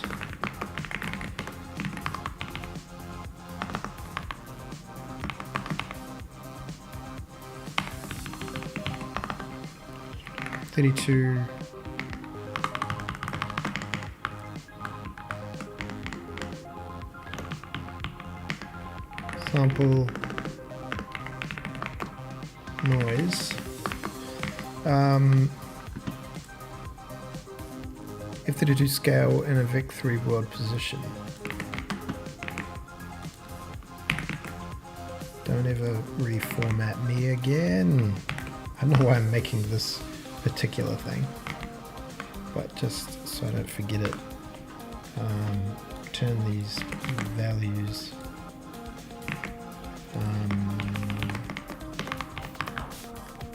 This is Game general noise.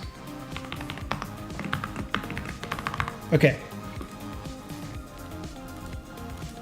We also need to init the noise.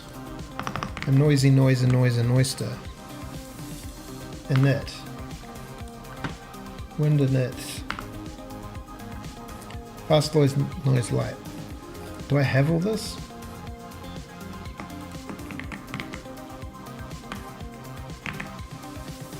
We do have noise. Game noise, general noise. Okay. I don't know whether this does tile or whatever. Okay.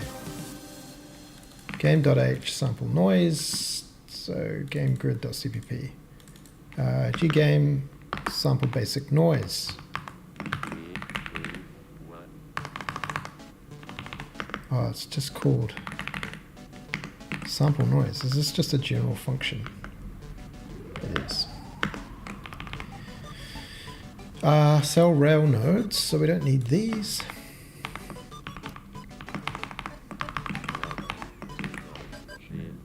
Excuse me.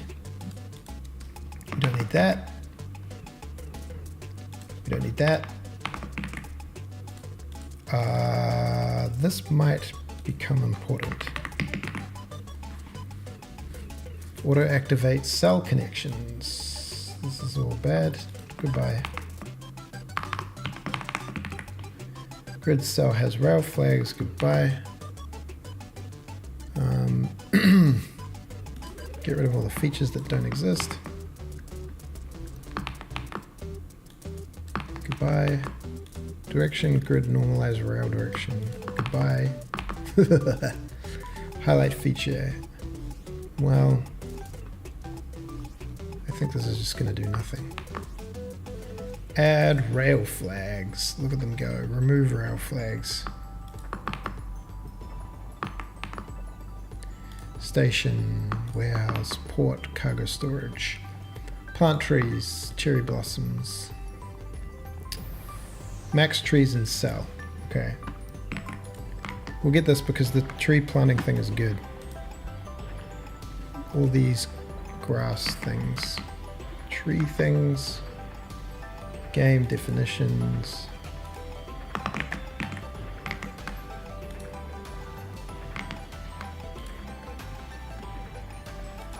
Boom, boom, boom. Fixed all of that. Get game settings. Grass settings. What is this? Oh, I see.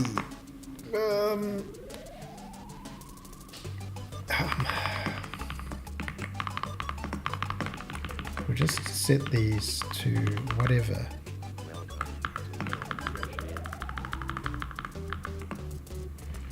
F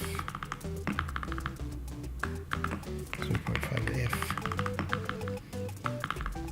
0.5F. We'll just set these.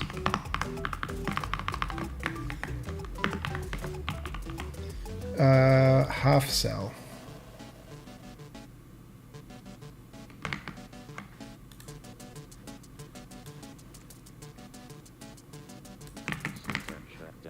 System shut down.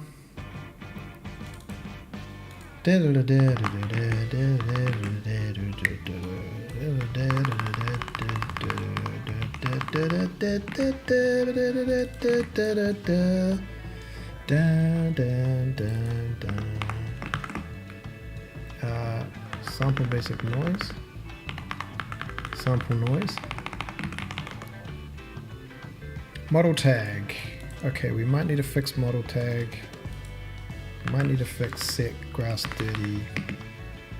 Rail grass value mask. Go away. F32 mask value.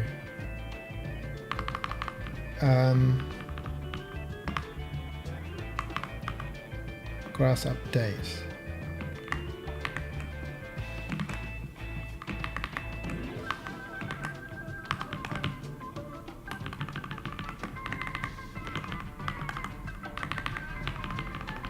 Game world set grass dirty. Important.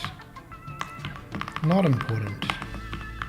Is mouse over rail curve. Don't know who wrote that. Okay. Edge model.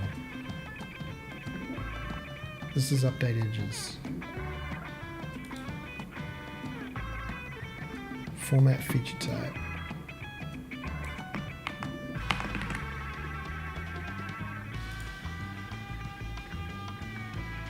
Can I just put 0? We have no bugs. This problem here, model tag. Sample noise. Okay, maybe fix the model tag thing. So game will have a enum model tag. Is that what we did in this one?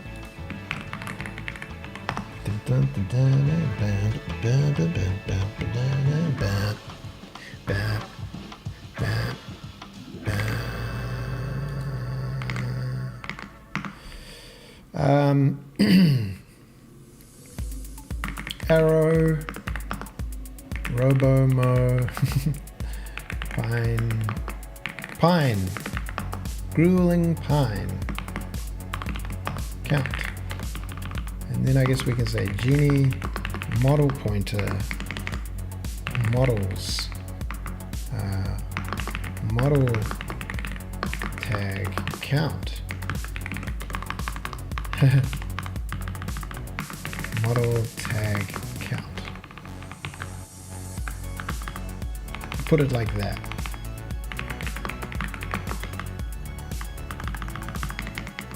Up. Okay, and then we can create these nice little functions, like maybe we don't need them. I think we do want them. Game assets.h, get model, and draw model. We'll just sneakily sneak these ones. Put them in game. We don't need to be all separate about our concerns. Lovely.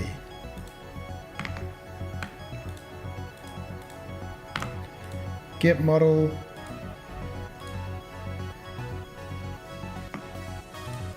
Draw model. We want all of these. Wait, assets load model asset. Oh.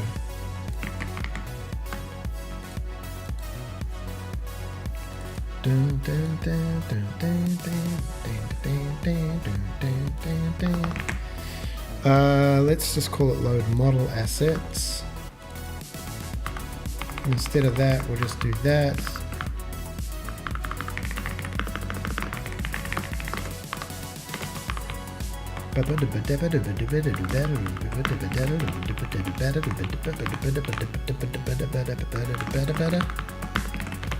Yeah. Okay. Just put you back there and then get model. You need to go back and get this.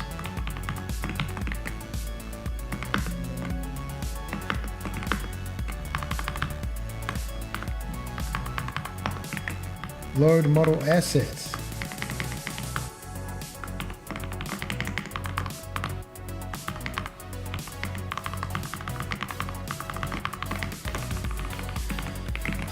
Don't format for me, sir.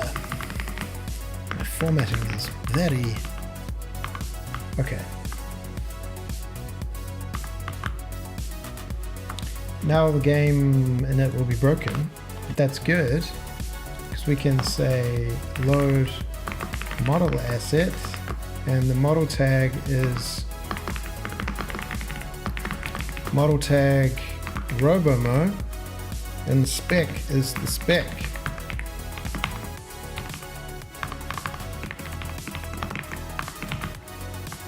Model arrow, spec is the spec. The model is pine tree, and then we can say get model tag pine tree,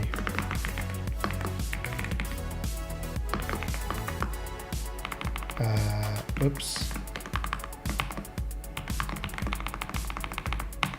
boom. We're back in business. Render add model to render. We can just say draw model, model tag Pine tree. In the XF.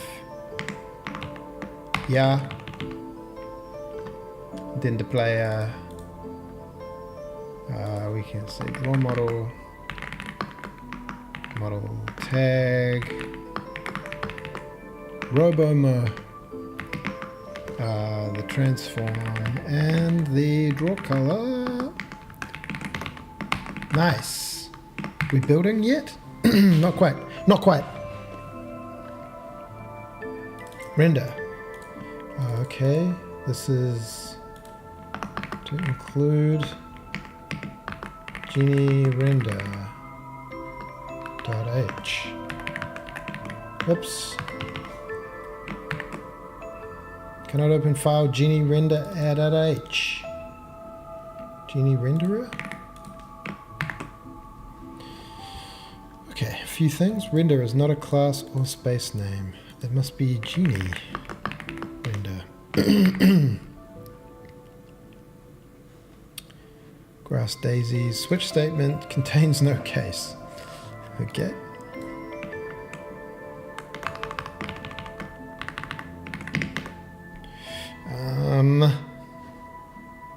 Grass main. Model tag equals model tag grass main. We'll just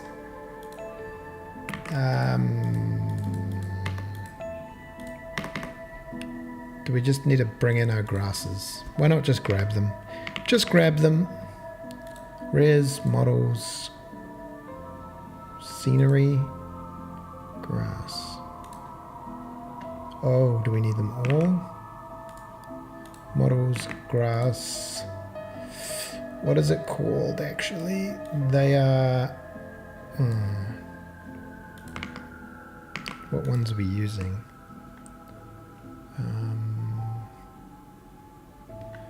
Grass main is grass clump base and grass clump daisies white.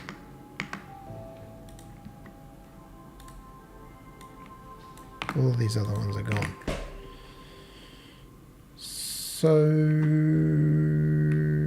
this will load the grass spec equals models grass.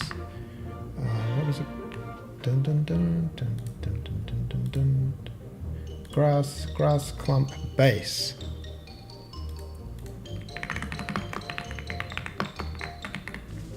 .glb and grass base daisies white.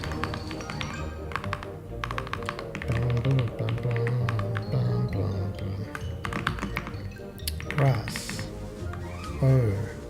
main.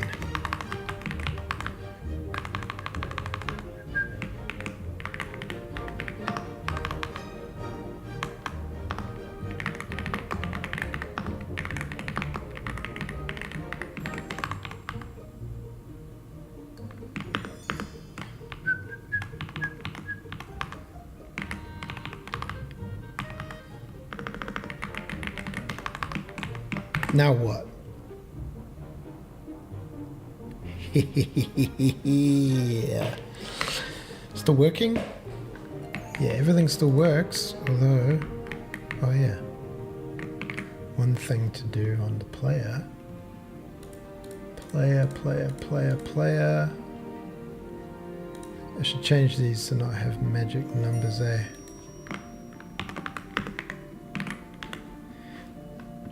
Robomo, there's a Robomo idea. I'll just pull it off the main screen. Oh, game dev. Robomo.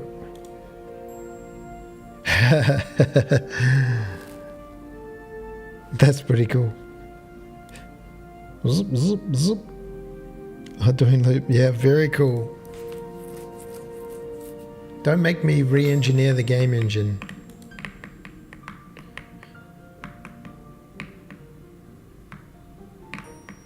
Is that how the depth test should work?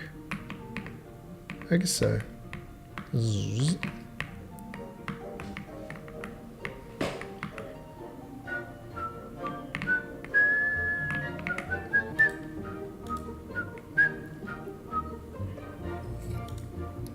You know what I've never done is actually built. Oh no, it'll be fine. I'll play the little things. Beep. Yeah, and you could tint them the color you want. If they were white, then you could tint them. But I would have to write. I guess it wouldn't need to be instanced. We could just write a shader for it. Man, it makes my brain want to explode. What was I doing? Oh yeah, now we have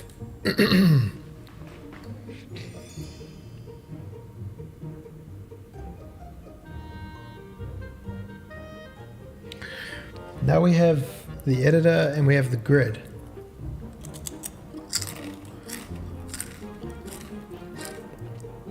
Maybe I'll do a similar thing to daisy trains,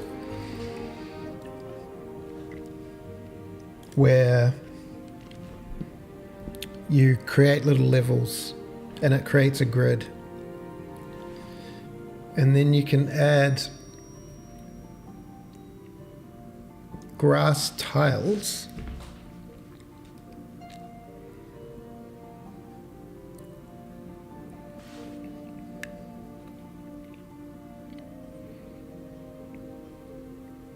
and it's basically either got grass tiles or non-grass tiles. So you can have a little border around it. So when you... Well, do you need a border? Maybe you just need one... Well, that's your little home base.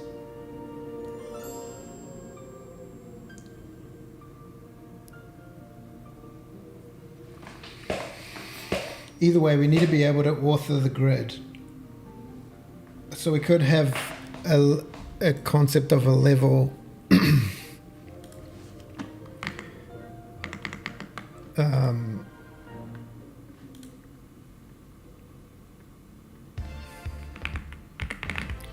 did I never make this far? World.h. Okay, so what does a level have? It has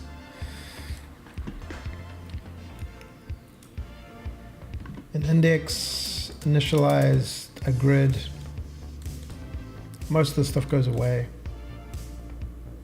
So it's not much. It's just a grid and a few other things.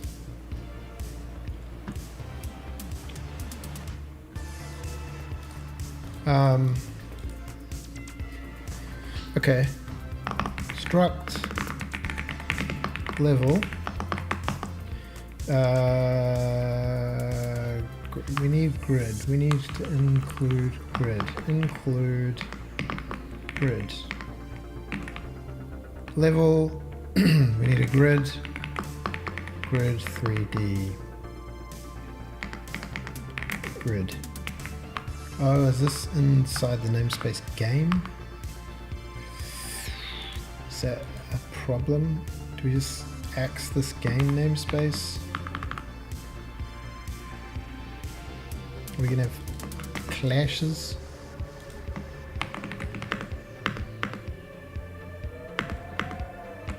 Grid 3D grid, U32 or I32. Index equals -1.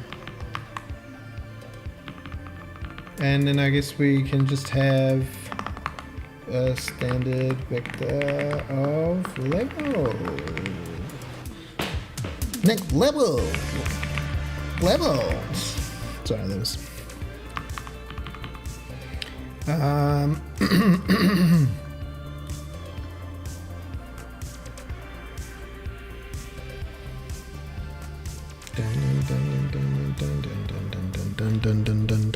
So we need to be able to create a level.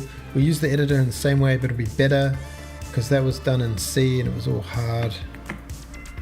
Oh no, grass model. Now we've got issues.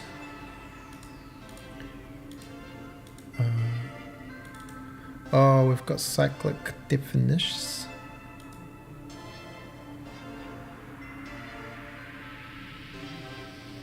Game definitions, game.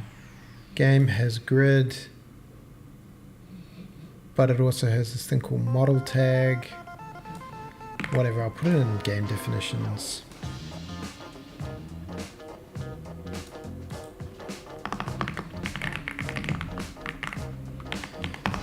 We just won't worry too much about that.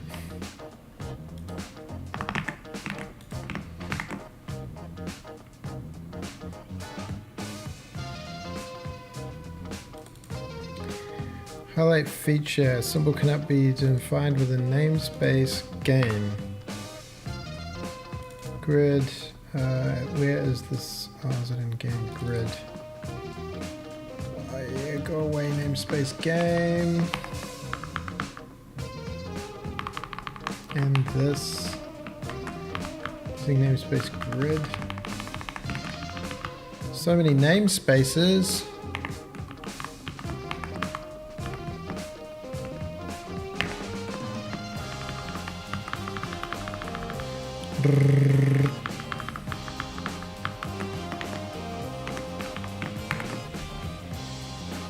Nice, still working. Little Rumbarini.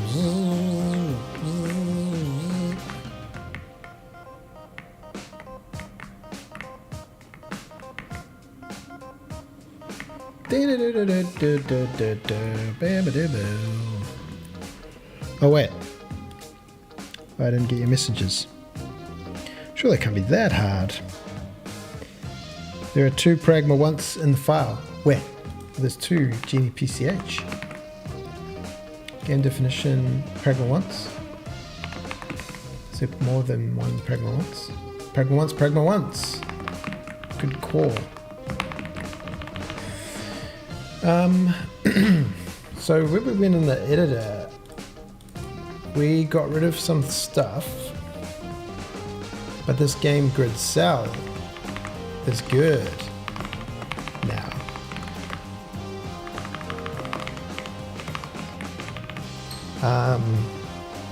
Depending, hopefully we're not, the feature editor we don't need.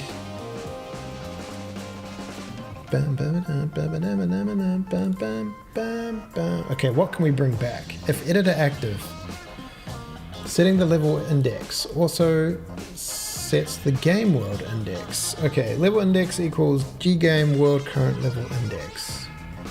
Up, down, we don't need that anymore. Edit mode is edit mode feature. Oh, this is inputs. Key space, debug options, editor build mode. Okay, if editor game build mode, don't worry about that.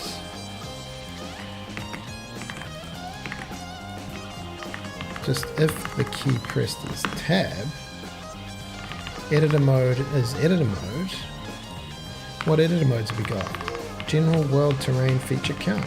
Seems good. Editor window, game world reset. General update. So the G input current cell. We need this stuff, I think. We don't worry about all that, but in the world editor. Okay, let's start here. Gedit world editor allows us to build a world.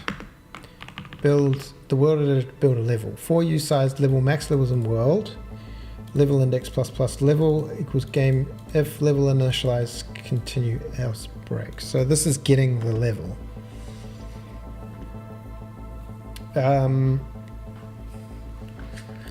This is silly. Game world levels. Game.h. So we've got this, and I guess we can have a I32 current level equals -1 equals 0.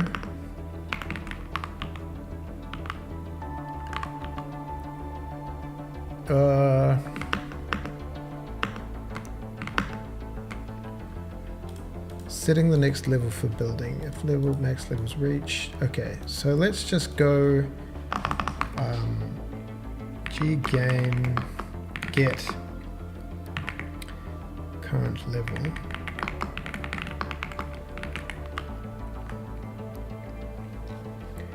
Game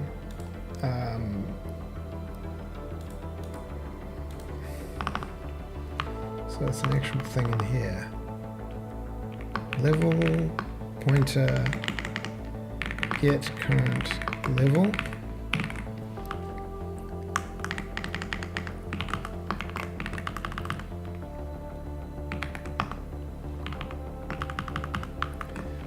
If levels dot size equals 0,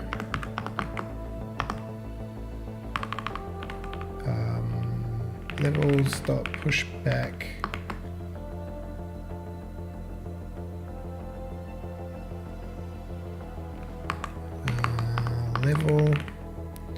level equals this. We need to create a level and create a grid, don't we?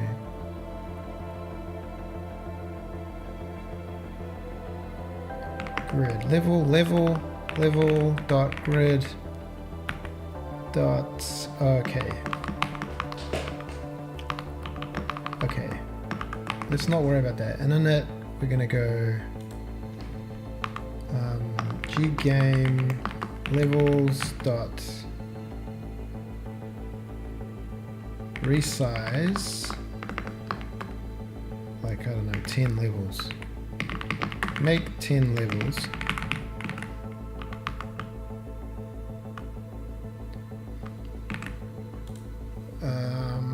And we'll just have a thing called max levels.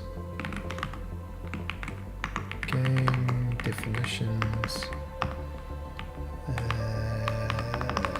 Define max levels as like, I don't know, 24.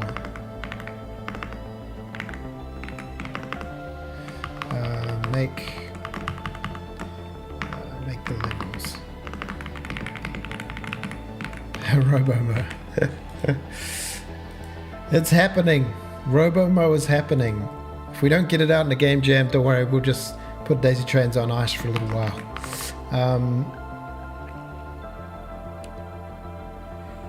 Let's return levels current level. So they'll be there. If current level is less than max levels, then return level, then get the current level. Okay, we don't really have a way to up the level, but don't worry. We're gonna say level pointer level equals get the current level. Okay, so we get the level. We can get this code. If the level equals null, then max level is reached and we return. Debug text goal current level. Yeah, that's good. And then this stuff, world min, world max. Oh yeah, we can do that too. Game definitions. What was it called? Max levels, define world min. Why are you going here? World min x.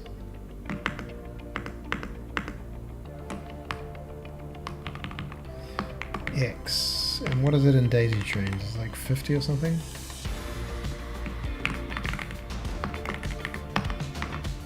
World min x, and okay, we'll get these.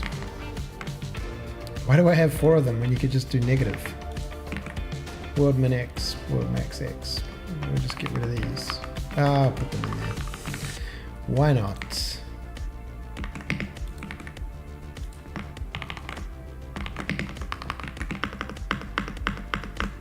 Okay, go back to where we were. Okay, world min, then we need a bounding box, then draw world grid.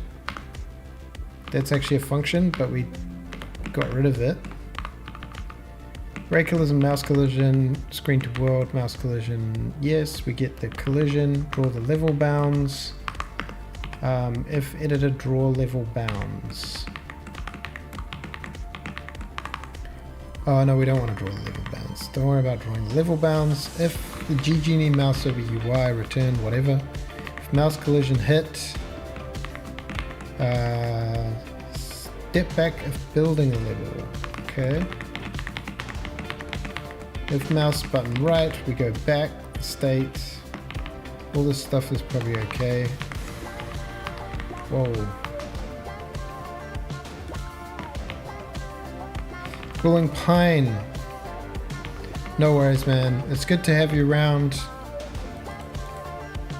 Anyway, morale is high. Robomination.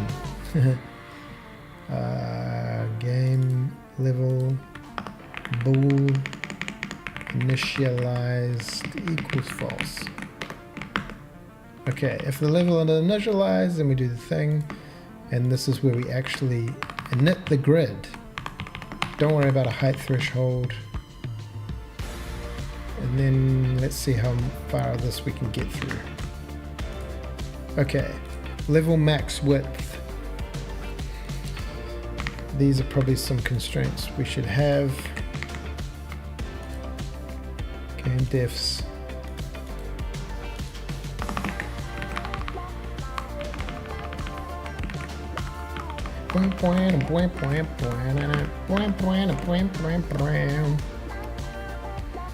Okay. We get stuck on the G mouse position equals mouse collision point. What? We're setting that there? That's insane.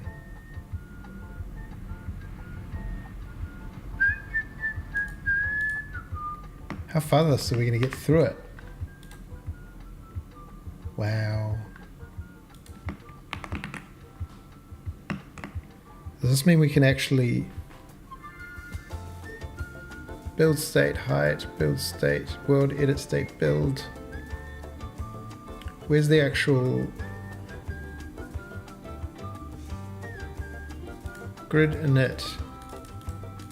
Level initialized equals true. Okay, so maybe we can build a level. Oh, okay, draw world grid. I think I just killed that. Draw world grid, where are you?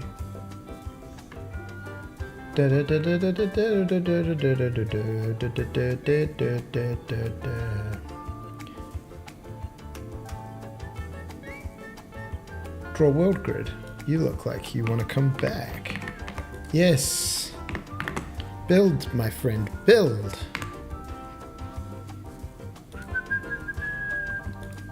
Editor mode general. Okay, editor mode world. We're back.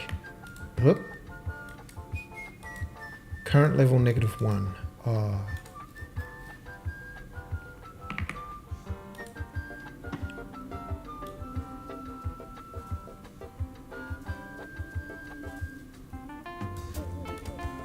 Int level index equals G game. Int level index equals G game dot current level. Let's call that level index.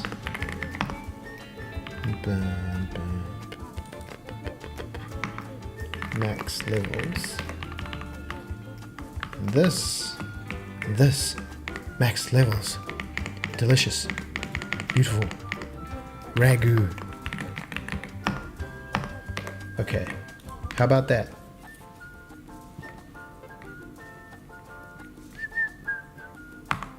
Okay, so we go tab, tab, tab, control E. No. Oh no. Tab, tab, tab, control E. Okay, edit mode world. Level up, up, up. Okay, we didn't get the next level.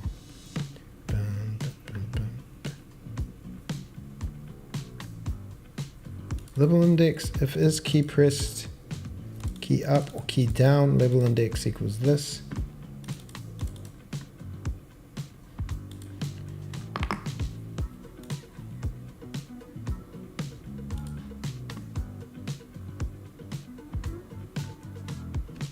Up, down, control editor. Okay, edit mode world.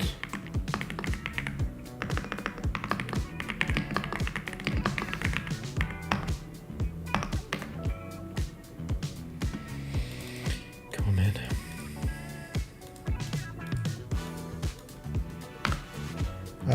Edit mode world. Edit mode world. If gedit run mode equals run mode default. Editor input update.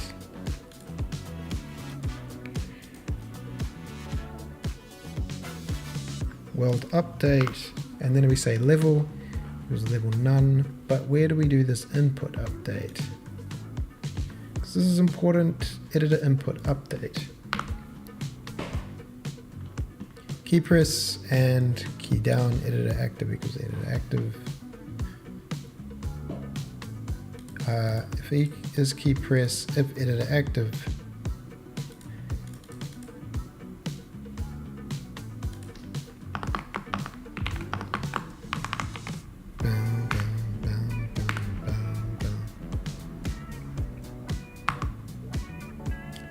level index equals level index max index.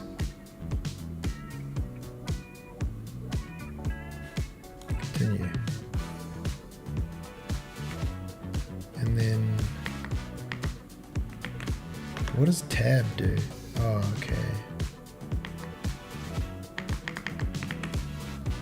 Edit mode world, current level index. Okay, so this is level index int pointer. Why is this doing this like this? Let's just say I32 level index equals game current level index, and then level index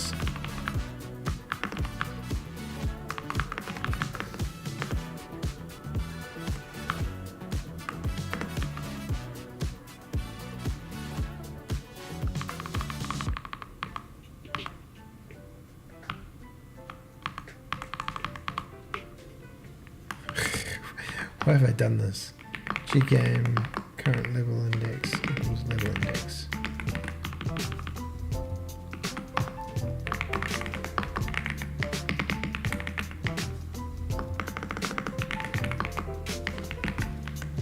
So much coding.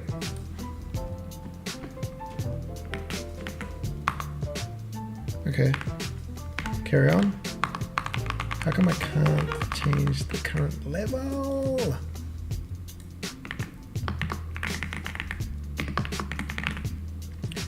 Level index. Okay, get current level, game get current level index.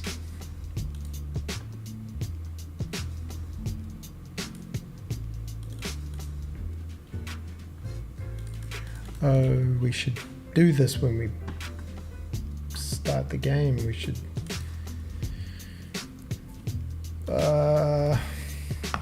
for level index e game levels dot size g game levels level index dot index equals level index, and this is a I32. Okay, ABC. Level index. Okay, but we still aren't getting anything happening. In the editor. Hello, Beansy.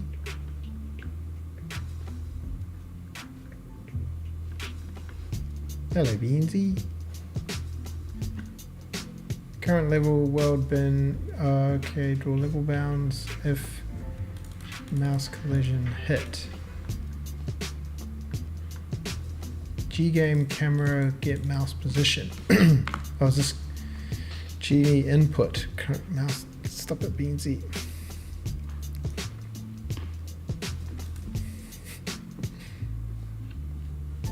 Hello, Skipper. Hey, Defease, did you wake up from your big nap?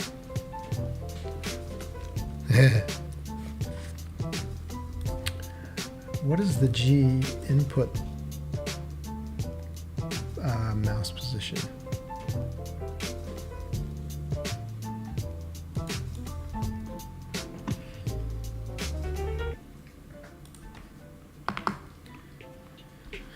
Mouse position.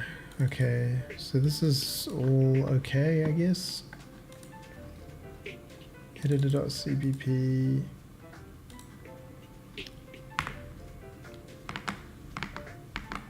Okay, we get here.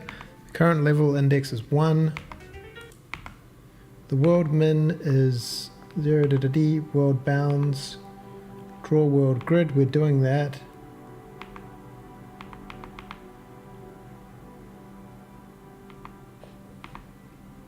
Mouse collision dot hit equals true. Yeah, we're doing that. Start building. So if we push this, this is where we should carry on to. Beep.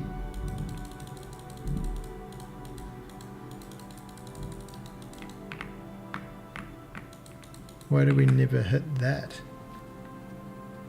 If mouse button press left and editor world chord valid. Oh, because I just killed this whole function. Oh, whoops.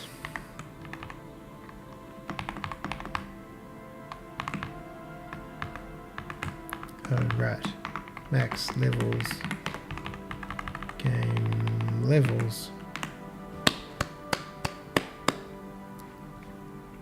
Editor. I don't know why it takes two things. Okay, now we're in. There's our editor.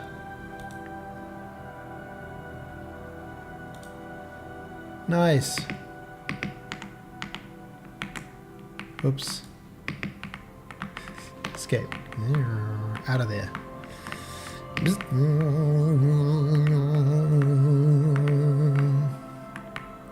Kind of. The problem. There's going to be a lot of problems. We're making a lot of problems for ourselves. Game jam, 3 days, 13 hours. Well, that's still a lot of time. Is that correct? Well, people have already entered 58 different games. Worst, quite possibly the worst racing game known to man.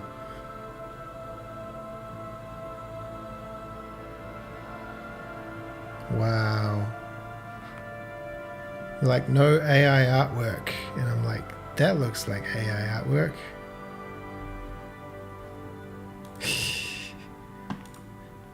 Okay.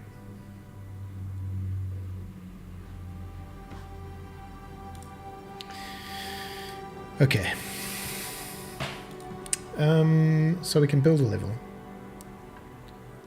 And I do want to draw level bounds actually.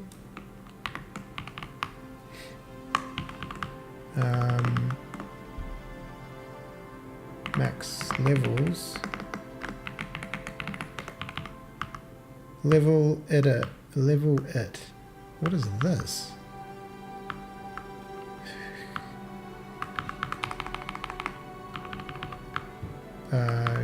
Game current level index. Okay, so we can make levels, whether we need them to be so high or not.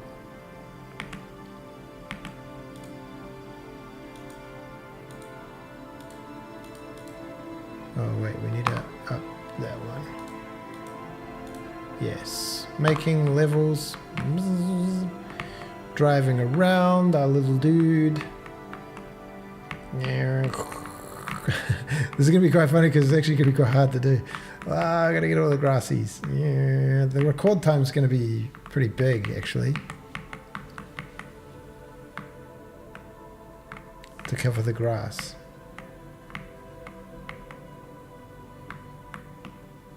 Render frame costs 1.5 milliseconds all of a sudden because of these heavyweight objects.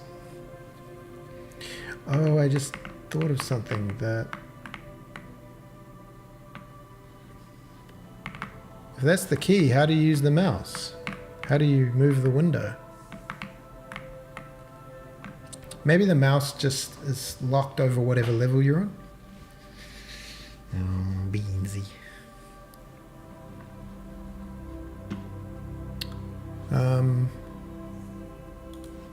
There is something here, input.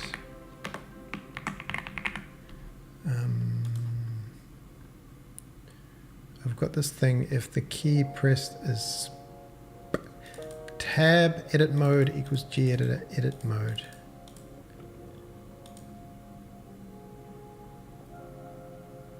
Why does that not always happen?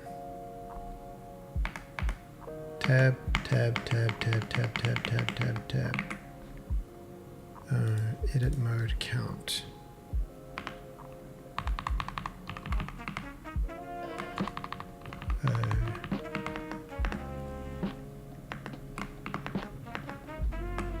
Edit mode.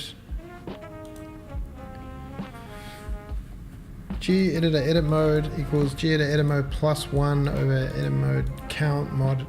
G-editor mode equals none, it equals general. Debug, log, format, editor.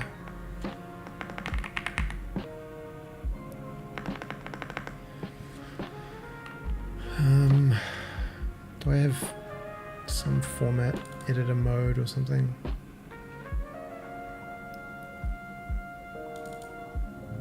Why wouldn't I?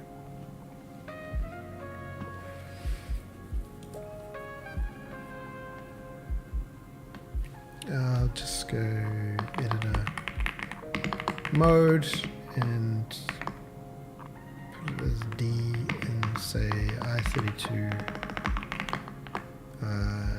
G editor edit mode. Don't know why it doesn't. Beep. Edit mode 0. Why is that?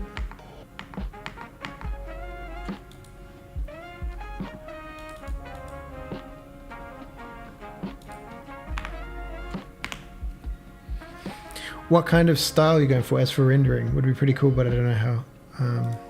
Toon shaded. Yeah, it could do toon shaded. I'm probably just gonna go with whatever works. So edit mode general, edit mode +1, edit mode world. If edit mode equals edit mode none,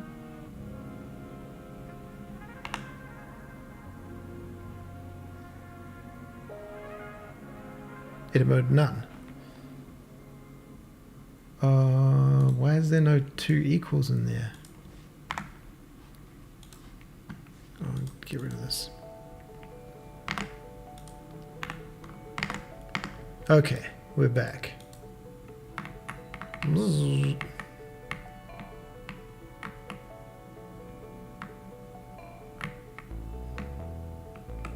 And we are doing our memory thing.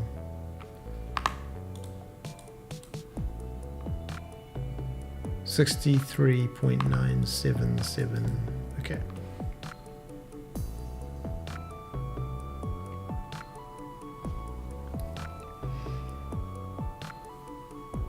Cell shading is actually not too bad. I think I've already got it in the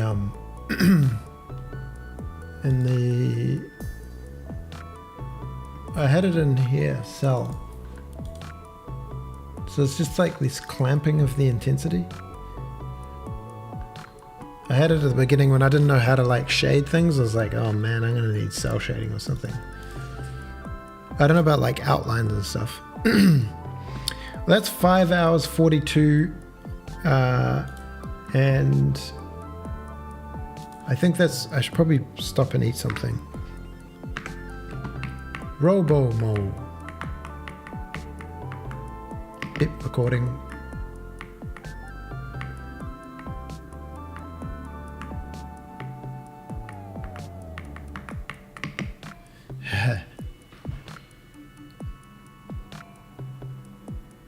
Kind of stutters on the playback.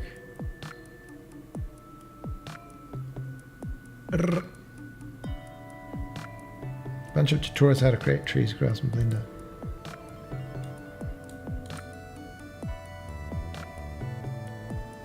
Yeah,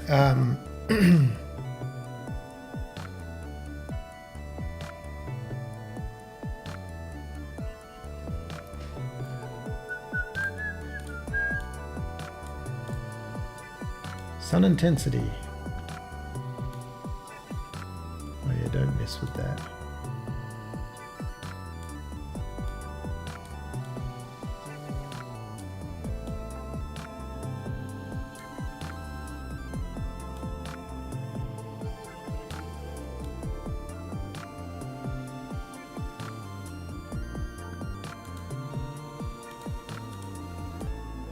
Fog color. Fog start. Oh, foggy boy.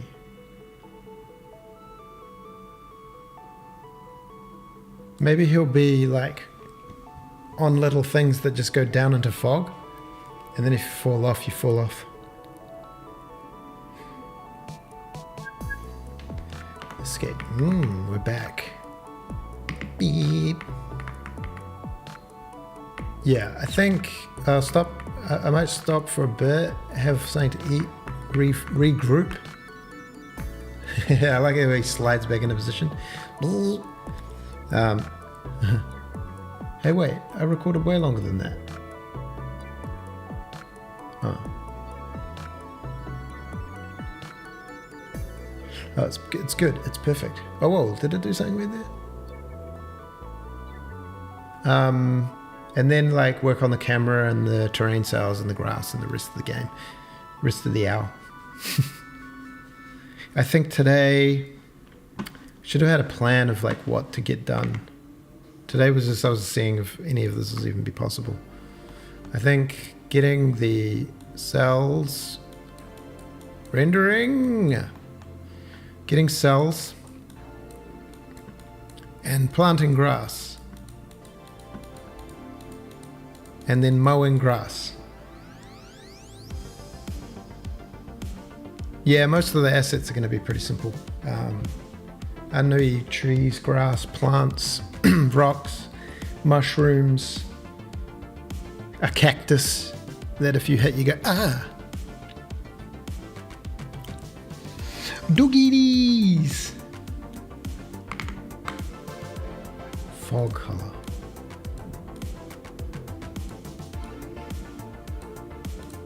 This really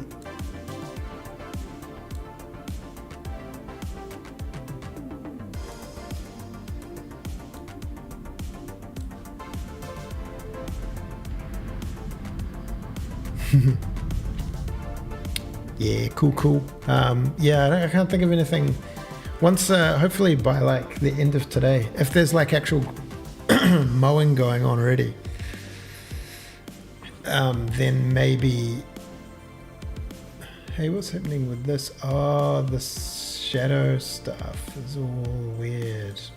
The min ortho and the max orthos. Then maybe it'll be more fun to like actually try some stuff. Because I'm just like a little scared of like even being able to get anything together in time. As long as there's level, there's mowing, the core mechanics work, then we can start throwing in more fun stuff. We could always just throw fun stuff in anyway. Just make it chaotic for the content. Alright, I'm going to take a break. I'll probably be back on stream in an hour or so or something. I'll take a break, see how it goes. I'll keep you posted in the Discord. Thanks for hanging out. It's been a good day so far. Nearly 6 hours. Woo! Alright, talk to you soon.